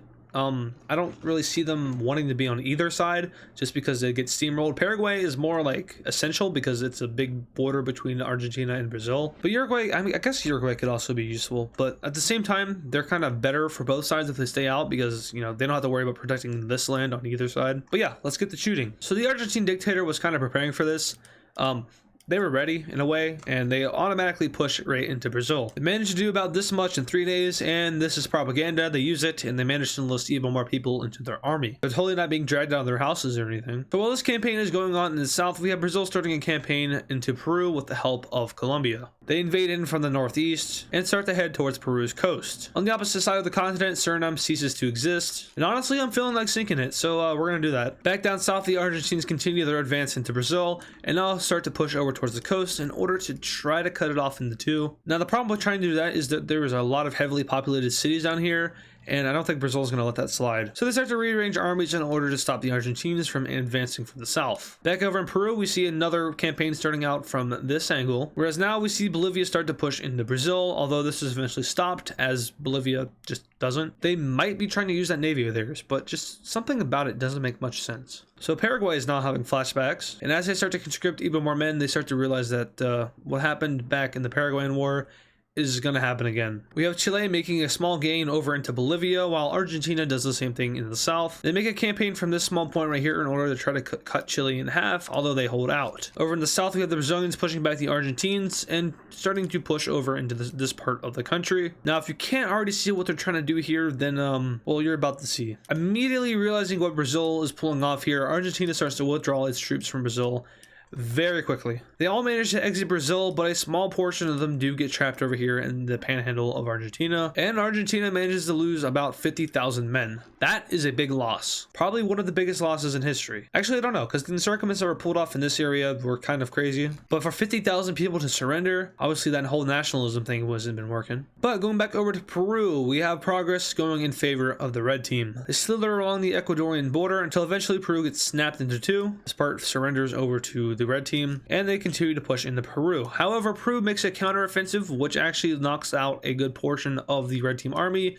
and isolates another half over here in this angle that they just took. From here, they begin to squeeze in, although their progress is eventually stopped as there is a lot of people over here. Another counteroffensive is made up north that tries to reach the border, although it eventually falls short. And this campaign up here is eventually frozen as the red team starts to push in from the south. Those Bolivian troops that were trying to push in, yeah, they got pushed out. And now Brazil starts this campaign over towards Chile. Speaking of Chile, they expand their front into Bolivia and also start to poke out in order to meet up with Brazil. Down south, we have Argentina expanding its front line into the country, although they don't make much progress at all. Over here on the border of Brazil, we have Brazil taking over all of southern Paraguay and now pushing into northern Argentina, and about half of Paraguay is left. But Argentina does manage to pull off a pretty large-scale counteroffensive, which goes very much in their favor. They even manage to take a little bit of land out of Brazil, but this is eventually stalemated, and the counter campaign continues to go up north until eventually that itself is also stalemated. The Peruvian campaign continues to do well as they now are starting to get near the Peruvian coast. Over in Bolivia, they decide to expand their front instead of pushing down towards Chile because right now it's too much of a risk. Brazilian troops stationed in Paraguay now also start to push over towards Chile, as they see this as a much more viable area to get over towards the country, but that is eventually stopped as the Argentines are ramping up their counteroffensive in the south. That counteroffensive starts to move up again, and eventually the Brazilians are almost pushed completely out of Argentina apart from this panhandle up here. Things go super well in the south, however in the north it's not looking too good for Paraguay. Brazilians enter into Bolivia and now push down and encircle a small army, and this army eventually surrenders. And from here, we can see that the red team has a clear strategy: encircle and kill. A crushing campaign in the north of Bolivia takes place, and this wipes out a lot of Bolivia's army. It's very costly for the red team, however, it is very Very, very nice. Chile starts to focus more on meeting up with the North, as well as trying to meet over here with the Brazilians. But this comes at a cost as they start to lose even more ground to Argentina in the south. I'm going to be completely honest with you. I don't fully know the geography of Chile. I know there's mountains. I've stated that, but like, I don't know if Argentina would be able to pull this off. Since this is like an alternative future and it's fictional, we're gonna go ahead and say that those Argentines are very skilled. I mean, their dictator is from, Argentina, so of course he's talented. Why wouldn't he be? So back over in Peru, we have the red team finally meeting with the Peruvian coast and cutting Peru into two pieces. This causes Peru to move their troops out of the north and down to the south in order to reconnect with the southern half of their country, which allows for the red team to make a little bit of gain into the north of the country until they're eventually stopped by defenders. In the south, we have the Peruvians attempting to reconnect with themselves until eventually it falls through and they manage to connect. This separates a division or two from the rest of the red team army, and this division is eventually pushed back and forced to surrender. Back over in Paraguay, we have the red team continuing to kill everybody, while the Argentine counteroffensive is starting to slow down. They eventually meet the top of the Paraguayan border, but this is it for them, and their counteroffensive stops. Chile and Brazil finally meet up, cutting the blue team into two and separating the two weaker countries from the strongest. Ellos están muy tristes. So at this point, Peru is starting to cripple under the might of the red team. Their economy starts to die, and the people within Peru are sick of war. The government made this decision to leave the Rio Pact, and honestly, a majority of the people weren't on board with that, but just because they were kind of dictator-like, they got away with it. Except they don't really get away with it because the people overthrow the government and Peru surrenders. This is a big uh-oh for Bolivia, as they are now being pushed into on all sides until eventually they too surrender, and now it's just big ol' Argentina and Paraguay versus the rest of the continent. Who would have known that Paraguay would last this long? Yeah, I just got a call from the Paraguayan dictator. 90%. Not 70. 90. Paraguay, the country itself, surrenders. However, Argentine forces remain within the country. So as the Paraguayan armies start to surrender, we do have them being pushed back, along with the effects of the massive Argentine counteroffensive. Troops now enter into northern Argentina from Bolivia, and this gives relief to Chile, who manages to push Argentines out of their country. So as the red team starts barreling in from the north, we have Argentina with one last trick up their sleeve. So you know how Germany went through the Benelux in World War II? We have around 200,000 of Argentina's reserves flooding through Uruguay and pushing into southern Brazil. Within a few days, Uruguay is forced into capitulation, and these Argentine forces now continue to rampart up into southern Brazil. Now this area is fortified and defended, however, they were not expecting this and how quick it would happen, so Brazil was kind of left to reorganize their troops on these front lines up here. While doing that though, they become vulnerable, and Argentina manages to slam right into that, push up into the front lines and liberate a good portion of Paraguay, while at the same time they manage to liberate a good portion of their country. The Argentine campaign in the south starts to fade away, and eventually it is stalemated with the Brazilian armies, and that was the last punch that Argentina could pack. Almost immediately, red team forces start to flood back into Argentina and Paraguay. We have an embarrassingly large encirclement taking place up north, which makes around 10,000 Argentine troops surrender, and this fight continues south as even more divisions get encircled. Overall, the logistics of Argentina have shown to fail here, and the armies within Uruguay and southern Brazil are forced into defense, except their defense sucks because they weren't trained to defend. Brazil managed to swoop around the coast and liberate Uruguay's capital, and from here the remaining Argentine forces are forced to flee back into the country. Chile now makes its own entrance into Argentina, and individual campaigns start to take place across Argentina in order to take out major supply camps and cities. One in particular is notable for capturing Buenos Aires, and from here the remaining armies start to go rogue as the government collapses. The people in Argentina start to rise up, and after about another week of fighting, we have Argentina surrendering. So there goes that. Let's go ahead and take a look at this peace treaty. Alright, and here are our new borders of South America. So as you can probably observe here, Brazil got the most amount of land out of anybody. They got land out of all of the countries that were on the blue team. Starting up north, Suriname was split between Brazil and Guyana, although a majority of Suriname was given to Guyana. Then over to Colombia, they annexed a good portion of northeastern Peru,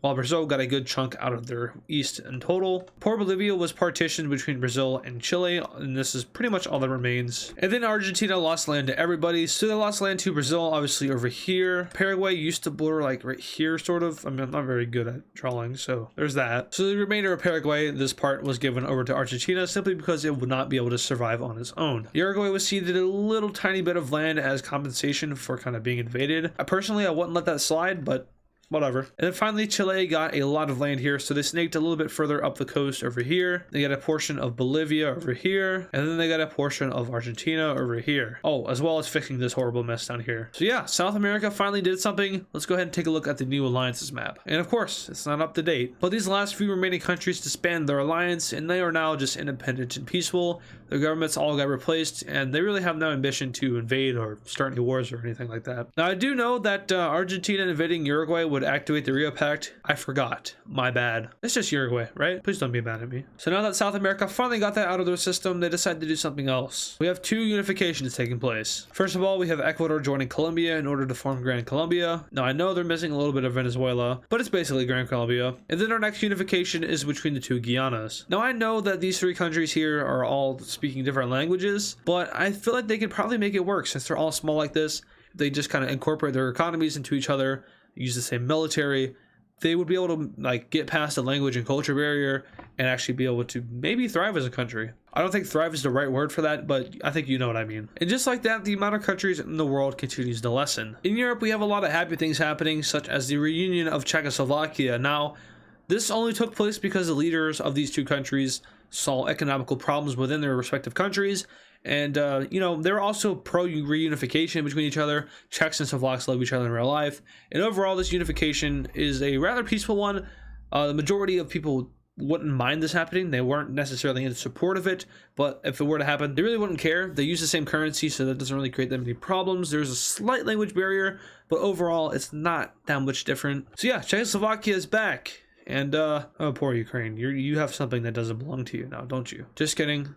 They don't care. Everything's peaceful over here. Moving on from that, though, Hungary decides that it's time to stop being an ass, and they kind of forgive all their surrounding countries for doing, you know, the horrible thing after World War I. Like, how dare Serbia take Vojvodina? How dare Romania take Transylvania? How dare Croatia and Slovenia and Austria and Slovakia? I mean, it's horrible, right? Well, yeah, that was 200 to 300 years ago, so they don't care. They don't care anymore, and they start to make friendly relations with all of their neighbors, which is very cool. Down in the Balkans, we have a lot of relations being fixed up, especially in this region. These Albanians and the Serbs don't hold as big as a grudge anymore. It's still there, but it's not as bad as it is in current day. Greece and Macedonia have both decided that, hey, we're separate countries, we have separate cultures, it's whatever. They're now chill. Same with Bulgaria. Bosnia is no longer wanting to explode into a million pieces.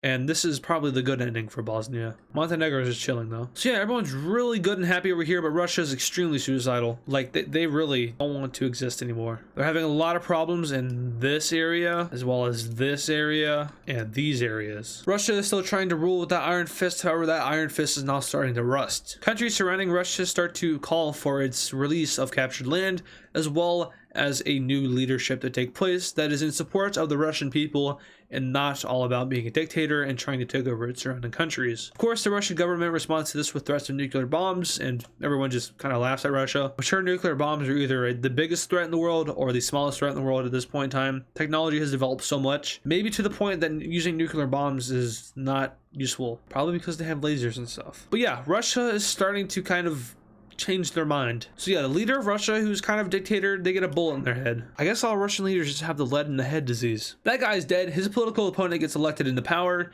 and he's all for the Russian people and Russia as a whole. He sees that people are disagreeing with his rule. He sees that people want to leave the Russian Federation, and he understands that. So very slowly, reparations are now being carried out. Land that Russia annexed from other nations is now going to be given back. First off, we have Georgia kind of getting its independence. We have Abkhazia and South Ossetia staying within Russia. This is due because of the vote that was held. It wasn't rigged, surprisingly enough, and yeah, they vote to stay a part of the Russian Federation. Georgia recognizes this for now, however, they keep their claims over the areas. Georgia is released in the control of Armenia, and almost immediately, Armenia votes to secede from Georgia. Georgia recognizes us and allows Armenia to exist as a country. Moving back on north, we have Finland getting a piece of their land back. Now, this was a small gain by Russia, however, this area did vote in favor of rejoining Finland, and this kind of fixes relations between Russia and Finland. Not fully, because this guy isn't fully Western, but, you know, he's being nice, he's giving back some land, so it's kind of a win-win. Next up is Poland. Now, Poland didn't lose too much land here, however, they still want to give it back just to be friendly. And this corridor that Russia has over to Kaliningrad is slowly being cut back. Now, I'm sure that Russia wouldn't want to fully just kind of snap away from this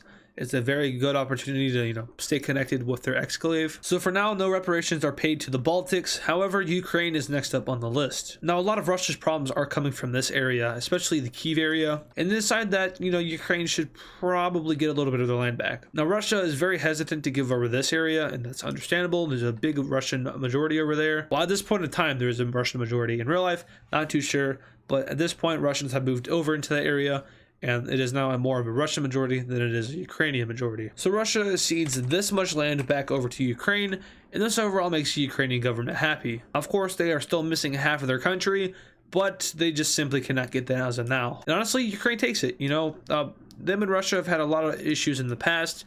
This is seen as a more friendly approach to their whole situation, and Ukraine just kind of accepts it. So yeah, Russia's succession of land over to the west has begun to improve their relations. Western countries start to see that Russia is no longer the biggest threat to them anymore. They start to look more around the world and see countries that they aren't necessarily friendly with, which is most likely just Iran and Pakistan. And then of course the alliance over here in North Africa, they have a big problem with them. But for now, everyone's chilling and no one has anything to say about anyone. And that's going to do it for today's Alternative Future video. So if you did enjoy it, make sure to leave a like, leave a comment with your input or suggestions, or if you would have done anything different in this video, leave it in the comments. Did I say like the video? You should like the video. Subscribe to the channel, 100K by the end of this year. Share it to anyone else that's a big nerd like I am. And yeah, that's going to do it for today. So I will see you guys in the next video.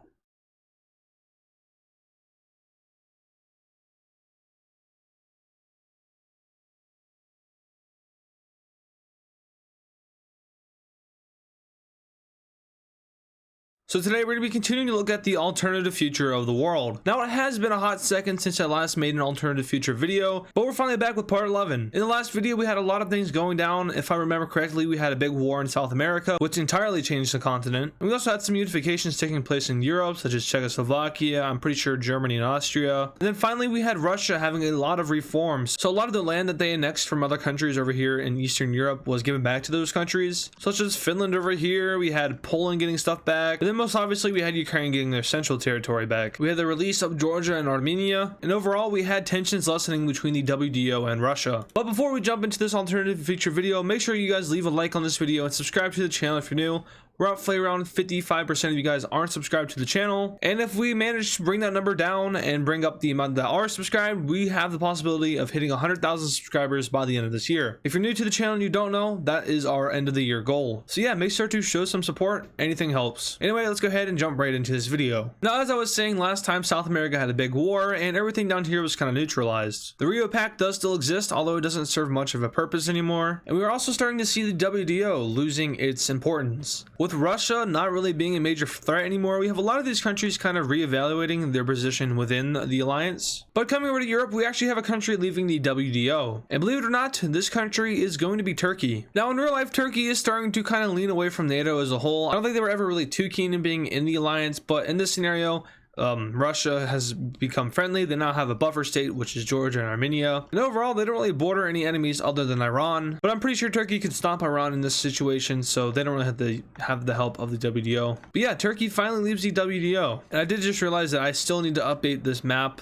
There's a lot of changes that have taken place, which well, you can kind of see it's kind of all over the world. You can see the differences in the borders. But now we come down to Africa, where we have a war breaking out. And this war is a defensive war that has been brought upon by the Northern African Alliance. I have no idea what I call this thing, and I watched the whole video and I don't remember there being a name. So if there was a name, it's going to be changed. And now it's just going to be known as the Northern African Axis. And these guys decide that they want to overthrow some governments in Central Africa. And unfortunately, it's going to be the governments of Chad and the Central African Republic. I know, these guys have not had their borders changed this entire series, while pretty much everyone else has. And unfortunately, they're going to fall into an act of aggression. Now, of course, these countries have been neutral forever, so of course the world is going to condemn their actions. But we don't see much support flowing into these two countries, as they're already fairly weak, and trying to support them would just be a waste of equipment. So after a few weeks of invasion, they both surrender. Alright, so taking a look at this peace treaty here, we have Libya and Sudan both gaining land from Chad and the Central African Republic. But the main factor that has changed here is that they have been given new governments, which are now pro-North African Axis, which are now pro-Northern Northern African Axis. And just like that, this alliance has now encompassed pretty much a quarter of Africa. Now notably, some countries are going to be not so happy about this, particularly the Central African Federation as well as Nigeria. But there is now essentially a big border between all these alliances. With the WDO in Algeria, we have Nigeria, and then the EAF. And the red team really can't expand anymore, except that they can definitely expand into Niger. So not even a month after toppling the governments of the Central African Republic and Chad, we have troops moving into Niger. Now this is going to play out a little bit differently, since the WDO is a defensive organization and they're kind of concerned about this expansion over here. They're worried that if the red team annexes Niger, then they'll be able to annex the West African Union. I think that's what I called it. Probably not. And if that gets annexed, then that's a lot of territory that the red team will have, which makes it kind of a problem if a war were to ever break out. Essentially, they're trying to prevent the expansion of this alliance. So the WDO joins the war as a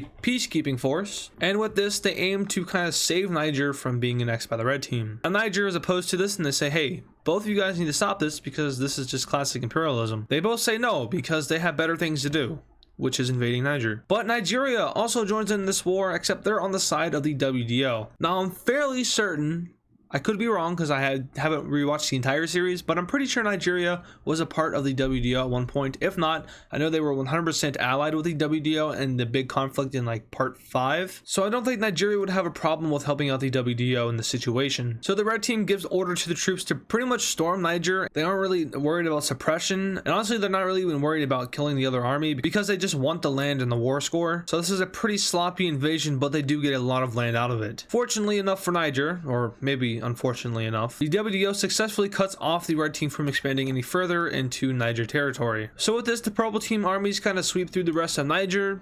I'm not really sure if they would be fighting because they are calling themselves peacekeeping forces, but we do see a front line that looks something like this. So let's go ahead and take a look at the treaty. So looking at this treaty here, we have an interesting kind of thing taking place. Now I haven't completed the full peace treaty yet, and that's because I just want to show you what happened in Niger. So obviously Niger isn't like 100% Niger. It also includes parts of Mali and Burkina Faso, I think. So with that, the two sides make a decision to kind of split Niger from its original border. So they do that here. That's what this line is. And then we have the North African Axis gaining land that they annexed. And then we have the WDO and Nigeria claiming the other half of the land, which they used to stop the expansion of the North African Axis. Now this area is going to be made independent and it's going to be made into its own country. It's just simply going to be known as the West African Republic. So with this, we can now finalize the rest of the treaty, which is basically just Algeria and Nigeria splitting this claim into half. So now the WDO has successfully stopped the red team from expanding any further, and we have the implementation.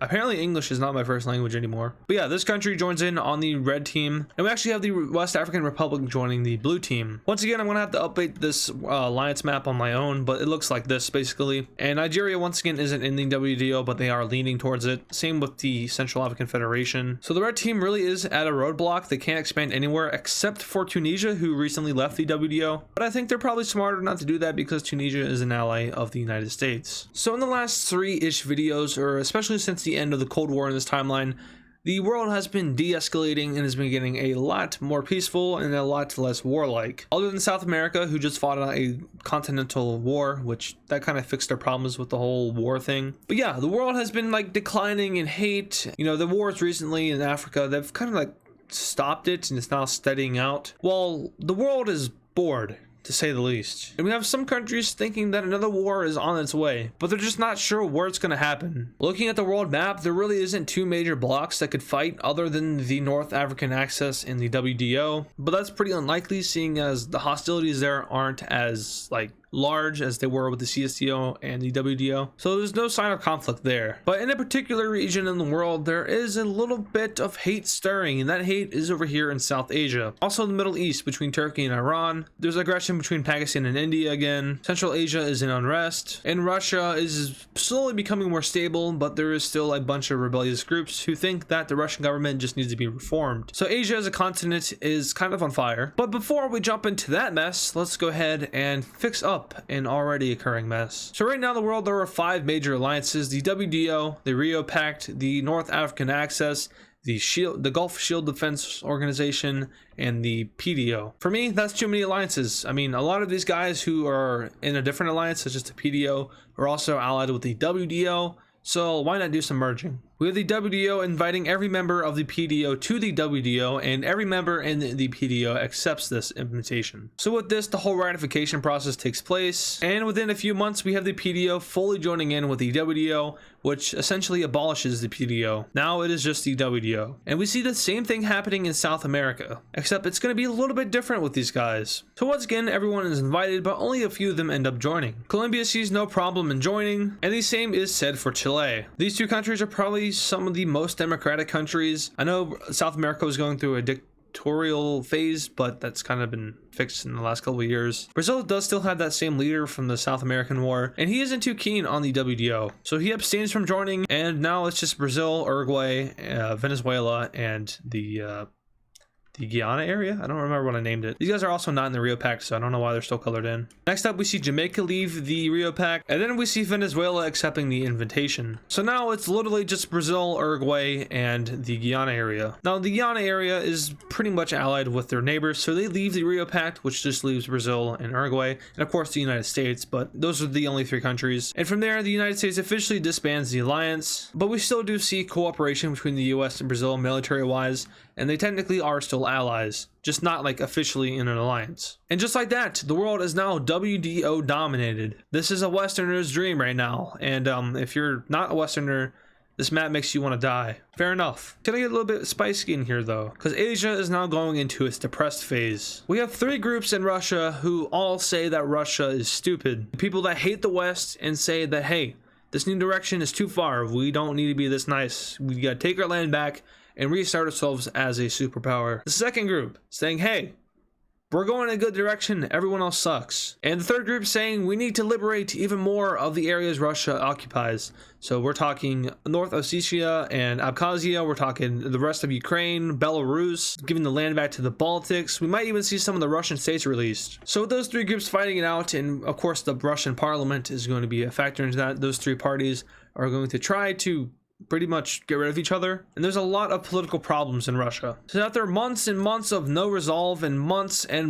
of unrest and protest, and some even violent protests, we see Russia break out into a civil war. Some of you guys might be surprised by this since, you know, in the last video Russia was going in a more positive direction, and I also said in the beginning of this video that Russia was becoming slowly more stable, and while that is technically true, the unrest that was already taking place is still there. So the new leader kind of lessened that tension, but it kind of built back up. I don't really know how to explain it without sounding like what I said earlier is invalid. It's complicated. Russia's a very complicated place. But we do see some civil war groups pop up. Group number 1 is the Belarusians. Group number 2 is the Ukrainians. Group number 3, the Georgians. Group number 4, the anti-Westerners. These guys are pretty much along the border of Kazakhstan and Mongolia. And finally, group number 5, the pro-Westerners. These guys are sort of in the same fighting cause here, whereas the red team is basically just screw everyone, restore the Russian monarchy, maybe go communist again. We're definitely not communist, and yeah, we're gonna destroy Russia because you guys are doing it, so why can't we do it? Now, the world's reaction to this is something like, oh, that's not good. Mostly because the WDO was focusing on improving relations with Russia, so this outbreak is not favorable for them. And it's going to be a little bit tricky here because some of the WDO members are going to be like funding these wars, such as Ukraine is most likely going to be funding these rebellions over here in the rest of Ukraine. We'll see Georgia, which is a WDO ally, try to fund these guys. I don't know, I'm not really sure how far they're going to get. And of course, the pro-Westerners are going to receive support from people in the WDO because they're pro-Western. And then the red team will be receiving support from countries like Iran and Pakistan, maybe Afghanistan, and most notably the Northern African Axis. So when this first breaks out, everyone thinks it'll probably blow over really quickly because it's not like that crucial of a rebellion, and especially considering that the red team has not that many important places under their control. But what we do have to realize is Russia is a very vast country, so protecting all this is near to impossible. A majority of Russia's military assets are going to be near the Moscow area.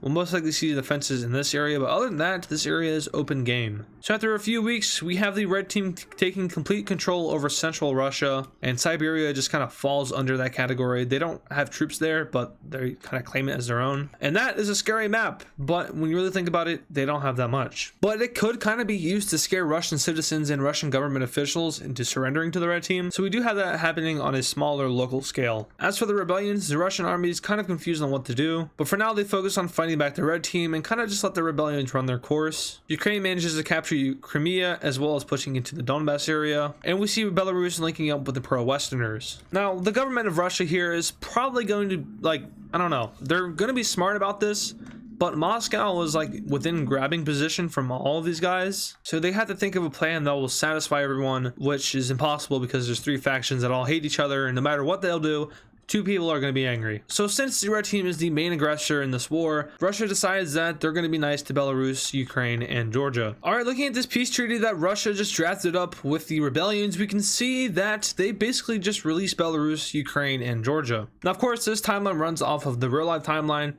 So Russia currently right now doesn't own any of Belarus, Ukraine, or Georgia. But then eventually in this timeline, they all got annexed by Russia, and then now they've been released again. So the old 1991 borders have been restored. Now this does relieve Russia of a little bit of their suffering and pain, but it doesn't necessarily fix all of their problems, as the red team is now just infuriated with this decision. And the orange team is fairly happy with it. They don't really care that much. But with this, we do see the orange team take over the slither of land, which effectively cuts Russia off from Kaliningrad, and we see Kaliningrad declare independence. Now this move is pretty large because Russia no longer has as much access to the ocean as they used to, but they're just kind of forced into accepting it because they can't do anything about it. They have to hold back the red team. So Russia and the orange team make peace, and we now just see Russia versus Russia. Now this conflict is going to go on for years, and it's definitely not going to be an easy one for either side. We see the red team pushing out any remaining Russian defenders over here in the east, but on the western front line, we have the red team being pushed back. Fast forwarding ahead, we have Russia making gains in the northern area of their territory, while the red team makes gains and actually manages to push down into southern Russia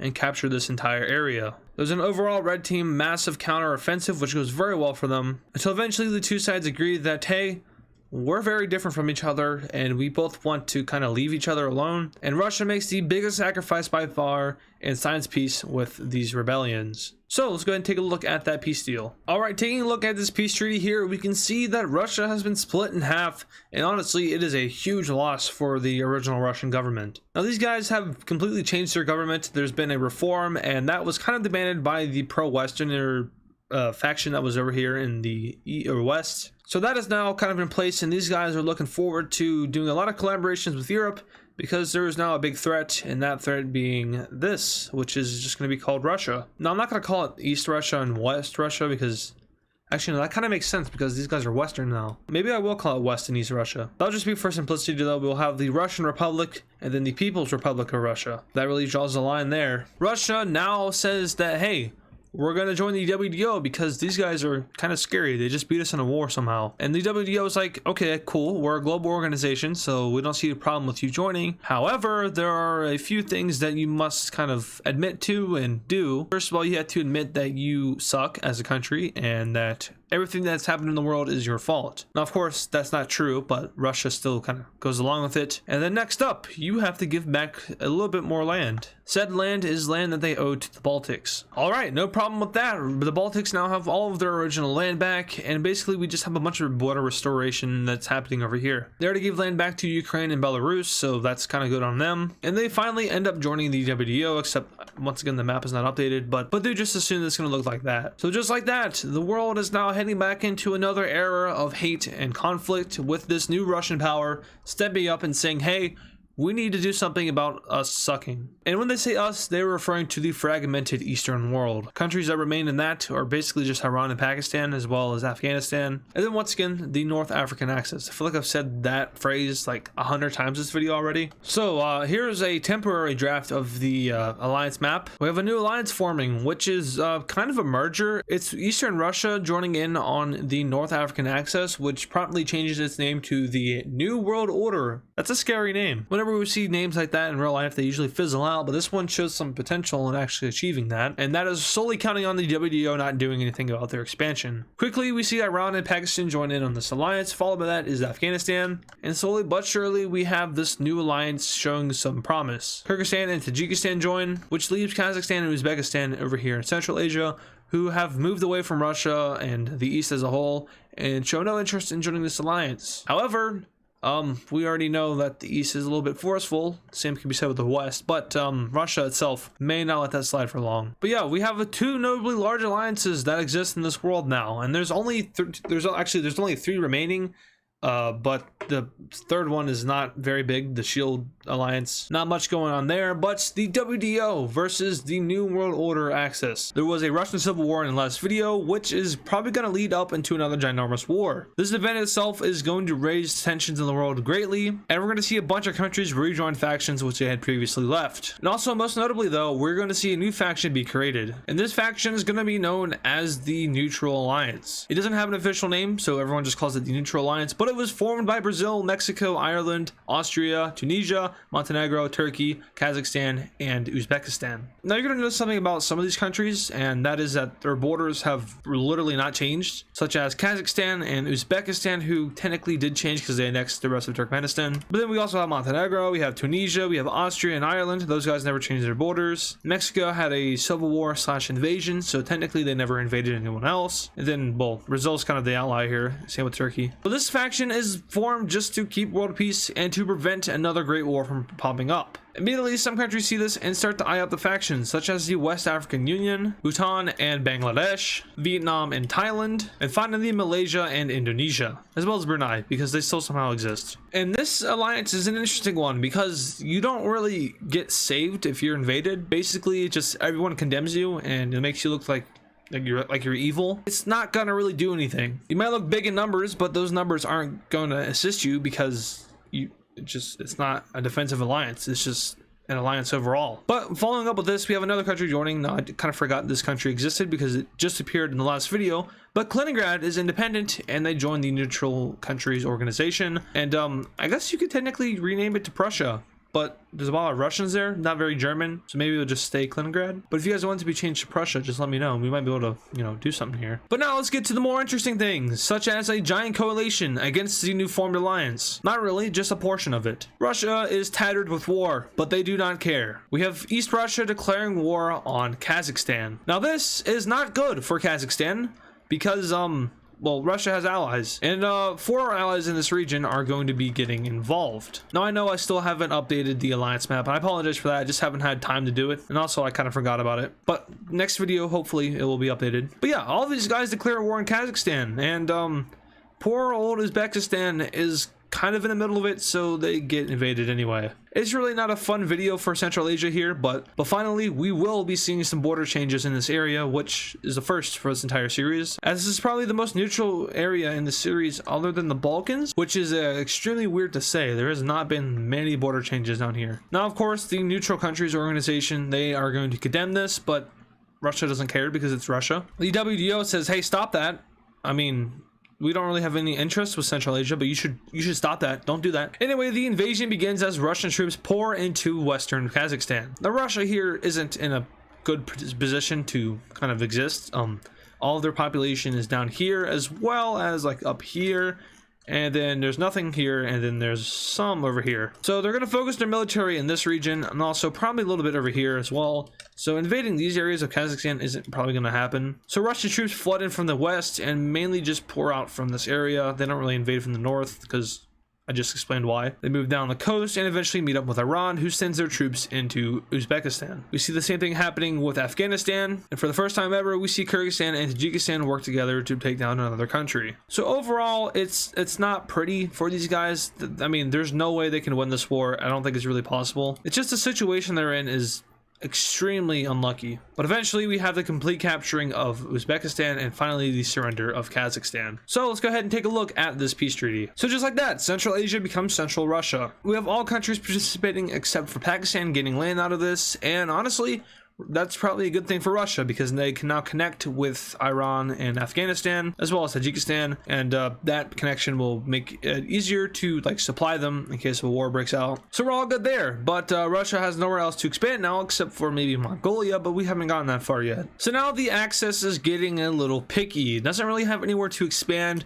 They don't want to invade Georgia because Georgia is currently in the process of joining the WTO. Same thing with Armenia, so they don't want to invade them. I mean, they also can't because they don't border Armenia. So where is there to go? Obviously, Mongolia is easy to invade. It's just right there. And then everywhere else is WTO except for India. So what about that, says Pakistan. So we have a little skirmish taking place on the border of Pakistan and India, which the two countries had actually previously fixed the relation problem, but following the heightening of world tensions and the creation of the Axis, they just threw it out the window. I'm not saying it's necessarily Pakistan's fault, but it's Pakistan's fault. So someone shoots some shots and stuff, and you know, all that war stuff, and Pakistan's like, hey, they attacked us, and they activate the Axis. And India's like, wait a minute, no we didn't, that's a lie, you're lying, don't lie, lying is bad. But nonetheless, in one way or another, we have the Axis declaring war on India. So every single one of these countries joins in. This also includes the African ones. And India is like, whoa, wait, what? Why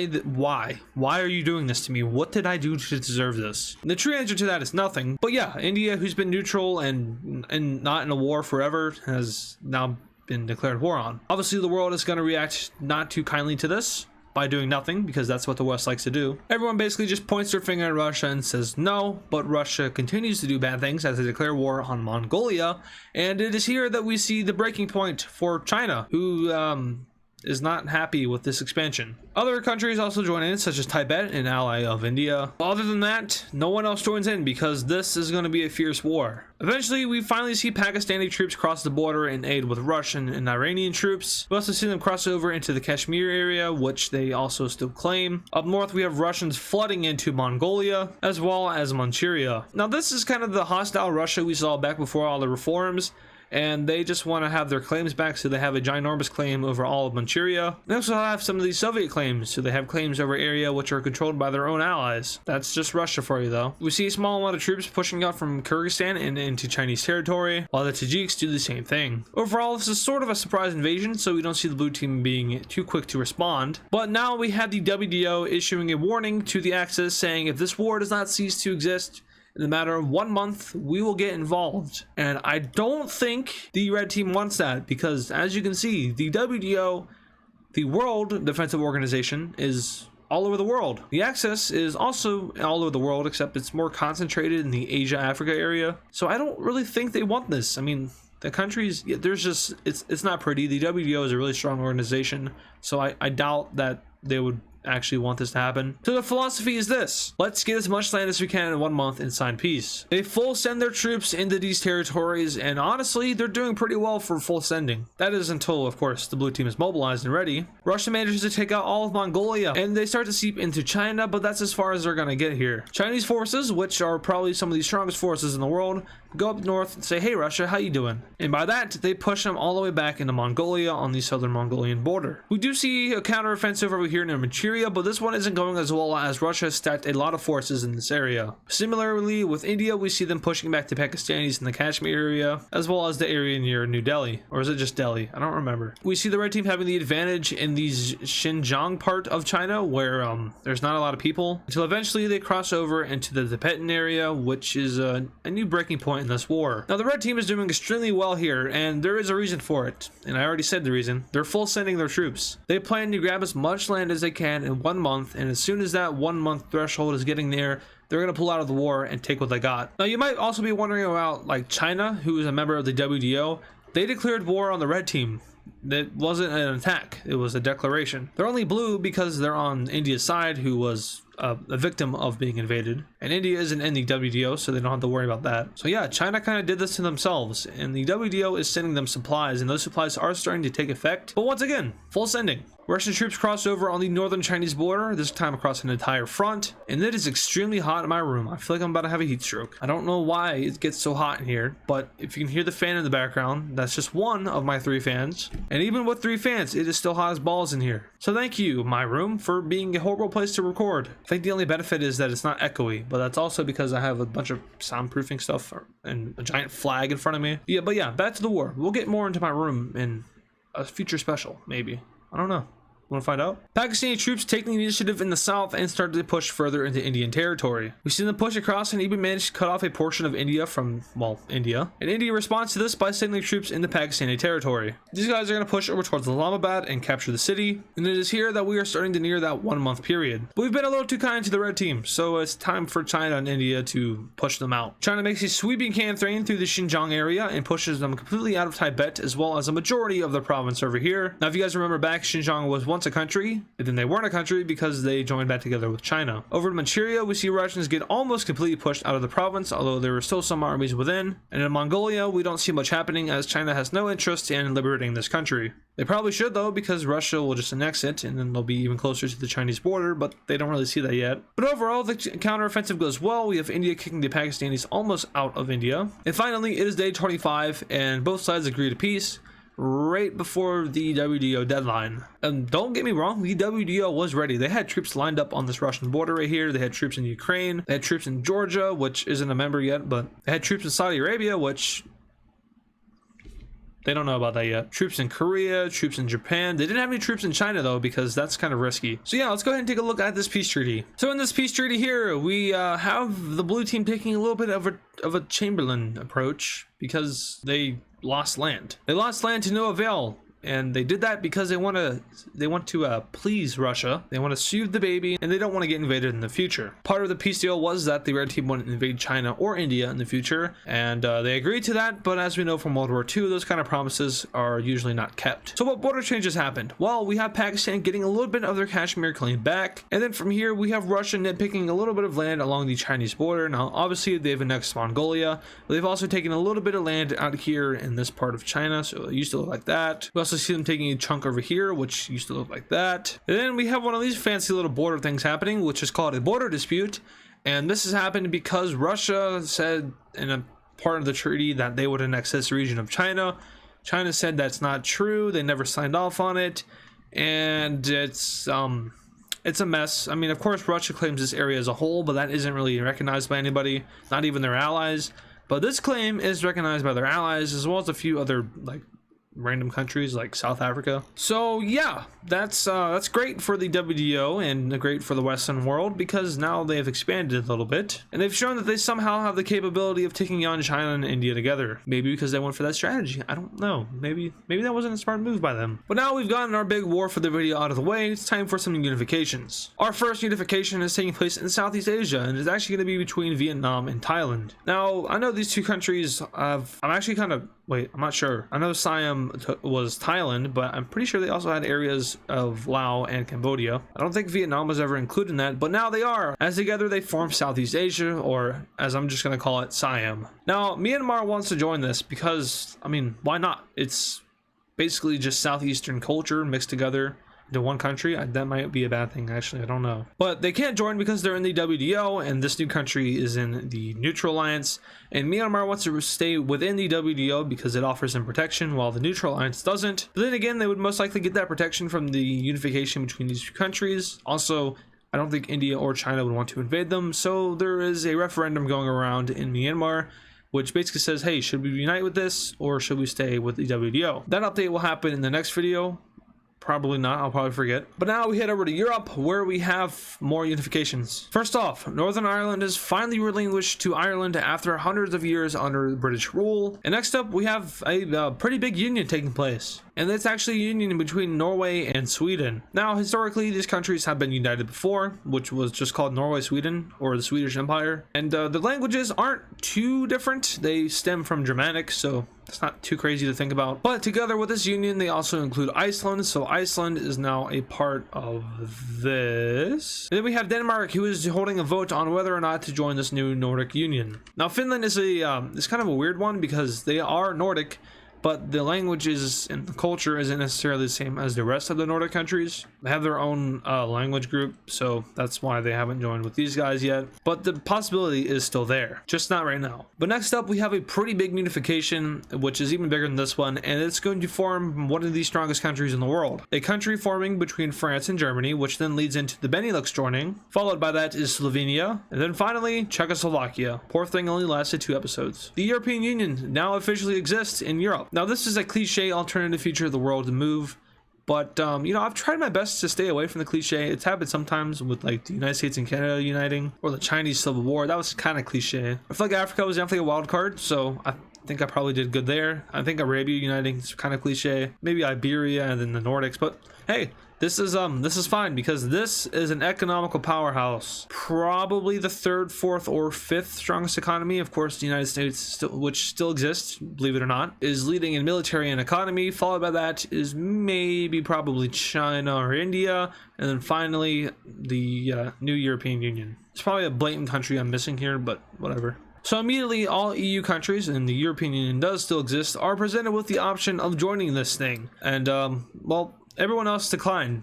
These guys were the only ones that accepted it. And do note that France slimly, very narrowly joined this union. D149. So 1 vote in favor. That's not really good numbers when you're considering that people are going to be split on this. So I'm not saying a civil war is possible, but France might be in and out of this thing in the future. That's also going to lead me into another important note. Countries are allowed to leave whenever they want. So it's not a permanent union, but everyone that's in it has to leave as the country they joined in. So like the Benelux can't break into the 3 countries. They had to leave as the Benelux and then do that. I mean, it makes sense when you think about it. So Czechoslovakia, you know, you couldn't just have Slovakia leave. You also have to have Czechia leave because it's Czechoslovakia. And I think you guys probably get it. So now Denmark, who I just talked about joining the Nordic Union, is split between the Nordic Union and the EU. Obviously, joining the EU is going to make the borders look a lot better, but joining the Nordic Union is going to make a lot more sense. So for now, they just kind of hold off on both and do their own thing. Coming over to South America, where we will see our last unification. We have Venezuela and Colombia uniting to form Gran Colombia. Now, I'm sure this name probably wouldn't fly with a bunch of the other members, but it's just easier on me. So Gran Colombia now exists, and the countries within the Americas is very rapidly declining. So coming down to Myanmar here. Now, Myanmar has been through a lot in this series. I think they were part of the early red team, which was like the World War III team. If you've seen my videos before, you already know what the World War III team looks like, and if you haven't, shame on you, go watch my videos. I didn't get that. Could you try again? What? But then they got occupied, they lost land, and were forced into the WDO, which is basically the NATO of this world, except it's like the entire world. They've been in there since. However, they did recently hold a referendum to join in on Siam, which is a recently united country, who is also a member of the Neutral Alliance, and the votes are in, and Myanmar is also in. Now, what did the vote count look like? Well, it's actually surprisingly a little bit more than you would think. 68% of people voting to join in with Siam, and of course the remaining 32% wanted to stay with the WDO, and of course Myanmar's sovereignty. But majority rules here, and Myanmar is a part of Siam now. Siam itself is just a neutral country. These 3 are united together, but I just haven't updated the World Alliance map. Now, speaking of unifications and referendums and stuff like that, let's go over to Europe. Specifically Denmark, who in the last video also started a referendum to see if they wanted to join in on the Scandinavian Union. I called it the Nordic Union, but as of now it's more Scandinavian than Nordic, so it's going to be staying Scandinavian Union until maybe possibly Finland joins. Not a foreshadowing, just a possibility. So Denmark did vote to join. Their vote was a lot more one-sided, 74% compared to 26%. And yeah, that's not the right union. But Denmark is now a part of the Scandinavian Union. Now we go over to Russia, who is continuing to want to expand despite being probably the largest country in the world at this point. The United States might beat them out by a couple thousand maybe. I don't know. I'm just saying that because they did lose all of this land over here. But now they're going to do something a little it's a little bit weird. They're going to force their allies to join in their union. So Tajikistan and Kyrgyzstan will join the Russian Federation, or at this point, I guess it's the Russian Empire. It is an axis, which means it's not good, because every time we hear of an axis in history, it's usually not good. But yeah, Russia will annex their old neighbors and allies and form a, basically just like a semi-Soviet Union. But with this, Russia and allies are in check. They have nowhere to expand. In the peace treaty last video, they agreed not to invade either China or India. That takes away those options. They're not going to invade Japan. They're part of the WDO. They're not going to invade their ally Iran. They could invade Georgia, although they are still in the process of joining the WDO and are basically in at this point. So where is there to go for Russia? Well, the answer is nowhere. They literally cannot expand anywhere. Therefore, they're going to be expanding elsewhere in their alliance, and it's not going to be the Russians themselves. Instead, they're going to be adding a new member. This member is going to be South Africa. With South Africa on the red team, this immediately creates a lot of tension over here in Africa. If you watched the previous videos, the East African Federation, or I think I called it the Central African Federation now, they got into a pretty large Cold War and a war itself with South Africa around this region, trying to take all these countries over, and they ultimately ended up winning that, sort of, kind of, And South Africa, as we saw in the last video as well, is kind of in favor of Russia. They recognize this little strip of land over here, which is something that's not common across the world if you aren't Russian leaning. And they finally make it official by joining in on Russia's alliance. So with South Africa on their side now, South Africa immediately declares war on Zimbabwe and Mozambique. What did these two countries do? Well, literally nothing. I'm pretty sure they fought on the same side as these guys in the last video. I don't remember, or the video before that. I don't remember. I only watched the last video to catch up. Shame on me, but I do want to start cranking these videos out so I don't have to put as much like stress on myself during the actual upload week. That's right, I'm recording this on the 4th. Joke's on you guys. 4 days in advance. Anyway, the South Africans are going to have an easy time here. I mean, the Mozambique and Zimbabwe, they were war strucken. They're not in a good spot to survive. South Africa takes advantage of that and manages to capitulate both of them within a couple of weeks. And as we can see here by the peace treaty, they're going all out for the land. But now the Central African Federation here, they're in a little bit of a bad spot. They are almost completely surrounded on all sides by the red team. Once again, the map here isn't updated all the way. But you can see up here, they only border Nigeria, who are friendly towards them. They also border Angola, but as you can see by their landmass, they invaded Angola.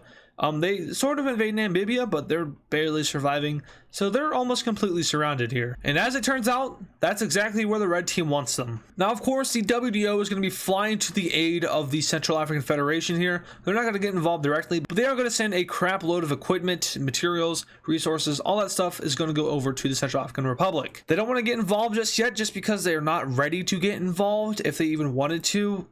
Obviously, they have the major advantage here, but like it would just be too much to go to war right now. So at first we see the Axis having a lot of success pushing down into different parts of the Central African Federation. They mostly tend to focus on the coast over here in the Indian Ocean. We see South Africa also go up, take over parts of Malawi and into the southern parts of Tanzania. And it looks like that the Central African Federation was not ready for this war. And it continues to look that way for several weeks as they just keep getting beat back, unable to hold off the red team. Finally though, after like a month or two of fighting, the blue team starts to finally kick back. They send troops down south into South Africa in order to push them all the way back to this pretty large lake right here, which I should probably know the name of, but I don't. Following that, they focus on the coast over here and do well pushing back until the red team is able to hold off the blue team. Up north, the same case scenario, they go for the coast, while also pushing them back from this lake over here. At this point, the Central African Federation is exhausted of fighting, although they have to continue on, as the red team shows no signs of wanting to stop. The red team now guns for the Atlantic coast in order to cut off any trading routes that the Central African Federation has with the WDO, and they are surprisingly enough successful in doing so, even though you would think that the Central African Federation will want to protect this port. From here, the CAF pushes back even further inland, although the red team isn't really focused on defending that much of its land. We see the same thing over here down near the South African border. They don't get into the country, but they do meet the border of it. But the main problem with this is that the red team is mainly focusing on their other coast now with the Indian Ocean. They managed to meet back up with this ginormous lake, and that's not the only lake they meet up with, because they meet up with the Indian Ocean, which is a giant lake in my definition. So after a few more weeks of fighting, we have the two teams meeting up finally, with South Africa and Ethiopia meeting. And now at this point, the CAF is just starving. They're not getting their resources anymore. I mean, they probably are. They're just being like shot into the CAF with the, I don't know, this is like 100 years in the future, so I'm assuming they have rockets that just shoot supplies into territory. Or maybe Angola and Namibia are allowing the WDO in, but nonetheless, they're definitely receiving a lot less supplies compared to as where they were at the beginning of the war. The people are starving and demanding peace, and the government finally folds over to the red team, ending the probably the most notable country in this series so far. Let's go ahead and take a look at this peace treaty. All right, taking a look at this peace treaty here, we've had a lot change over here in Central Africa. Of course, starting off with the red team, the victors here, they have completely dismantled the Central African Federation and have just left it to the DRC and Gabon, as well as, yeah, of course, the Republic of Congo itself. So yeah, the Congo is just the Congo now, and that's exactly what it's called, Congo.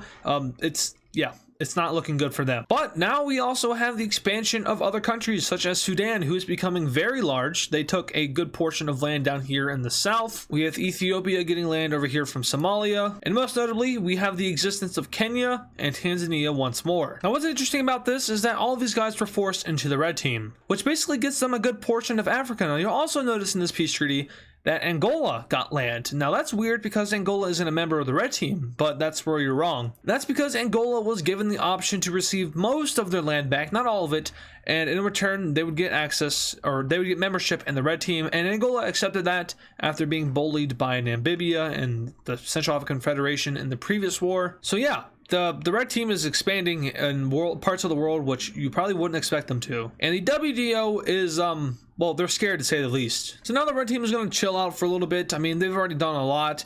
The borders of Africa have changed like a lot. But moving on from the red team and now focusing on a different team, that being the blue team. These guys are going to get a new member, and that member is going to be Nigeria. Nigeria is already pretty close with the WDO. I don't think they were ever in it, if I remember correctly, but they've always worked with them. They've been close with each other.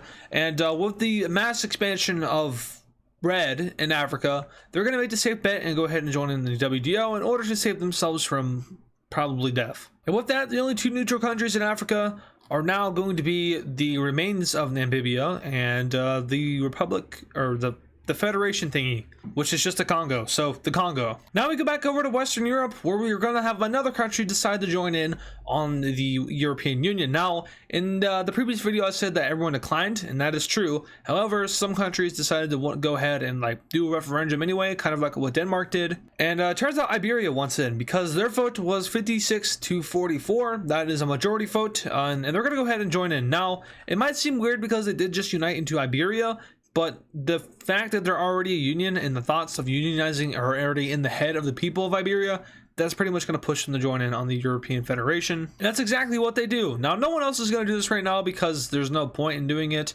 Poland's chilling, Hungary's chilling, Croatia's chilling, Italy's chilling. They really have no point in wanting to join this. That is for now, of course, though. They can do it in future videos. Brazil is a member of the Neutral Alliance. That is true. But they just elected a leader in the past couple of weeks or months, and that leader turned out to be a dictator. And I know that Brazil was already kind of in that dictator phase in previous videos.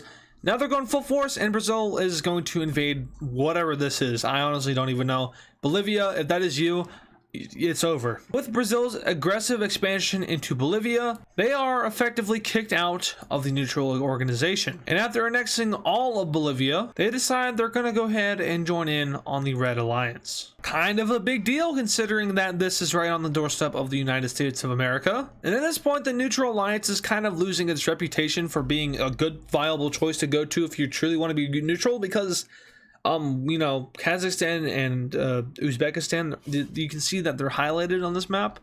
The problem is that they don't actually exist. And now with Bolivia's disappearance, some people are starting to question, like, is the Neutral Alliance even like a good idea in the first place? So looking at this world map now, it just got even. It got really even in terms of landmass. In terms of power, of course, the blue team still holds a ginormous advantage, but the red team is slowly gaining power. They're slowly gaining members, and of course a lot of land and resources. World tensions seem to be soaring at this point, and countries are bracing for another global conflict, which will be the fifth of its kind in world history. And something very bad is about to happen to the blue team. Its strongest country, the United States of America, who has been holding out for years and years and years, just went through a tough election. Similar to the 2020 election, which took place hundreds of years ago, the outcome of it was not accepted by many. Many believe that the election was stolen from one side, and they're opting to overthrow the government now. And on January 7th of whatever year this event is taking place in, they get to the Capitol building,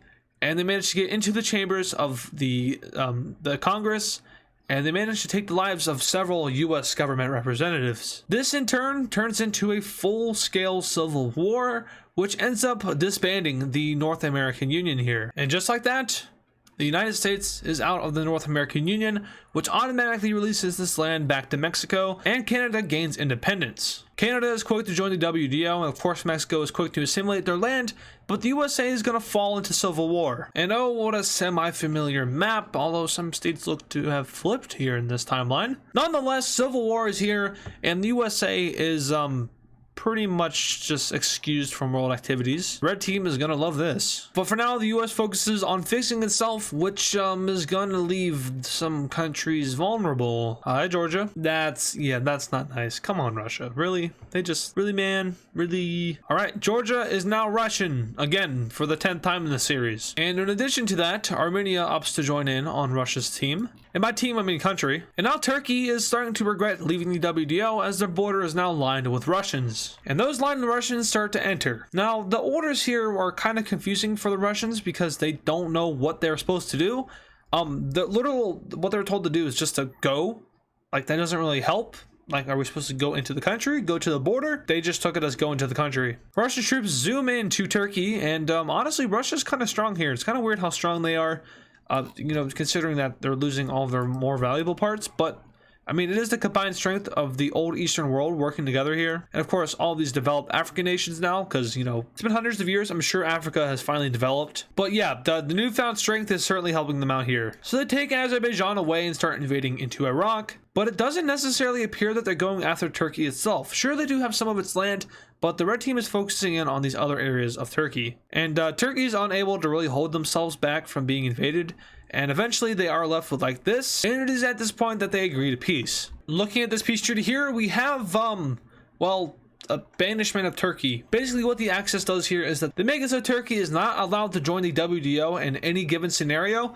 So if Turkey was having thoughts of rejoining, those thoughts are now dead. In addition to that, they released Kurdistan.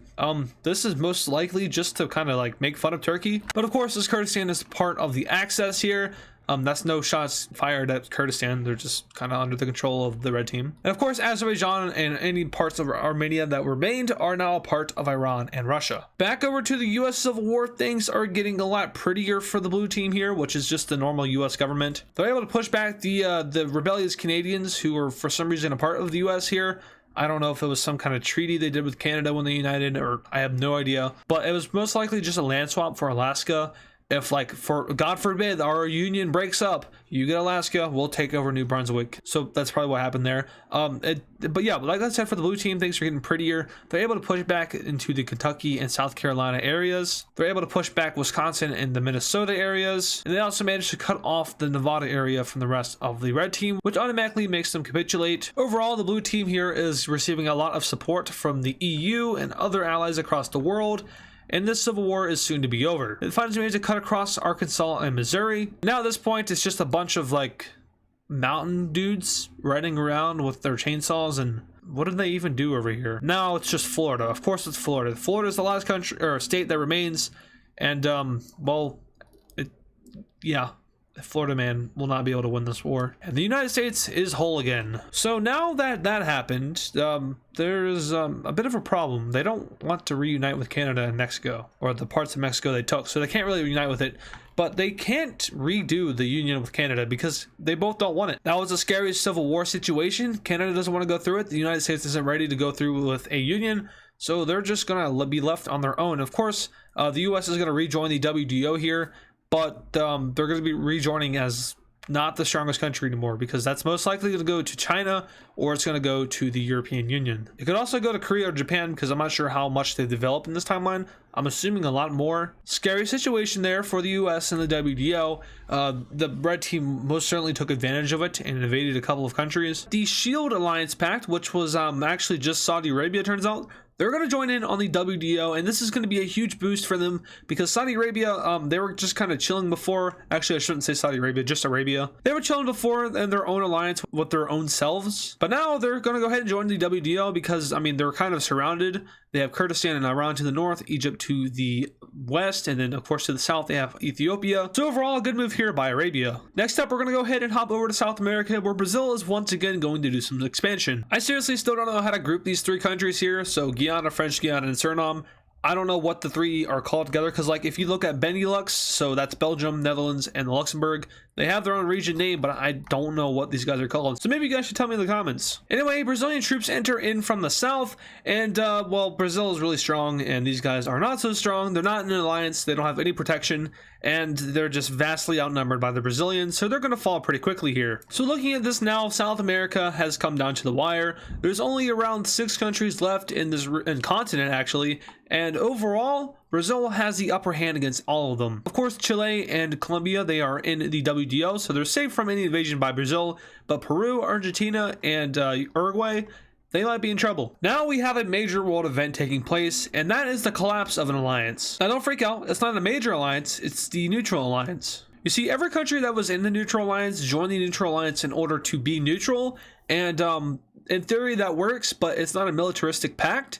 So if one of your neutral allies get invaded, you're just going to condemn the invaders and do nothing because you're neutral. So the neutral alliance is pointless. It's just a bunch of countries banding together and praising peace. So it doesn't work when there's a constant aggressor in the world, that being the Axis. So the purple team is disbanded, and now the world is looking at a very split map. This event heightens tensions a lot because now there are no neutral grounds. You cannot be neutral. You have to pick a side, WDO or Axis. Who are you going to choose? Who's more dominant? Who's going to rule the world in the next video? The answer to that question is probably neither, but there's some build up there. So almost immediately the Axis is going to take action on this event, and they're going to try to start to invade some of these neutral countries. The only problem is they only border one, and that is Turkey. And poor Turkey got invaded in the last video, and it's no different here. They're once again going after Turkey because now they have no alignment. Their alliance, which Turkey was probably one of the most powerful countries in the neutral alliance, that's gone.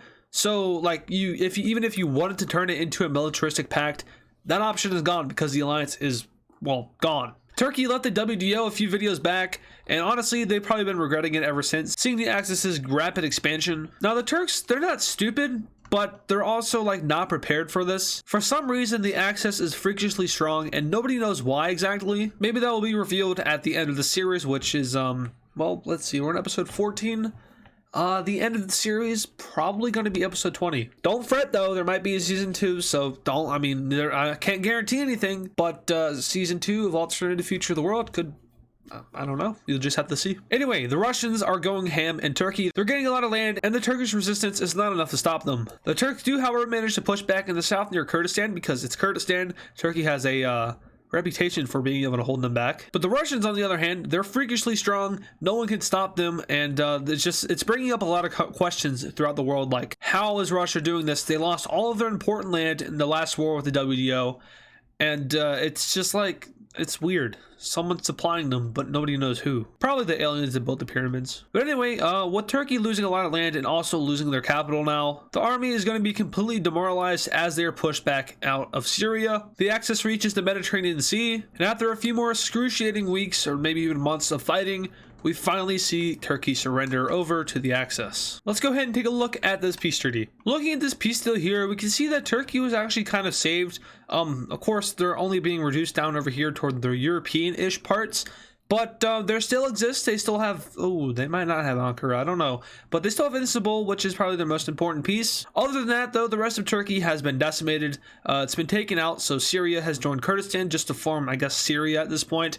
We have the remainder of Turkey becoming a puppet of the Axis. Russia took land, Iran took land, and looking at the alliance map now, yeah, that's going to hurt for the WDO's influence. And now Arabia and Israelistan are completely surrounded, like quite literally all around them, except for the ocean over here. So that just kind of reaffirms their decision to be in the WDO because it offers protection, of course, but at this point, if a war broke out, they'd probably get rolled over within a couple of months. As for the remainder of Turkey, they're going to make a pretty smart decision here and rejoin the WDO. Greece is hesitant to let them in, but, you know, it's kind of like join or die, so they're going to join. We even have some more countries joining in on the WDO. This time it's going to be Serbia, Montenegro, and Bosnia and Herzegovina. Now, do remember that Serbia and Bosnia and Herzegovina have new governments that are WDO installed, so it's not like they're against the WDO. Before, they were just neutral. Now, of course, with the big threat, they're going to go ahead and join the WDO. Same thing with Kaliningrad. I mean, they just got their independence recently, and they were already kind of pro-WDO. That's one of the reasons they broke away from Russia. But also, just because, like, why not? Why not make it whole? There's only 2 countries in Europe that haven't joined the WDO, and that's Ireland and Switzerland. They're pretty far away. They have nothing to really worry about. There's Cyprus. I don't remember what I did with Cyprus. We're going to assume that they're independent, so they're just going to chill for now. Anyway, the amount of white on this map is slowly fading away, and there's a lot of red and a lot of blue. But which side would win if an actual war broke out? Now, of course, when you think about it in modern day times, in like all of the current countries' power rankings, the blue team would obviously win here. I mean, it's China and the US alone, all of Europe, and then, you know, just half of Russia, Africa, Brazil, and some of the Middle East. Like, obviously the blue team would win. But in this timeline, for some reason, the red team is extremely strong. No one knows why, but they're able to do these things and get away with them, and they're able to avoid all the consequences of rapidly expanding into other countries and even continents like Africa. Whereas the blue team, they're more traditional. If they try to do that, they're going to collapse, and well, not collapse completely, but like it's not going to work as the red team's doing it. So the blue team is in a very bad situation. They just don't know how to stop the red team. They've just been rolling and rolling, and it hasn't been stopping. But now the red team is going to pull another act, and this one's really going to hurt the blue team. Argentina joins in on the axis. Once again, more countries are starting to show their true sides. This time Argentina joins the red team because they believe that the red team will be triumphant in a war against the WDO. Also, them and Brazil is enough to take over South America. If they join the blue team, they'd have to fight Brazil forever, wait for America to help out. And overall, Argentina just sees more success happening on the red team. And this is going to influence a lot of countries, specifically Uruguay. They're going to join the red team. Now, Uruguay is a neutral country, but if you kind of look at World War II, there are some countries that joined the Axis just because it was more convenient for them, or because they're just avoiding getting invaded, like Thailand. They weren't a true Axis member. Japan just kind of forced them in so they don't like get invaded by Japan. It's the same kind of thing with Uruguay here, except they did it on their own conscious effort. Now Peru is going to do something really interesting here, and by that I mean they're going to get invaded by everyone. So Brazil kind of started this. They were about to invade Peru, but at the same time the WDO knew about this, and they're like, hey, no. So Peru really doesn't have an option here. It's either die or die, and they're going to choose die. So the Colombians are going in, the Chileans are going. This mouse, I swear to God. Okay, so like half of daily upload week I've been doing with this mouse, and it's just horrible. My old mouse, or I guess my mouse that I usually use, the cord is broken. I have to wait to get a new cord. This one is my old one, doesn't work. Yeah. But yeah, the Colombians and Chileans, they're going in, and they're going to try to stop Brazil from getting over to the coast here. The Brazilians automatically try to push forward, and things are getting a little bit heated between the Brazilians, Chileans, and Colombians. Now, the Colombians and Chileans are able to meet up just before the Brazilians get there, but that doesn't stop the Brazilians, and they go ahead and push through to the ocean. Oh no. The WDO has been attacked by the Axis, undeliberately or deliberately, we don't know.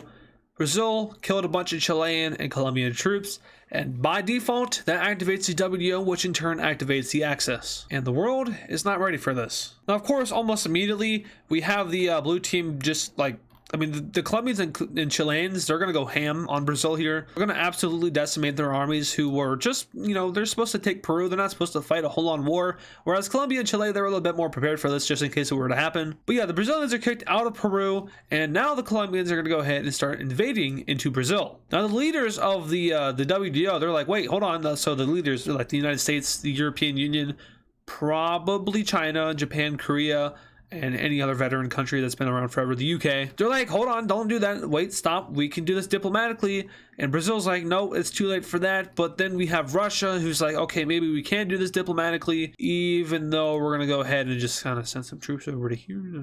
Let me try to retake this over here. But yeah, after like 2 weeks of fighting, the world is just put on pause. Obviously, the red team is dominating right now, but the blue team doesn't want to fight, and on the inside, the red team also doesn't want to fight because they're just simply not ready for this. So we have the two sides meeting up in Switzerland, of all places. And it is here that they discuss a ceasefire which will stop all fighting between all countries and retract all troops who are invading any other country. This meeting also will decide the fate of Peru. So just like that, the world has avoided World War V, which lasted for 2 weeks, and everyone's really happy about this. Of course, the alliance map is still like tense as hell, but still, no one has mass died. If that mass died, that doesn't sound right. But anyway, for Peru, let's go ahead and see how they were divided up. So looking at this peace treaty here, Brazil is actually going to go ahead and get the upper hand here, since they were kind of attacked, but they also were the ones that killed the Colombians.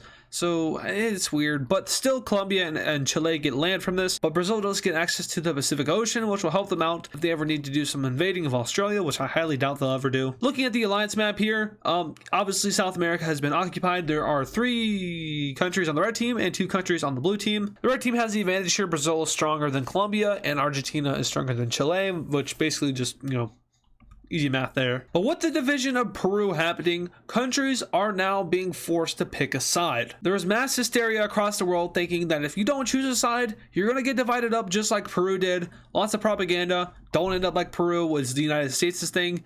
Join or die is the Russians' thing, which that's ironic. But now, every country on the white team is going to pick a side. First and foremost, Madagascar and Namibia are going to join the red team. Now, despite this country being invaded by South Africa, they see it better just to join on their side and not be on the blue team, because obviously if you do that, you're going to get invaded right away, and it's not going to end out too well for you. Obviously, the Congo is going to join the blue team. In the last video, they got decimated by the red team. They're not going to let that happen again, so they're going to join the side which they believe is right. The West African Union used to be a part of the WDO until they left to join the Neutral Alliance, and now the Neutral Alliance is neutralized, so they're going to join back into the WDO. Same thing with Tunisia. They left to join the Neutral Alliance. That's gone, so now they're joining the WDO. Cyprus sees more luck joining the red team. And as for Ireland, blue team. Over into the Americas, we have Mexico joining in on the blue team. And now over to Asia, where it's going to be a little interesting. Tibet will join on the blue team, and this is a major country right here. They're joining the blue team. Of course, India would. I mean, they have that tension with the new Russia now, with the Axis Russia.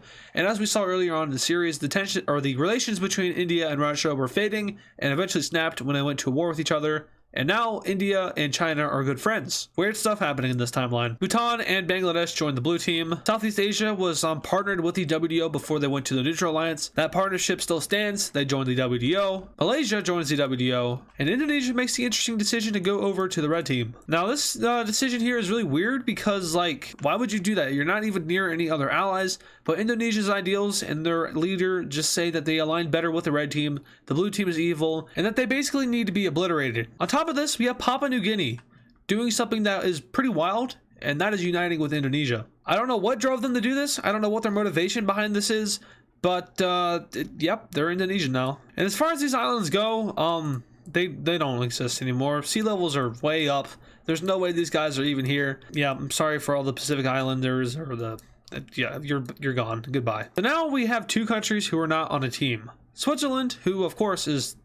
they're not going to join a team. They're Switzerland. Come on now. But Central America hasn't joined a team yet, and that's for a very specific reason. Somebody wants freedom. Guatemala and Nicaragua, they break away from the Central American Union and are now going to try to achieve independence in order to join the red team. Immediately, the WDO is going to fund the remainder of the Central Americans, but unfortunately enough, this is a matter that the WDO cannot fix. All of these countries here are different in their own manner, and them in a union together, although is very plausible, would probably not end up working in the long run. Now we have Honduras breaking away in order to keep themselves safe from, well, the red team expansionists. They immediately started to try to invade Nicaragua, who's already trying to invade Costa Rica. I don't know what is happening with the map right now. Guatemala is going after Belize, and El Salvador after Honduras. What in the world is happening here? Central Americans doing Central American things, and no one knows how to really fix this issue, so they're gonna like meet in Jamaica. Hear me out. The WDO leaders and the Axis leaders meet in Jamaica,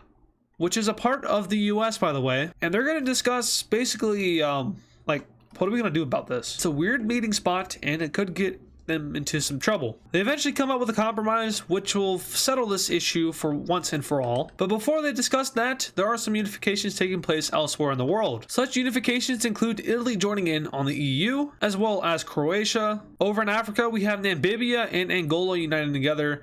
The Axis installed a new government in Namibia when they joined the alliance, and that was, well, Namibia kind of shooting themselves in the foot here. This is basically just Angola annexing Namibia just because they can. Over here in the Indian subcontinent, Bhutan joins in with Tibet, and we have Malaysia joining in with Siam. Brunei soon joins in on that union. Over in the Middle East, we have the unification of Syria and the Axis Turkey. In Europe, we have Kosovo, Albania uniting with North Macedonia. Finally, in Africa, we have the Axis Kenya uniting with Ethiopia. Odd turn of events, but it does clean up the world map. But now back over to the peace conference here. The two sides discuss how they want to split up Central America. Of course, the WDO does have the upper hand for obvious reasons, but the decision goes like this. The WDO will get Belize and Guatemala, as well as Panama and Costa Rica, whereas the rest of the countries, El Salvador, Honduras, and Nicaragua, will be given the choice to choose which side they want.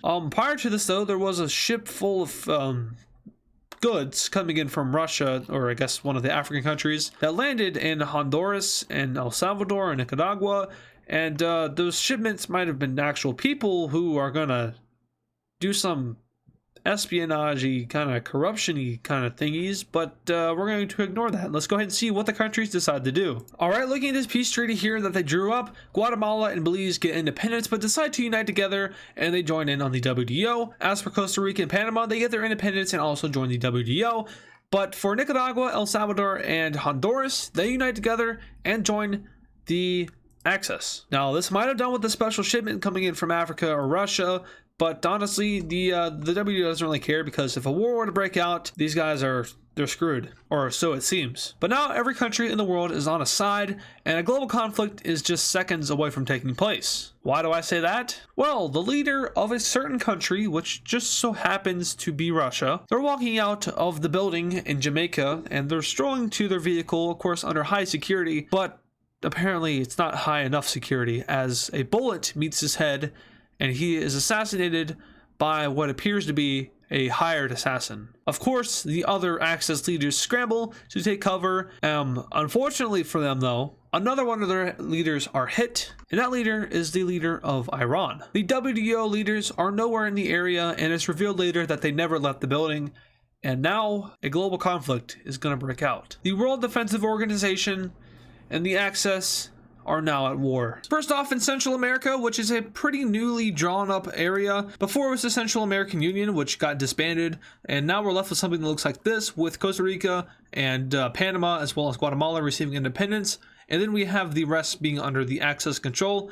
These guys right here, there's already WTO troops down here, so it's going to be a pretty easy walk in the park for these guys taking over this newly developed country. But nonetheless, they storm through and eventually wipe out the country from existence. Now comes, well, not so much fun for the WTO here. That's going to be like the only place they have an advantage, as though Axis is once again just surprisingly strong when you look at it. I mean, you would assume having countries like India, China, the EU, this part of Russia, Saudi Arabia, and even the United States, you would assume that you would be strong enough to take on these guys, but for some reason, they're just not strong enough. But now going down to South America, we're going to be having the WTO going on offense. They took over the Guianas, which I have confirmed that is the correct region. You guys are right, I was wrong. And they sweep around the coast of northern Brazil. Now overall, Brazil wasn't necessarily prepared for this war as opposed to the rest of the WTO over here in the old world, who was ready for this. In fact, Brazil and Argentina as well as Uruguay aren't really informed on all of the circumstances of this war, so they are kind of quick to get beat up a little bit here. Of course, they're not going to be like beaten back to the capital and be defeated. They have to get mobilized and ready for this,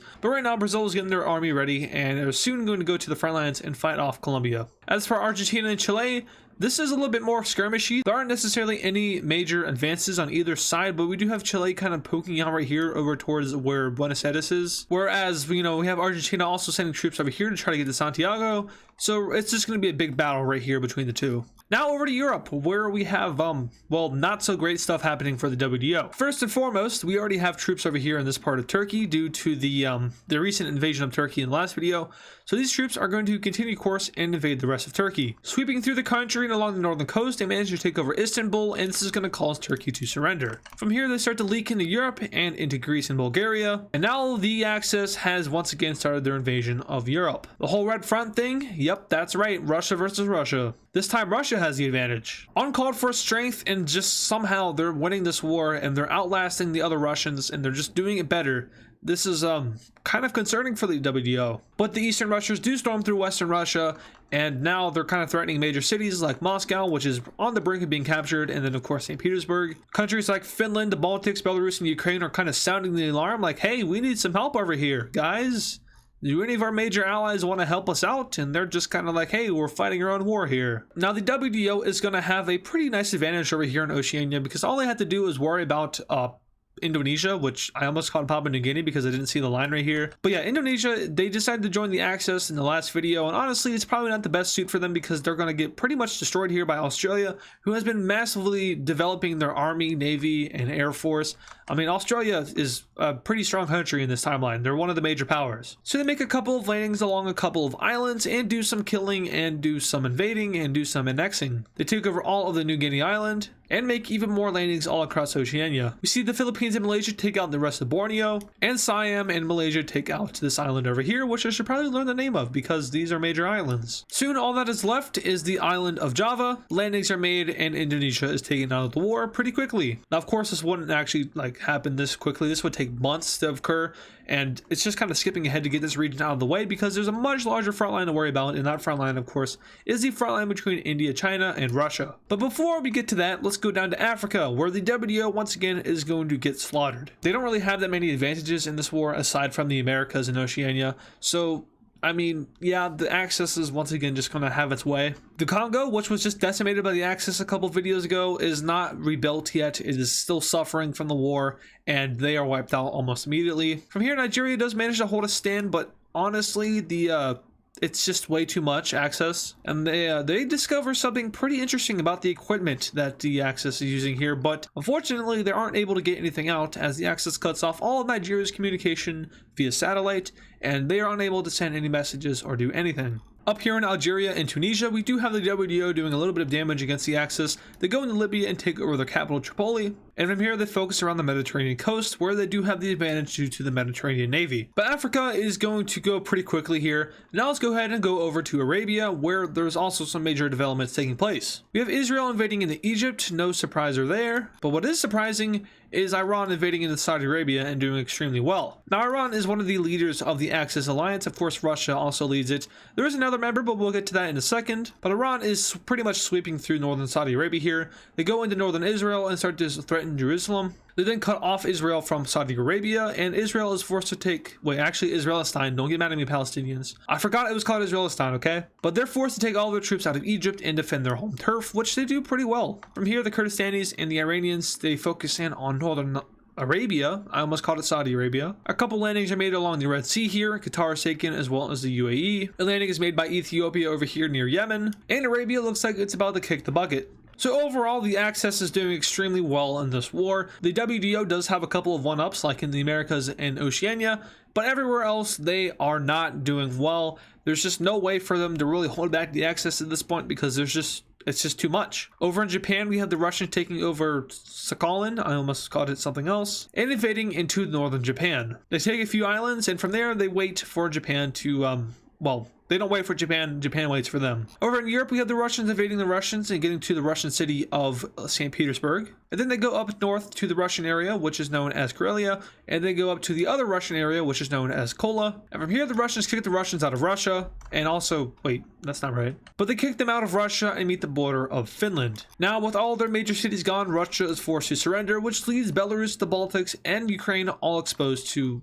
other Russia. At this point, the WTO is kind of scrambling a little bit. They do manage to push back the Axis out of the Balkans and into Istanbul, but from here they are stalemated and unable to advance any further and liberate Turkey. Over in the Americas, Brazil has finally woken up and decided to kick Colombia back, but unfortunately for them, the Americans are arriving, and America is it's been an interesting ride for them. They got really strong, they got even stronger, they got the strongest, they had a civil war, they collapsed, they rebuilt a little bit, and now they're just kind of mid. I'd say they're probably still stronger than maybe the Western European Union, or just I don't even know what I want to call this thing anymore. But maybe like economically, they're definitely not number one. I'd say that probably goes over to China and even India. EU would be number 3, and then I guess maybe America or Australia. But yeah, America is pretty much a shell of its former self, and Brazil takes advantage of this and pushes back their weaker army and even manages to cut them off from the rest of the unions, in which from here these troops are pretty much just slaughtered. And a lot of countries are starting to notice a lack of support from a certain group of countries in this war, and that certain group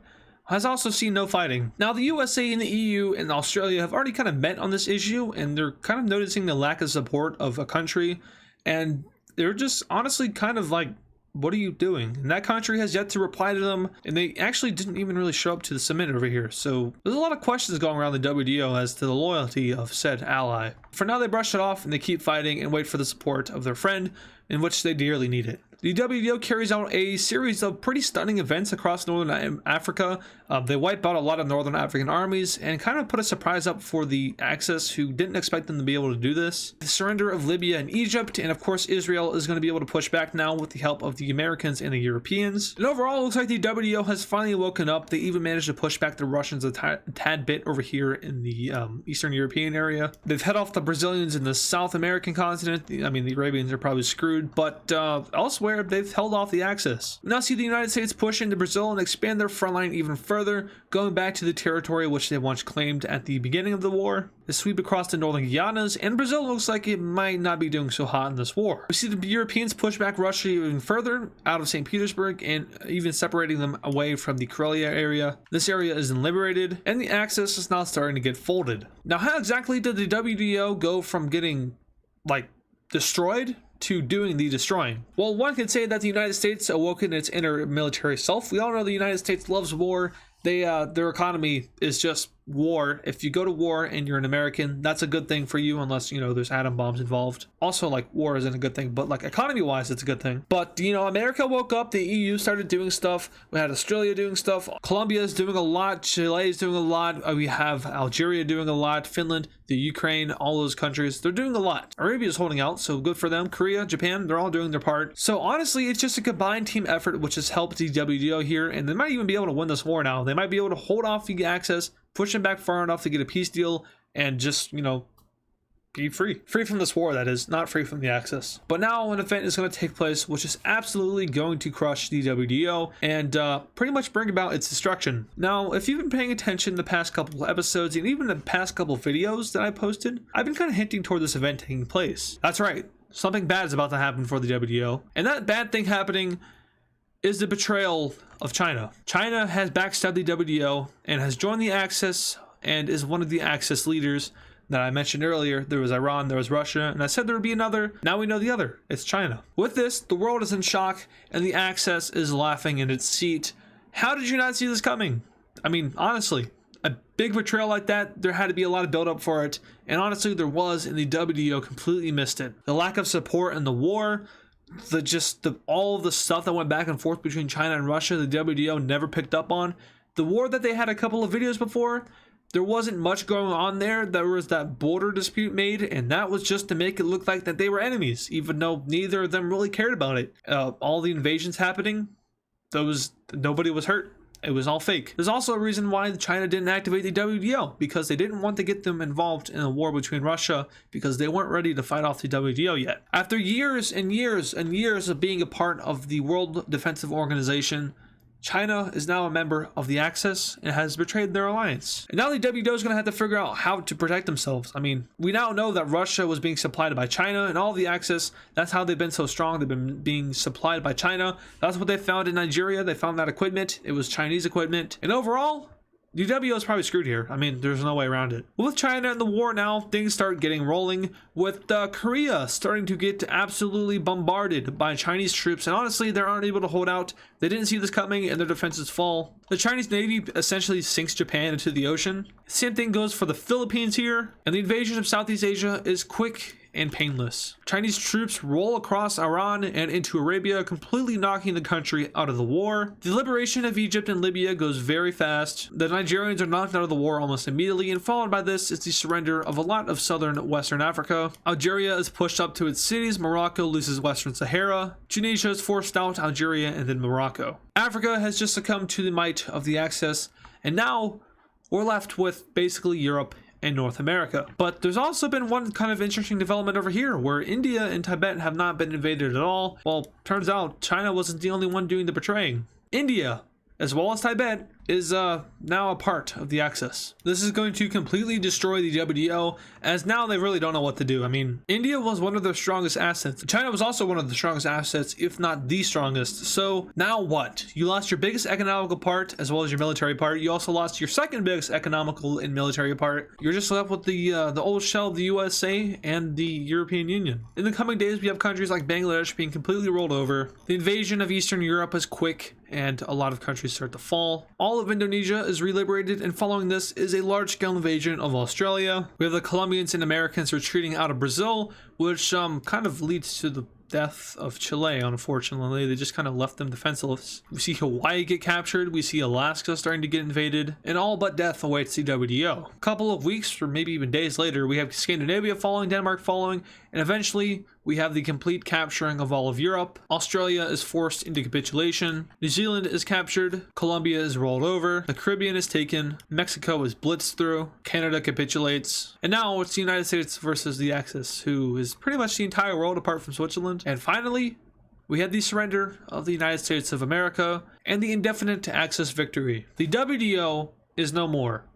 It is gone, it is extinct, and its idea will never ever show its face again. All of the major leading countries, the United States, the EU, and Australia, have been invaded and occupied and are no longer in existence. Government officials all across the WDO are assassinated and killed, and a new world order is underway. A world order led by Russia, China, and India, as well as countries all across the world, including Brazil, including Egypt, including South Africa, and so many more. All right, so the world is completely different. Now, of course, some of the same governments aren't here because the WDO, it was defeated completely, but that doesn't mean that they're just going to swamp up all the governments. They don't have enough power to do that. And when I mean they, I mean the Axis, of course. But before we break it down completely, let's take a look at the alliance map. Yeah, that's not good for any other country. The Axis completely owns the world. As you can see, here is the before, here's the after. There has been a lot of border changes. There's been a lot of countries that were forced to join, and there's been a lot of annexations. But now we can go ahead and start breaking down every little aspect of this treaty. Starting in North America, there are actually not that many changes here, but notably Alaska goes over to Russia, which is now the Russian Empire. Continuing on down south, we have the Central American Union annexing all of its surrounding countries, which, as you can see here, were invaded, and forming just Central America once again, this time under an Axis government. On to South America now, where the playing field has been completely leveled. As we can see before, we had countries such as Grand Colombia and Chile on this continent. Now it's just Brazil and Argentina as the main powers, but we also did see the release of Ecuador, Colombia, and Venezuela. Venezuela was given a government in which was forced to join the Axis, and Brazil and Argentina, as well as Uruguay, of course, remain in the Axis. So all the countries in white have their own government. They are not being influenced at all by the Axis, and they are also just remaining WDO countries aside from Switzerland. Now we're going to jump over to Europe here. So as you can see, this is what it looked like before, and here is what it looks like after. So obviously Russia has taken a lot of land from the Baltics, from Finland, Ukraine, Belarus, and Kaliningrad. They've gotten all that land back, and they're kind of having the Soviet borders, except they're missing parts of Poland and Moldova. But the European Union was completely disbanded, and actually the Axis even prevented the reformation of such a union, basically saying that any large-scale union that covers all of Europe, and let me just emphasize, all of Europe, is forbidden, and that's one of the articles of the treaty. So they can still unionize, it just cannot be like how it was before, which this is what it looked like before. Some other notable things, the Scandinavian Union that was broken up. Of course, we have a lot of stuff going on over here. Czechoslovakia was split up, the Benelux was split up. Technically, these guys can still unionize, but for now, I think they might just be chilling. Going on down to Asia over here, now there weren't that many changes here because a majority of these countries were already in the Axis. But as you can see over here, Korea was given a new government, and which is the Axis government. Japan lost Sakhalin. We have Southeast Asia being split up and made into a puppet state. We have Indonesia actually getting a lot of land out of this war. As we can see them, let me get the right tool here. We can see that they span across all of Oceania and even into Southeast Asia. Now, on to the Middle East and Africa, where we have the most changes. Now, Turkey is once again going to be whole again. This is actually a part of Turkey. I don't know why it's not colored in. But yeah, Turkey went from this to this, so they're all whole again, except for the land that Russia stole. We have this little, I don't even know what I call it. Syria, it's something, but this Middle Eastern country is now larger and takes up a majority of the actual Middle East. Arabia has been greatly reduced down, and of course it does have that new Axis government, as well as forcing to release Qatar for some reason. I don't really know why. And on to Africa now. I'm not going to go over everything here, but you can see the before and you can see the after. Nigeria was forced into the Axis with a new government, but aside from that, no major changes, except for this Western Union over here, which was kind of shifted around. So this is what it kind of was before. They were separate, but now they've kind of been rearranged into something that looks like this, and that's just to make it economically stable. The Axis is evil, but it's not that evil to leave a country that's just like in the middle of the Sahara. But yeah, that has been all of the world changes, and as we can tell, the Axis is world dominant. So one last look here before I delete the slide.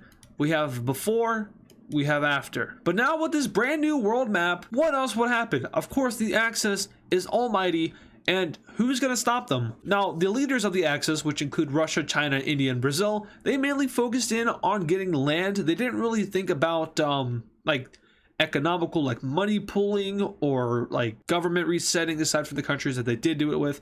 They didn't really think about forbidding the white countries from doing anything. They were just mainly focusing on land in the treaty. So the West is going to take advantage of this, of course, and they're going to start doing alliances. But before that, the Axis makes an interesting decision. They changed their name. And their new name is the New World Order, which sounds like it's straight from Star Wars. But with that, they also get a new color, which I think it just makes more sense compared to the red color, which was kind of like, it kind of looked like they were at war, even though they weren't. But now for the new alliance, and the United States will be the former of said alliance. It will be similar to the WDO, but of course it's not going to be called the actual WDO. And right now it consists of the US, Canada, Greenland, and Iceland. Now, by the way, Hawaii is also a part of, I'm going to say it's a part of China now. But the new alliance here is going to just be called the Allies. Okay, now I know that I didn't do Allies and Axis at the same time, and I did the WDO and the Axis, and now I'm doing the New World Order and the Allies.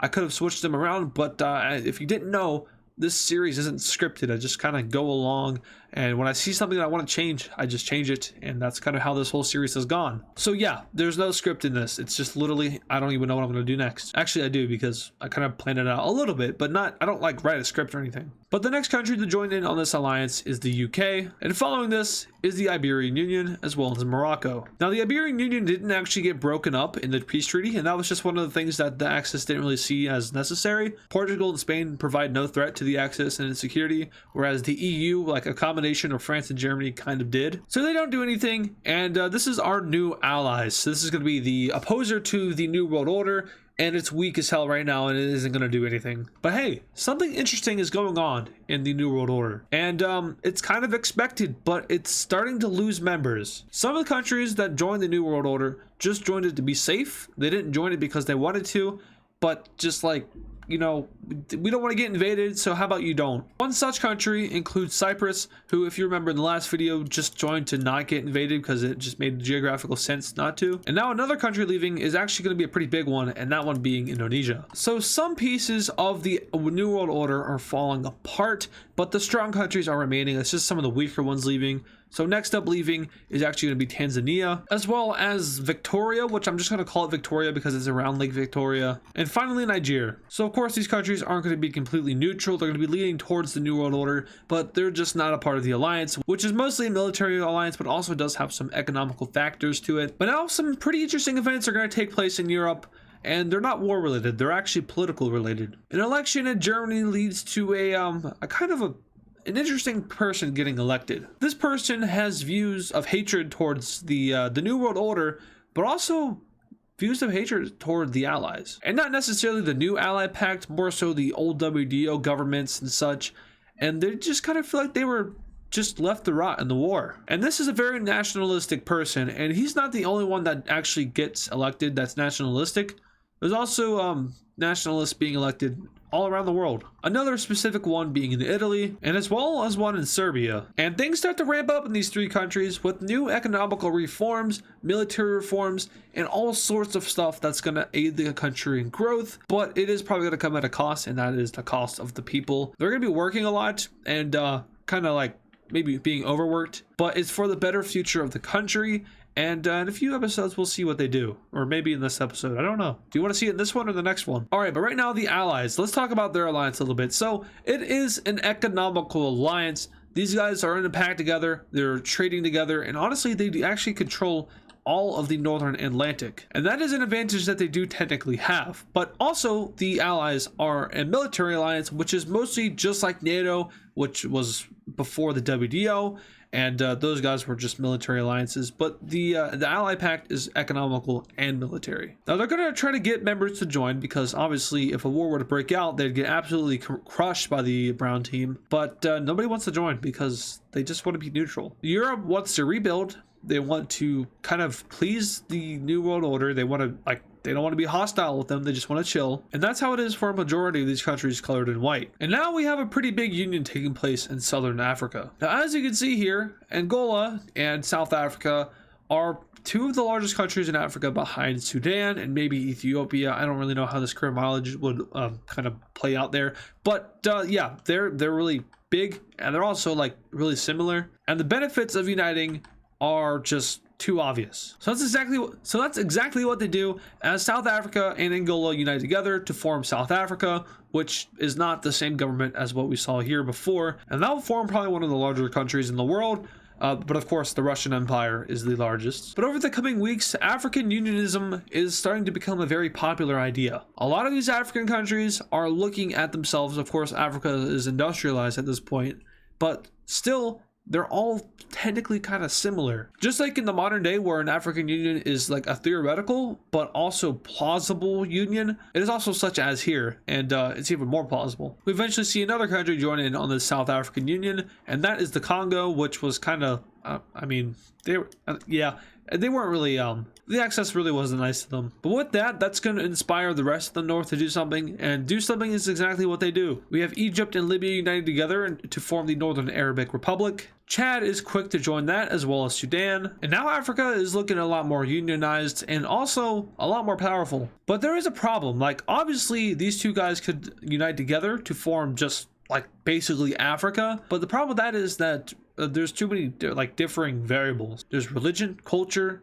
and you know, South Africa is kind of well, South Africa is South Africa, so this really wouldn't work out as a union. But hey, there is a new Islamic Republic up here in the north, and some countries in the Middle East are also eyeing this up, but most likely it will just remain in Africa. But we also have to talk about Ethiopia, who is not Islamic, and they will not want to join this alliance. And they're actually going to do something pretty interesting here and leave the New World Order. It does appear that Africa is kind of becoming not relevant for the New World Order, and they did have a really strong grasp over it in the last couple of videos. But now they're focused on Asia and Asia only. Of course, South America is a priority as well, but mostly Asia. So their grip across the world is starting to slowly weaken, not to the point where the alliance is going to collapse. Absolutely not. Alexa, what are my notifications? One new notification from Alexa News, from CNN, CNN breaking news alerts, 5:52 p.m. ET. Chinese spy balloon spotted over U.S. Do you want to hear more about this? What? How? What? Like in a hot air balloon? That's the second time that she's like kind of interrupted me while recording. Can you not do that? Where was I? Not access. New World Order losing Africa because they don't care about Africa. Africa uniting. Africa basically is it. So now on to Europe, where remember those three nationalists I was talking about? Well, they're gonna start to do some stuff that they probably shouldn't do, and that stuff includes war. And Germany's gonna declare war on the Netherlands here, and at this point the Netherlands are probably just crying. Like I would be too if I had to go through what the Netherlands has gone through in this entire series. Are we on episode 16 now? What episode is this? It is episode 16. So yeah, we have to wow. How am I going to end the series? I don't want to end the series because I love this series, but it's going to have to end eventually. And of course, there is always the possibility for a season 2.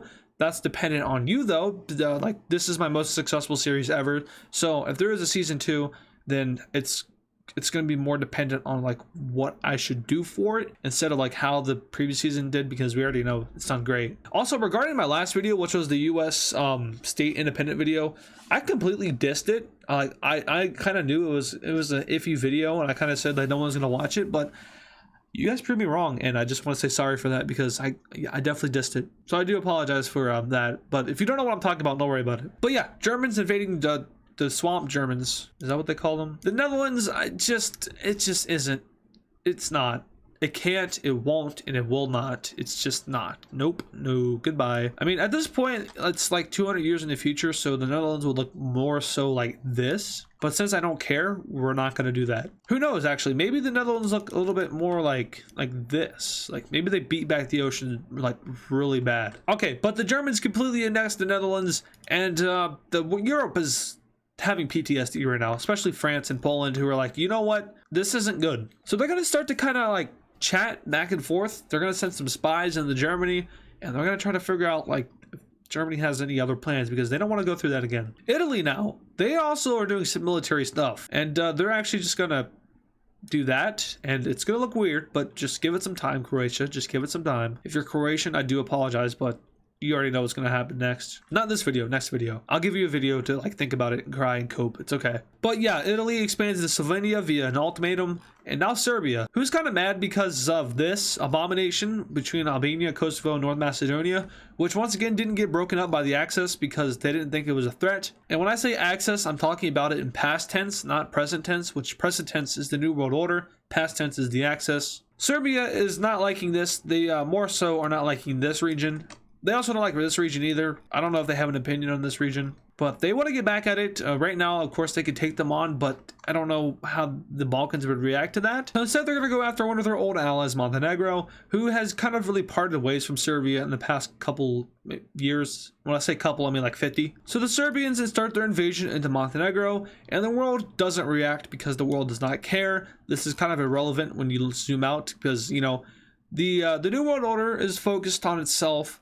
The allies are focused on themselves. Everyone else is kind of neutral, and of course, Central Europe's focused on Germany, maybe also Italy. But yeah, Serbia takes over for all of Montenegro. Let's go and take a look at this peace treaty, in which, of course, Serbia is going to take over the entire Montenegro country, because why would they not do that? It's so small that it's just like, I don't need to explain it, right? Wartime. That's right, we're jumping right into a war. And this war involves Germany, also Austria. Oh, the poor Austrians. They never get a break in this series, and they never will, because honestly, Austria is just kind of there, and Germany is technically the owner of Austria. I mean, yeah, the Alps are a thing, but I don't really care. And Germany's going to win over in Austria here. So let's go and take a look at this peace treaty, which is, well, yeah. So Germany's going to Anschluss Austria here, and now Europe, especially France and Poland, like I said in the last video, they're getting kind of worried. Like, Germany's doing the exact same thing they did in World War II, minus the Netherlands, of course, but they just Anschlussed Austria.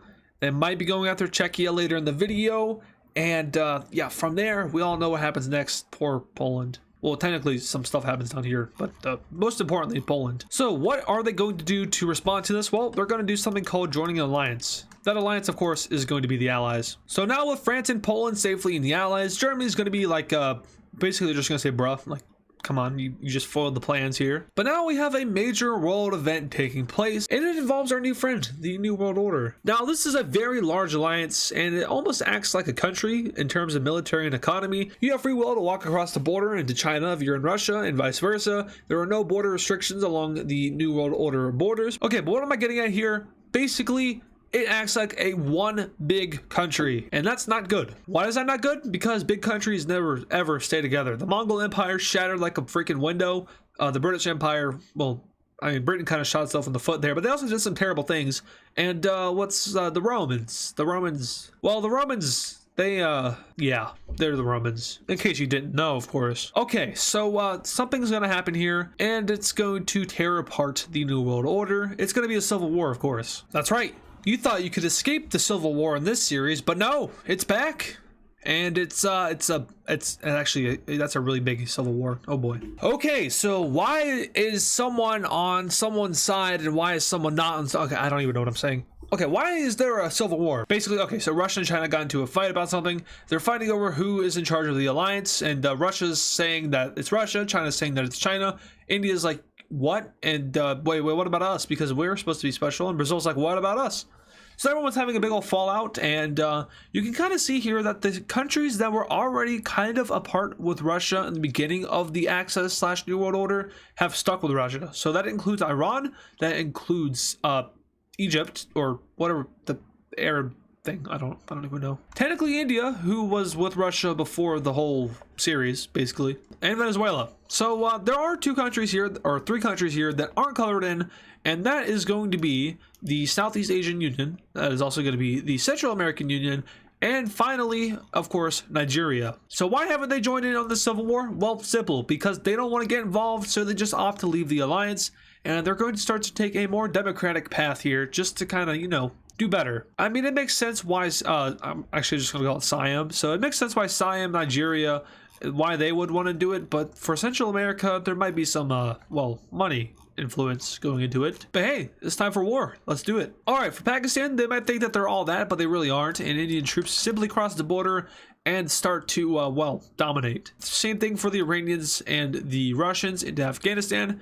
This place used to be a fortress, and now it is a crater into the ground. Now, let's not forget that China here is the money of the alliance. They aren't necessarily the military of the alliance, but they do have the cha-ching. Over to Africa now, we have the War of Africa. Basically, Egypt versus South America. That's not South America, South Africa. Whoever's going to win this war is probably going to control Africa in the future. Let's see who does it. The North has a pretty big advantage at first. They sweep through this Congo area, which once again, I'm sorry if you're from the Congo. Your country has just been obliterated in this series. And they do some pretty good stuff. That is until the South Africans get their stuff together and start to come up north, and they start to fight. Not so good if you're Egyptian or Sudanese or Libyan or Tunisian, Chad, anywhere from there. Okay, South America here. There's going to be something interesting happening here, and it's also going to involve a certain blue alliance here. They're going to start to fund some stuff going around the world, and we see some, well, civil wars within the civil war. Over in Turkey, we have the People's Revolt, which is not communist. It is just literally a democratic revolt taking place in the Istanbul area, and that eventually spreads over to Ankara and into southern Turkey.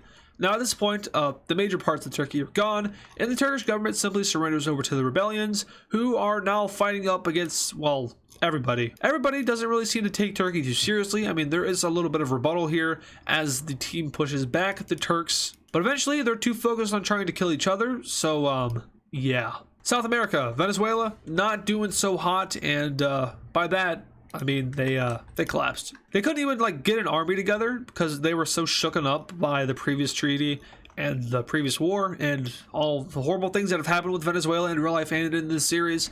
So they just kind of caved in. The US is throwing some money down south here, and Brazil's starting to like it. So much so that Brazil is going to go rogue. Brazil says, screw it, you know what, we're doing our own thing, and they become the Yellow Alliance, and Uruguay is quick to join that because Uruguay is, well, they like Brazil, I'll just say that. Argentina doesn't really think this is that fair, but they also hate Brazil, so they're not going to join it, but they are going to fight, and fighting turns out not to be the best thing to do. Alright, back over to China. They have money, but they don't have military, like I said earlier, and Manchuria is quick to fall over to the Russians. They sweep down and start to encounter Beijing, and that is until the Chinese start to produce, well, robots who, they're going to start destroying the Russians, and, like, destroying them badly. These Chinese robots are, well, 10 times smarter than humans. They're self-aware, and, they don't tend to like their creators. So, I mean, like I said, this war is going to get kind of funky. But these guys decide that it's their time to shine, and they just start murdering. They start to develop their own weapons, and the world is not liking this. So, China is going to get nuked here. Now, I know I'm taking this series into, like, I'm like destroying it right now, but just hold on. It won't be, this isn't the ending of the series. It seems crazy right now. I don't want to spoil it, but yeah, it just seems crazy right now. It's fine. Don't worry. I'm not destroying anything. It's going to be fine. These robots here are going to soon be gone. That's because there's a giant nuke dropped over here.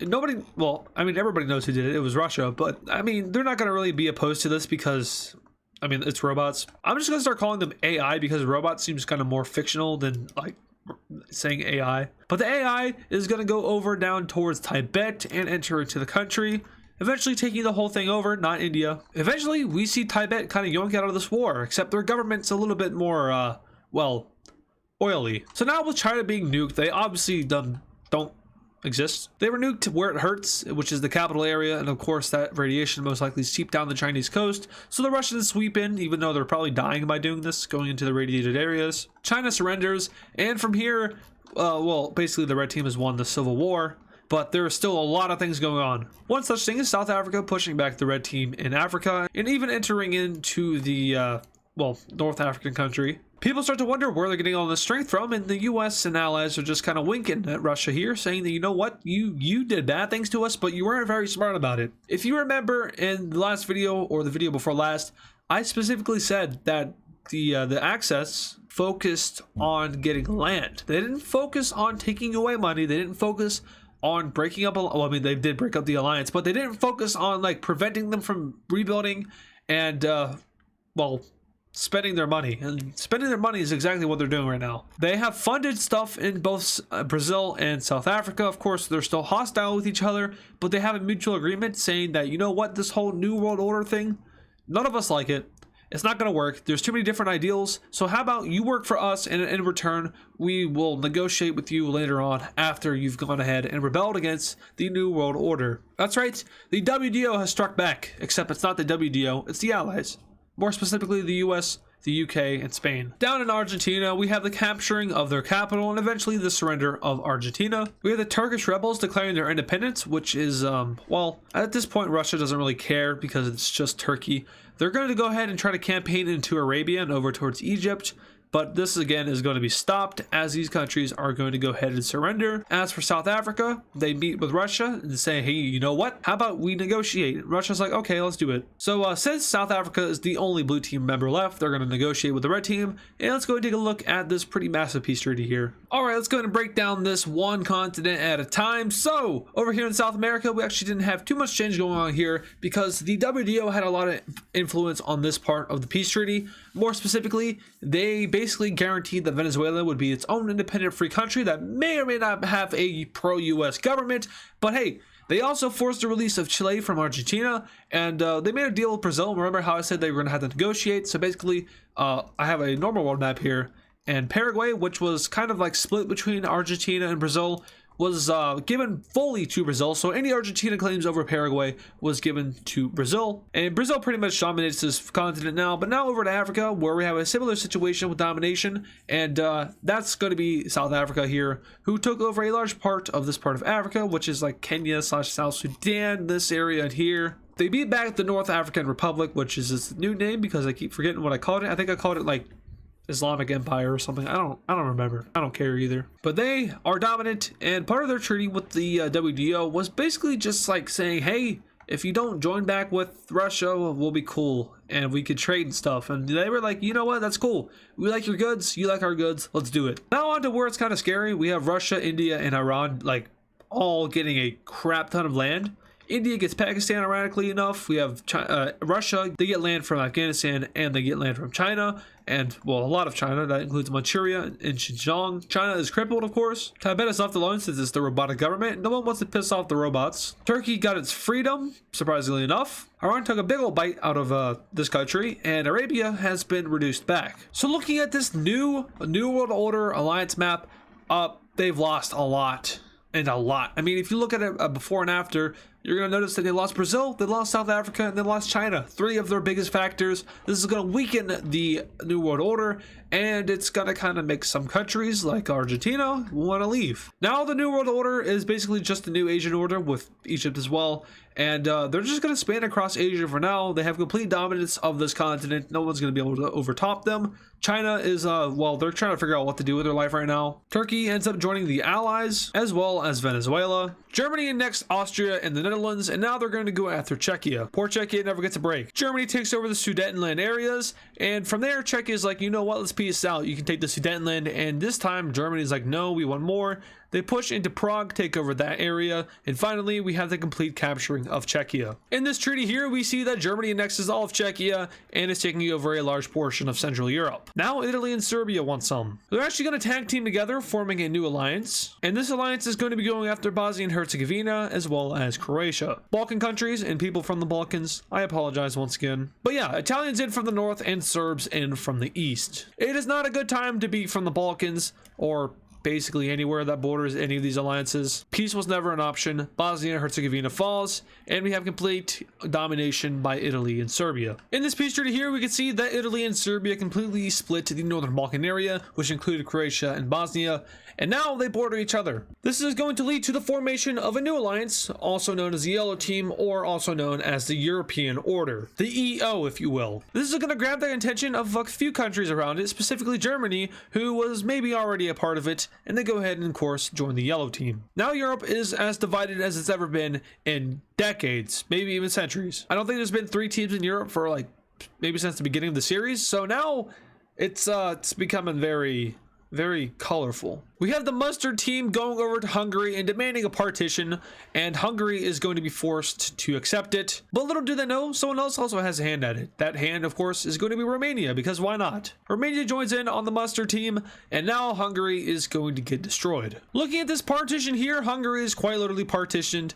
The yellow team, or the mustard team, which is what I'm going to call them, completely demolishes the country, taking over multiple important parts of it, leaving just this little shell, who is going to join Slovakia, because what else can they actually do? Not much. Once again, Europe is looking a lot more divided than it's ever been, and some countries are going to start to choose sides because they do not feel safe about the red team and the yellow team. We see Albania join in on the Allies, as well as Belgium and Luxembourg. Slovakia joins the mustard team, as well as Moldova. Bulgaria on the red team. Greece declares neutrality, and Denmark joins on the Allies. Now, one important thing to kind of think about here is that the Axis, which of course is also the New World Order, we're going to change the name back to the Axis because it's not really a world order anymore. It's more of just an Asia order. So the Axis demanded that the WDO doesn't reform or doesn't get as big as it once was, but Germany, Italy, and all the others, they're not like the WDO. They're someone different. The governments are different. So does it still apply for them, or is it different? We don't know. But yeah, alliances, specifically the Mustard Alliance, is looking good. But now turmoil elsewhere in the world, because there's always turmoil in the world. Africa is not happy being Africa, and it's honestly getting tired of looking so divided up. So South Africa submits an ultimatum slash offer for unionization with Tanzania and this thing, Victoria, that's what it was. Since these two countries are very weak, they go ahead and accept that offer slash ultimatum slash demand and join in on South Africa. And just like that, the African Union is formed, officially changing its name from South Africa to the African Union. This is obviously going to rival Egypt in control of being powerful. What did I just say? Ethiopia is scared, and everyone else is like, you know, this is not good. Let's try something. Specifically Nigeria, Niger, Algeria, and the Western Union. They're all like, let's create something better. Except they can't be better because it's literally, I mean, this is not valuable land. So they all unite together into the Western Saharan Union, or just the Saharan Union. And now Africa is really not like in existing, specifically the countries. These guys on the coast over here, they're struggling economically from the big war that took place a couple videos ago. And they do not want to be independent. They just want to be under better rule and have less control over themselves, because that's what the US states are doing right now, so why can't they do it? Africa is now dominated by three big powers: the Saharan Union, the Egypt, and the African Union in the south. Madagascar is a part of the African Union. I don't know if I mentioned that already, but they are a part of this, so they're not an independent country anymore. And looking at the alliance map, we can see that it's a very neutral continent, with Egypt on the red team. We have South Africa neutral, the Saharan Union neutral, and then we just randomly have Ethiopia and Morocco is a part of the Allies. I just like broke my neck doing that, ow. But we'll see what happens here in a couple of minutes or maybe videos. Russia declares war on Sweden. Now this development is a pretty foreseen one. The Scandinavian countries were being very neutral and not doing much, and Russia is the quite opposite of that. They're being not very neutral and doing a lot, although in recent videos they haven't really been doing too much, but still they have been doing. So, like I said, Russia declares war on Sweden, and their troops immediately start to flood into northern Sweden. This country was a previous member of the WDO, and that kind of got destroyed, and they never rejoined the Allies, so they're left to kind of rot. Now, why didn't they join the Allies? I have no idea. There was probably a reason that I said before that I forgot. So happens when you space out a series as far as I do. But at a landing down here near Stockholm and the eventual capturing of the city, it is pretty much going to spell out Sweden's defeat as they push over to the borders of Norway and cut the country into two. This area, no people. This area, a lot of people. Therefore, this area, easy to take. They're going to take a few islands and slowly make their way into Sweden until eventually the government is forced to surrender over. And now we can take a look at a peace treaty. All right, in this peace treaty here, we have Sweden being forced into a puppet government of Russia. I can't really show that on the map since it's a blank world map, but do know the Swedish government is technically a Russian government, and they are forced onto the Axis, and this is going to scare Norway.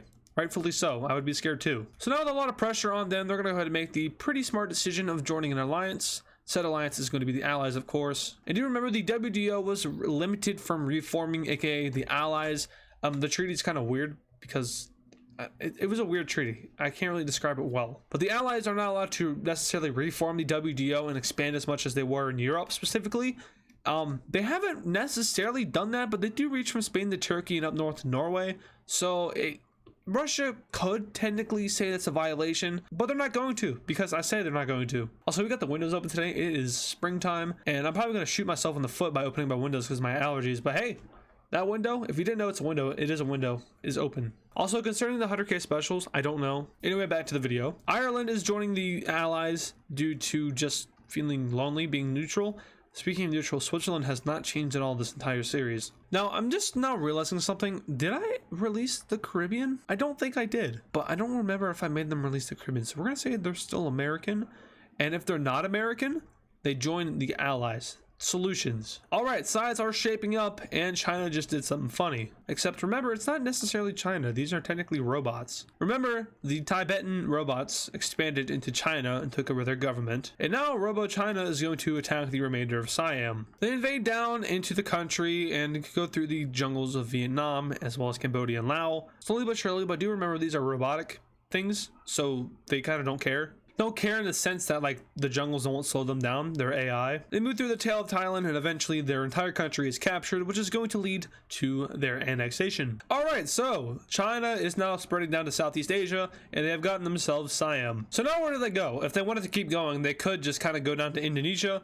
But unfortunately for them, Indonesia just joined an alliance. And the alliance that they're going to join is actually going to be the Central Powers, who are now expanding to all corners of the world, or I guess corners of the map, because technically, you know, it's a globe, so it wraps around. Now the Axis is kind of wondering who their biggest threat is. Is it going to be the Central Powers, or is it going to be the Allies? Well, that decision is about to be made very clear. Sakhalin should be Russian because of the peace treaty. Ignore my ignorance. But staying in this region, Japan is going to join the Allies. And this is going to kind of piss off Russia a little bit. Understandably so. They said no more expansion for the blue team. The blue team just expanded more. And now Russia is threatening to invoke the, well, I guess the countermeasure to the Allies expanding. They send an ultimatum over to the Allies saying, if you expand one more diddly darn time, we are going to invade you. The Allies say, okay. Literally just send a note back, a giant piece of paper that just says, oh. Okay, so they don't expand anymore for now. Over in the Americas here, we're gonna have a pretty interesting war breakout that has nothing to do with the major alliances. First of all, we have Mexico declaring war on the Central American Union, which recently just broke away from the Axis and that whole Civil War thingy that happened. And Mexico recently also got away from the United States' rule. These are two countries that are kind of fresh in terms of like being themselves and not under the grasp. They're independent, basically. These guys are not as stacked as they once were. Then that's because the access is not there anymore. I'm closing the window because there are dogs barking. All right, the Mexicans invade up into Belize and down into Guatemala. The Central Americans are kind of like, they're baffled right now because they weren't expecting this, and also because they can't defend themselves. Mexico has a crap ton of US equipment, and as well as Axis equipment from the war that was left over in their country, whereas in the Central American Union, the Axis, when they left, took everything. Mexico strong, Central America, not so strong. Eventually, Colombia is going to rejoin in this war in order to reclaim Panama, which they haven't had for centuries now. But hey, better late than never. They invade up over from this area, which you cannot invade, but they just invaded it anyway, over across the canal and up into Panama. Meanwhile, the Mexicans slid down the coast of Nicaragua and finally into Costa Rica, where we had the two sides eventually meeting up into Costa Rica. And now they're going to divide up the country, more so give it to Mexico, but also Colombia gets some stuff. So let's take a look at that deal. All right, so as we can see, Mexico has gained a lot of land, including Belize, Guatemala, Honduras, El Salvador, and Nicaragua, as well as a little bit of northern Costa Rica, whereas all of Panama and a little bit of Costa Rica has gone over to Colombia. With this development, the United States is going to go ahead and send a diplomat down to Mexico as well as Colombia to kind of talk things over and say, hey, what are your ambitions for the future? Do you plan on joining any alliances? And are you a threat to us in our alliance? Colombia is going to go ahead and say, no, we are not a threat to you. In fact, we are planning on joining your alliance. However, the Russians are kind of cock-blocking us from doing so, so we can't do that right now. Another thing that Colombia tells America is that they are planning on uniting with Ecuador, who, as you remember from not too long ago, was released from Grand Colombia, which was broken up. And it looks like that didn't last long because Colombia is slowly but surely reforming themselves. Mexico, on the other hand, tells the United States to screw off. The US didn't like that, so they put troops on their borders. And in response to that, the Mexicans are going to go ahead and turn to mustard. So, Mexico just joined the Central Powers. Something that could have happened in World War I, but luckily it didn't happen. So yeah, they don't like America's attitude. They were, you know, kind of invaded by America not too long ago. So they're going to go ahead and join an alliance that isn't involved with America. This time, the Central Powers, because there's a lot of people joining that for some reason. Hey, remember when I said Colombia and Ecuador are going to unite? Boom. Grand Colombia is essentially reformed this time without Venezuela, but it could very easily be reintegrated. And the world is looking very, kind of split. Of course, the Axis has the utmost of advantages right now, having a peace treaty over the Allies and preventing their expansion. They basically just have them under their thumb. As for the Central Powers, though, that's a completely separate entity that has nothing to do with the Axis, so they can't really stop their prevention other than, like, blocking them from invading other countries. By that, I mean they could invade Colombia to stop Mexico from invading into Colombia. But they're not going to do that because that would make the United States very angry. You don't want to make them angry, except they're not as strong as they are today. So maybe you can. I don't know. So now we have Greece falling apart. That's a quick turn of events, I know. These poor guys are not allowed to be neutral. No, that's actually literally what the Axis just said. No neutrality on our borders. Be wary. Be very wary. So the Axis starts their invasion of Greece. They move into its panhandle and start to invade around until eventually the Allies declare war on Greece in order to counteract their expansion. Now, Russia said no expanding via alliance, but they didn't say no expanding via war. Aha! Get thought on. I don't know what that means. So the Allies start to invade Greece's islands, and Albania starts an invasion into northern Greece. Are they actually this strong? No, but we're going to assume they are. They just had an empire, so maybe they are this strong. Who knows? But the Allies are going to block the Axis from the rest of mainland Greece, who's going to fall over to the rest of the Allies. And now we look at this peace deal, which is going to be a very tense one with, you know, the Axis and the Allies being involved. Bulgaria really wants to argue the fact that this is a violation of the treaty. Russia says it's technically not, but, you know, it kind of is. So you're on the hot seat, blue team. Blue team tells them to screw off again. And yeah, it's just back and forth at this point. All right, looking at this deal here, we can see that Greece is forced onto the Allies. Once again, kind of sketchy, might be a violation, but technically it isn't because they didn't join the alliance or forced into the alliance. Turkey gets a little bit of land out of here. Bulgaria gets their entire panhandle. And weirdly enough, somehow Cyprus ends up on the blue team. Yeah, it was a weird kind of like condition on the treaty where Cyprus was like mentioned and then it was written down and then Allied troops showed up there and then they were on the blue team. Extortion and exploration, said the blue team. Get wrecked. Europe has now officially chosen a side, and yeah, oh no. When Europe fully chooses a side, the world starts to choose sides. And from here it's gonna get kind of spicy mustard, that is. Uruguay joins in on the yellow team, as well as South Africa. That's a pretty big one, literally. And the final remaining countries are going to go to two other teams, but the problem with that is that no one can join the blue team, so they must be joining the red team, right? Well, no. The two sides start to gear up, and there's troops on every single border that isn't allied. Everyone's waiting for the pull of the trigger, but the ignition of this war will not be caused by the pull of a trigger. Instead, it will be instigated by a signature with pen and paper. In all coordinates, Colombia, Chile, Australia, New Zealand, and the Philippines all join in on the Allies in an operation known as Operation Defiance. The Axis is notified of this, and the leaders all meet in Iran, specifically the Big Four, aka Egypt, India, Russia, and Iran itself. They all meet in Tehran and discuss what is going to happen. Obviously, this is a violation of the treaty and war can happen because of this, but are they willing to go to that measure? The answer is in, and it is yes. This war will be to rid the Allies of existence, take over as much land as possible, and replace their governments with red team sponsored governments. The Axis and the Allies are now at war, but it's not just that. There are around 4 countries remaining which are neutral. That includes Brazil, the Western Union, Switzerland, and China. Brazil will rejoin the red team. The Western Union will technically rejoin the blue team, although it's kind of a different union, but they were on the blue team when they were just like the Northern Western Union. Now they are the Western Union and they joined the blue team. And as for China and Switzerland, they choose to remain neutral. This is a kind of surprising thing, but it's what happens. The Axis here outpowers the blue team, but the blue team has the geographical advantage being spread out all across the world.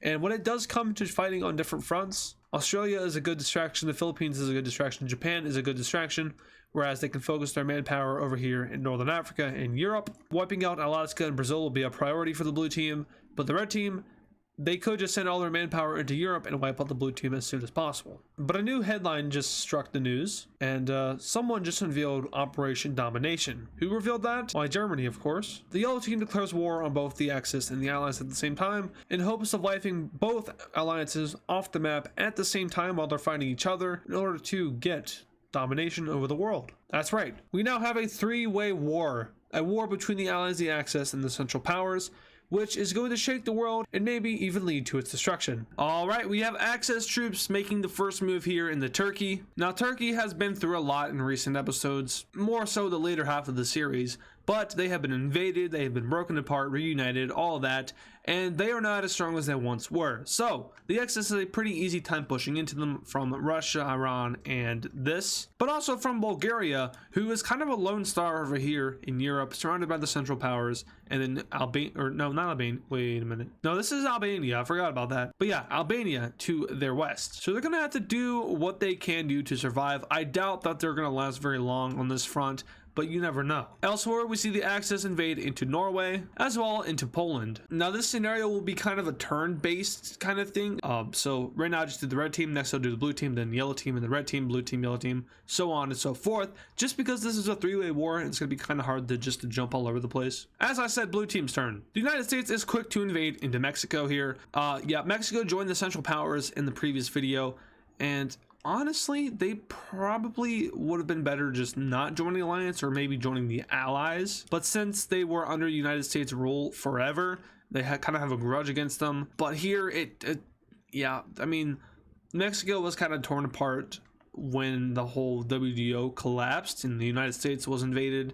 And ever since then, they haven't been as powerful as they once were. Sure, they have all of their land back and then some, but still, we're talking about this country which is just, you know, was ripped in half by the United States, left on its own for a year, forced into the WDO. Then all of a sudden we have the Axis coming along, invading up through it into America, and then they finally get their independence, and then they get involved with another war over here in Central America. And yeah, I mean, they do have U.S. equipment there from when the U.S. was a part of, or when Mexico was a part of the U.S. Oh yeah, newsflash, America's strong again. Just in time too, how convenient. Down south, we see Colombia start to invade into Brazil here, and they're kind of, their strategy is to basically just get Brazil out of the war as soon as possible. The Americans up north, the United Statesians, if you will, are going to help them out as much as possible, but they have to focus on Alaska and Mexico first.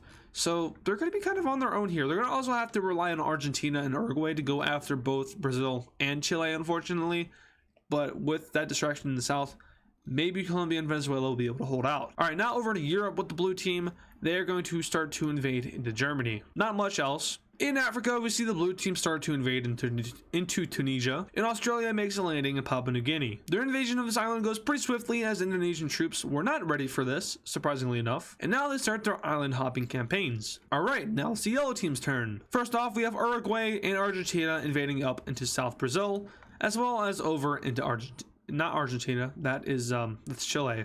I'm embarrassed. But Chile is basically knocked out of this war right away with their capital of Santiago being captured, and they take no time in surrendering. They don't want to be a part of it.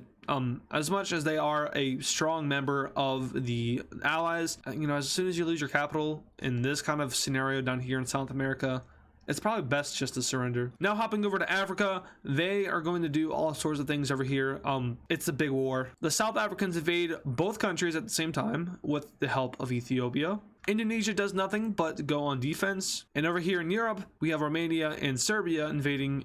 Is that Serbia? Yes, it is Serbia. They're invading into Bulgaria. They also invade into Albania and take over their capital, which is not good. We have the Germans invading into Poland. This is where a majority of their forces are, so this is why they're kind of losing land over here in the lowlands. But they're also invading up into Denmark, taking this thing over in 8 hours instead of 6. Remember how a couple videos ago, I don't know if it was in the Alternative Future series, I said 6 hours and then, you know, it was 7 hours. Now it's 8 hours. So progressively, Denmark is getting better at not dying in a short amount of time. Anyway, it's the red team's turn to screw stuff up. They take a different approach in Africa and go straight towards the Sahara.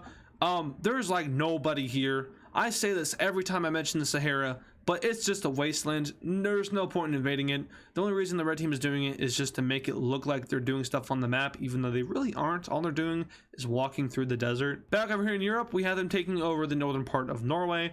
I know there's all a bunch of mountains there. Let's just pretend that they take it. And they also take Oslo, which is not good. They make a landing in northern Japan and start to move down south. Luckily, this island here is not very, I mean, I don't want to say it's not valuable, but compared to like the main island of Japan, you would rather lose this than lose this. Brazil's going to make a little incursion into Venezuela up north, as well as make a landing in Cyprus and take over more of Turkey. Finally, they're going to take a little bit more of Poland, and eventually Poland is going to have to be forced to surrender over to the red and yellow teams, and it's split up like this. Now this is a new front line. This isn't a peace treaty. The yellow team and the red team are not working together. They are fighting against each other. Let me go ahead and grab a thumbnail real quick. All right, heading back over to America. America is going to continue to invade into Mexico. They're now going to make a landing over here in the Yucatan Peninsula and move down towards Central America, where eventually we have Colombia starting an invasion into Nicaragua. America makes another landing, this time from the Caribbean into the Honduras area. And slowly but surely, Central America is liberated from Mexico, even though they're probably better off under Mexico's rule compared to the United States' due to language and a lot more. But then again, you know, there's the whole Honduras, El Salvador thing, there's Guatemala, and yeah, there's a lot of things that are not going well down here in real life right now. So maybe it's better. Okay, I'm not gonna say that though, because being under US rule is not fun. Unless you are like from America itself. If you're like, for say Iraq, back when it was occupied by America, probably not a good time. But hey, that's in the past now, and we're in the alternative future. Mexico, invasion. Not great, not looking good, really not looking good. Oh, there it goes. All right, Mexico is capitulated by the blue team, and now the United States is going to start sending a majority of their troops down here to South America in order to fend off Brazil and Argentina, but also sending some troops up towards Canada to take back Alaska, if that's even a plausible thing to say. Probably not. I highly doubt that Russia is even defending that, because it is, I mean, it's a lot of land. And you know, Russia, I don't have it on the map. I used to have it, but I erased it. It's kind of like that. That's a really bad drawing, but you have to like cross the Bering Strait, and then that's not fun. So they're probably not defending it. They probably sucked up all the oil that they can and left, like a father getting the milk. Back over in Europe here, France and their guys are going to continue to do well against Germany.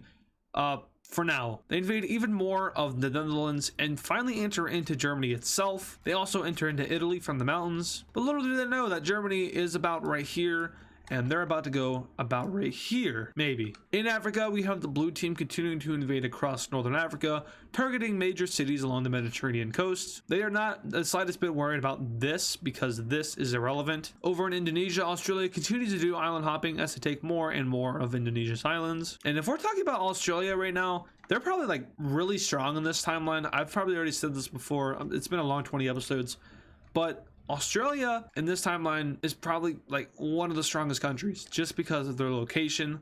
They can take advantage of how big their country is. They can use the center stuff maybe for military testing and stuff. I don't know what you guys do with that outback, but we're going to assume that they're a very strong country, and that's why they're taking on Indonesia, who's also probably one of the stronger countries due to their growing population. And you know, they also have a large amount of land, but they continue to do island hopping, and Indonesia lets it happen. And that is until they get to the 3-4 main areas of Indonesia. They take a little bit more islands, and after that, they are unable to take islands. The colonized can no longer colonize.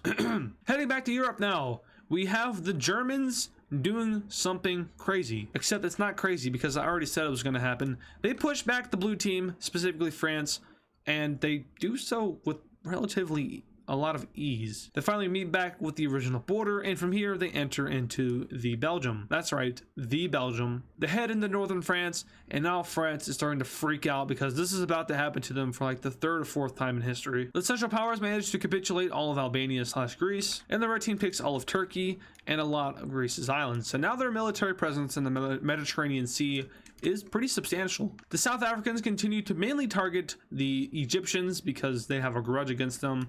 But no, I mean, they don't have really a grudge against these guys. It's more so of, you're on the enemy team, I'm on my team, so we have to fight each other, even though we did nothing to each other. So they do take a little bit of land, but they're mainly going after Egypt here. Argentina does a little bit more invading into Brazil, but they are eventually stopped by Brazilian forces. Back in Europe, we have the red team starting their invasion of the Central Powers. They take over They take over Moldova with relative ease and push into Romania, capturing their capital. They then go into Slovakia and start to invade the German portions, English, that were taken over by the Germans. I mean, Poland.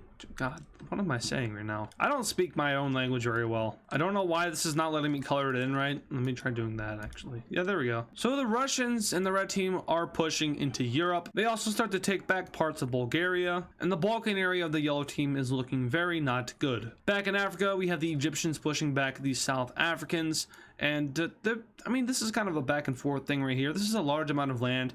So it's just a lot of skirmishes, not really that much advancing. In South America, we have the Brazilians pushing back the Argentinians. They took over all of Uruguay, and so they're about to capture Argentina's capital. From here, they start to advance on all fronts into northern Argentina. They're not really focusing in on the north here, and that's probably not a great thing because the United States is here. They help Venezuela push out the Brazilians, and from here, they start their invasion of Brazil as a whole. The Amazon rainforest probably doesn't even exist anymore because it's all been chopped down, or fires and global warming. Future doesn't sound too fun. But the blue team is invading Brazil to the best of their capability. Up in Alaska, we have the blue team pushing back against the... Well, they're not pushing back, but they are invading Alaska, and they take over the major parts of it. And basically from here, they're captured. The Russians, if they were defending Alaska, would only be along the southern coast right here.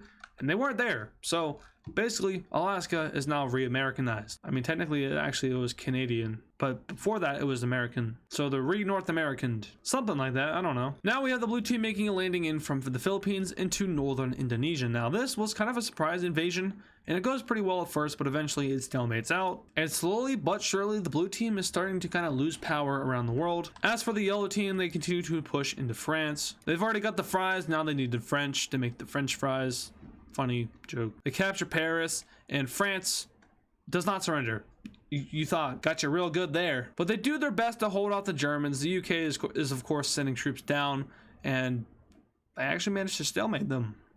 Surprisingly enough, France holds out. And this is about the only area that they're holding up because the rest of the world, the yellow team, is kind of struggling. Argentina is losing land to Brazil at a very rapid rate. The South Africans are in a stalemate with the red team and aren't really going after the blue team right now. The Indonesians just got snuck up on, and they've been kind of limited to this area over here. Germany seems to be the only one carrying their weight, but even then, they are starting to get invaded by the Russians. Speaking of the Russians, they take all of Norway. They invade the rest of Romania, capitulate that country. They save all of Bulgaria and even annex all of Albania. That is so weird to say. From here, they start to push into Serbia. No good. Very not good. The Brazilians continue their rapid invasion of Argentina, and this country was not made for the big stage apparently. After a few more days, weeks, or months of fighting, Argentina surrenders over to Brazil, and from here, Chile is traded over to the red team for Chile. Now Brazil can focus on the north here and battle up against the United States and Canada, as well as Colombia. In Africa, we have the red team forces moving up north to try to cut off blue team forces, but this plan fails. So instead, they start to go after the Atlantic coast, but this also fails. They do a little bit more pushing back up against the South Africans, but they've only been able to do that over here in the center of Africa. Elsewhere, they've been unsuccessful. And over in Japan, we have the landing of red team troops in northern Japan and the invasion of the island. Now, Japan is probably very heavily populated at this point, or maybe they're not because their population is actually rapidly declining in real life. They make another landing over here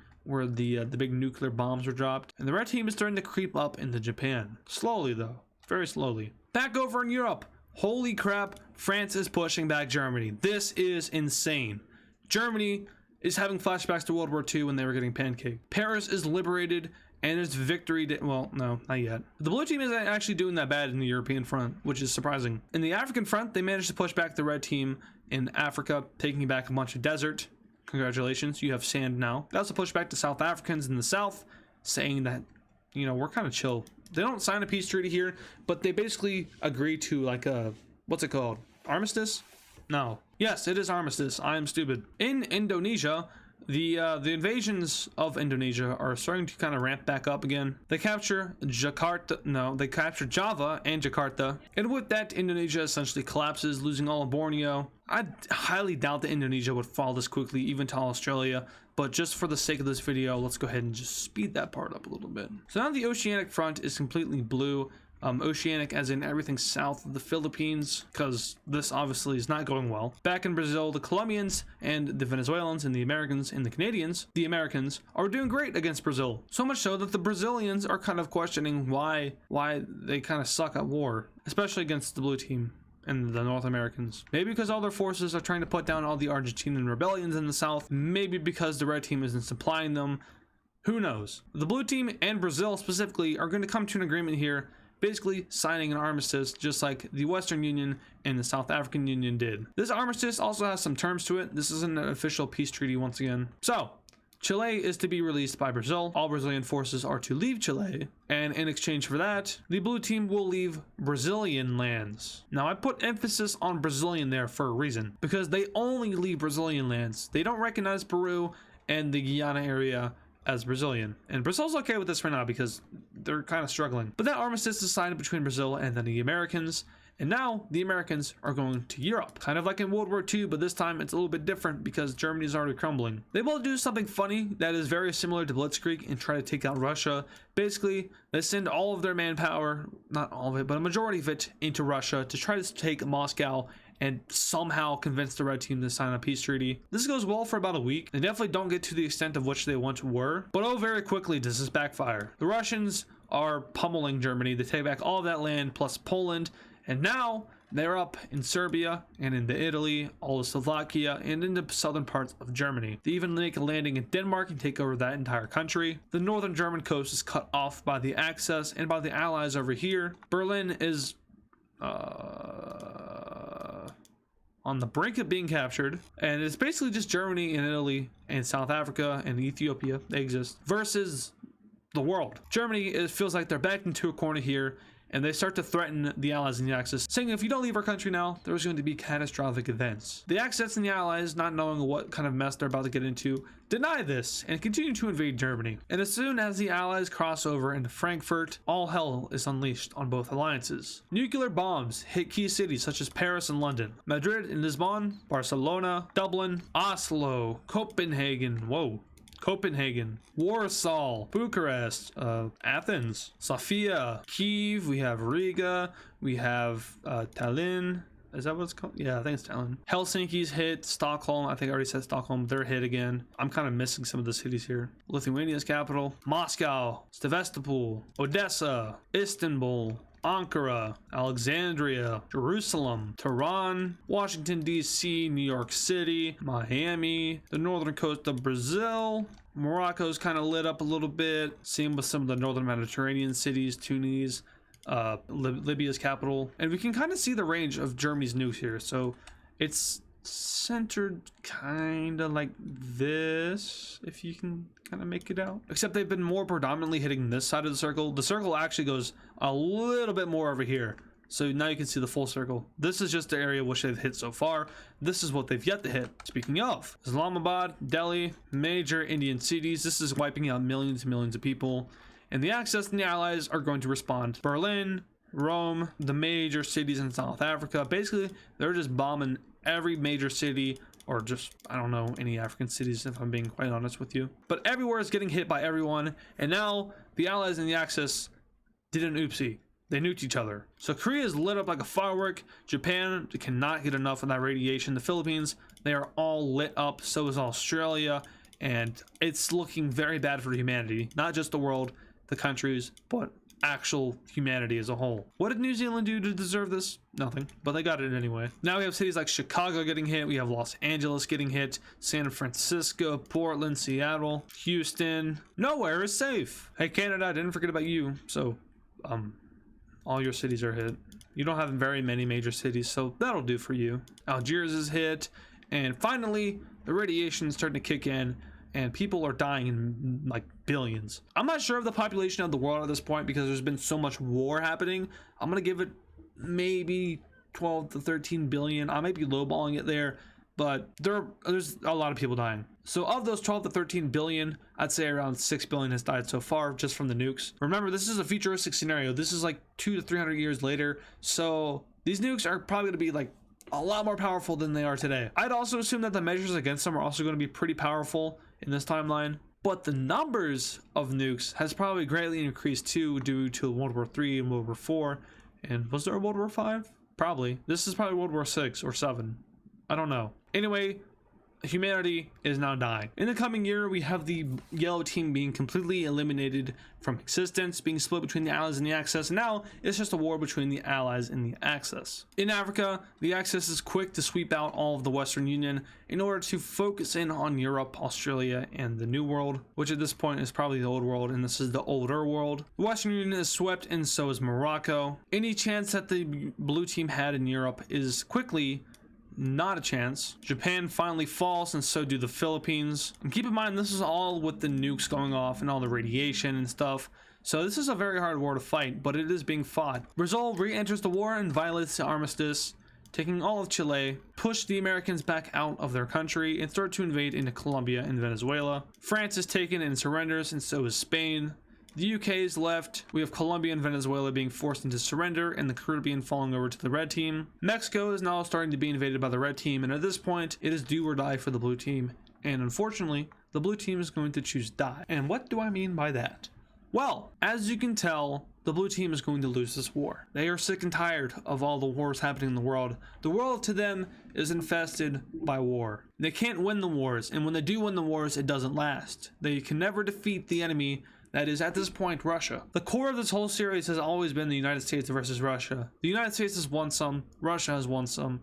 This is the final draw between them. It looks like Russia is going to win it. And if they do win this one, they will claim the world, unlike the United States was unable to do. And when Russia does claim the world, they are going to convert everything to their ideology. Not saying that America wouldn't do the same thing, but that is the ultimate goal of Russia here and their allies of India, Iran, Egypt, and many, many more. Americans in the Americas, so people from the United States, would most likely be targeted by any Russian government officials. They could be tortured, they could be locked up for any reason, basically a Russian Holocaust. But I don't want to put it in that kind of word because Russia would never do something like that. But you get the idea of what I'm saying. It would not be pretty if you're American. And that actually doesn't just apply to America. Of course, that is the number one enemy of Russia, but also Canadians, Australians, New Zealanders, the UK, Greenlanders, Icelanders, for some reason, the French, Spaniards, the Moroccans, basically anyone that had an association with the WDO, the Japanese, they would be subject to Russian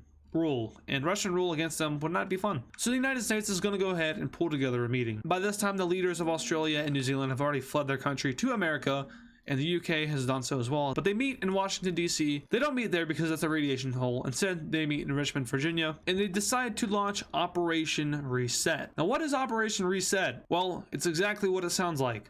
They plan to reset the world by any means possible. Just as they're about to put this plan into action, an extraordinary event takes place, which literally nobody saw coming, not even you, the viewer. Maybe you did. Maybe you guys are pretty smart. China declares war on the world. Now, let's remember here now. This is not humanity's China. This is AI's China. I just bit my tongue. That freaking hurt. They have been building a pretty sizable robotic army. Now, as cliche as this is 300 years in the future, and AI will probably advance to a level of this capability, but they start their invasion of the world, and they are unable to stop them. At this point, humanity as a whole is no match. Remember, these AI, they are not humans. They can't feel weather. They don't get tired. They are already programmed to be the best combatants that they can be. Swimming, not an issue. They don't have to eat. They can make ammo out of their fallen comrades should any of the robots ever fall in battle, which is already extremely unlikely. These things are war machines, and humanity cannot stop it. All of Russia is wiped out. All of Egypt is wiped out, and soon Europe will fall to the same fate. Billions of AI robots all moving across the world. But for some reason, Switzerland is not taken. Now, why wasn't Switzerland taken? Well, due to their technology, isolation, and overall smartness, they were able to build kind of a force field-like structure around themselves. Now, it's not actually a circle as it's shown on the map. It more lines their border perfectly, and in cases all of Switzerland, it's kind of like a dome. If you've ever seen the Simpsons movie, kind of like that, except more jagged and rigid. But the AI is unable to penetrate it, as smart as they are. Switzerland just has a lot of plot armor. I'm going to be honest with you. Switzerland is safe. That's why the AI has not invaded it. But now with the AI making the cross to Iceland and eventually Greenland, there is no longer a war between the Allies and the Axis. It is instead a battle against humanity and AI. And unfortunately, humanity was too busy fighting itself, and the AI will win this war. if you even call it a war. Thousands and thousands of people are launched into orbit as the AI take over what is known as home for the Americans. They up and from South America, from Antarctica, and all of South America falls. At this point, world leaders are also shot into orbit, as the only things that remain are the people who are unable to make it, or the people who are left behind. But there are 3 very important people left in the world. And just as America is about to be captured for the final time, they make a decision in Richmond, Virginia. They launch Operation Reset. Thousands upon thousands of nuclear rockets are shot up, not from just America, but from Canada, from Colombia, from Chile, from the UK, France, Spain, Poland, Turkey, all of the allies, Australia, New Zealand, Japan. Thousands of rockets from each of those countries are shot up into the air, and one by one all hit the ground at the same time. The last part of the United States and Virginia finally falls, but on that day, humanity is not the only thing that fell. As those rockets hit the ground all over the world, it became very clear that the AI were not going to be able to survive even this. These are Tsar Bomba-sized nukes, and as more and more of them hit, more and more of the world is destroyed. These are just the bigger bombs. There are smaller bombs hitting everywhere else that are probably around, I'd say, this size. That's the minimum size. But finally, there are 2 bombs left. 2 of the largest bombs the world has ever seen, both in size, magnitude, and capability. These 2 bombs are dropped in 2 very strategical locations. One is dropped in the middle of the Atlantic Ocean, and the other is dropped over here in the Pacific near China. These 2 bombs were very well coordinated by the last 3 that were surviving in Richmond, and they chose these locations in order to do something that we all know and love. That is, of course, to sink the world into the bottom of the ocean. Tidal waves that are thousands of feet high start to wave over the American continent, wiping out all evidence that humanity ever existed. This isn't just happening one way, it's happening 2 ways. Africa and Europe are hit at the same time, and tidal waves that are once again thousands upon thousands of feet high wipe out any remnants of humanity and any remnants of land. The second one does exactly the same. Tidal waves. Australia is engulfed, and with that the rest of Asia, and eventually these 2 waves meet and cause a very large boom. A boom that is heard from space as the remainder of humanity watches as their world is engulfed in water. A very prudent green cloud starts to cover the world as the rest of humanity is unable to look upon their Earth, as all they see is green, except it's not land, it's radiation. And now we're left with 2 dots. Earth is ruined, and it will never be the same as it once was. Land will most likely never exist on this Earth. The probability of land or even life coming back is very low. Humanity, sitting in orbit of its destroyed planet, decided to go elsewhere. For now, Mars, which was most likely already claimed by humanity and most likely in livable conditions. But warfare there would soon prove to be a mess. As Mars falls, it meets the same fate as Earth. Humanity would go on to live in different exoplanets along the asteroid belt and even on the moons of Jupiter. But war would follow them wherever they went, and wherever they went would soon be destroyed in a matter of hundreds or thousands of years. Eventually, humanity would leave the solar system as it was destroyed. A large split takes place between them. Half goes to one solar system, the half goes to another. From Indigear.com, the second largest city in Croatia, after its capital Zagreb, split sprawls along a peninsula, jutting dramatically into the Adriatic. What? I'm trying to do storytelling here, woman. But the big split happens. Half goes to one solar system, half goes to another, and war still plagues them. Eventually, a ginormous galactic war would take place between these 2 sides, and the rest is future. I want to thank you guys so much for all the support that happened with this series. It is by far my most successful series ever. I know I said that with the Empire series, but this one has proven to be a lot better. If you've watched the entire video, thank you. This is going to be a pretty long one, and I'm going to have to get to editing it pretty soon.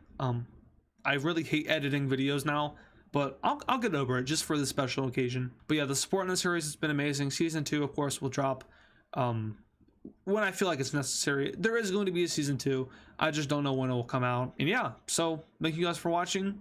If you enjoyed the Alternative Future series, make sure to slam that like button. Make sure to subscribe, ring the notification bell, share, buy my merch, all that fun stuff. Use code ADIZ, what was it? Use code 100K away to get 50% out discount on your merch orders. And yeah, once again, thank you guys for all the support. That's like my 3rd or 4th time saying it. You guys get the point now. And this is AdizzPro saying goodbye from the Alternative Future of the World series, Season 1.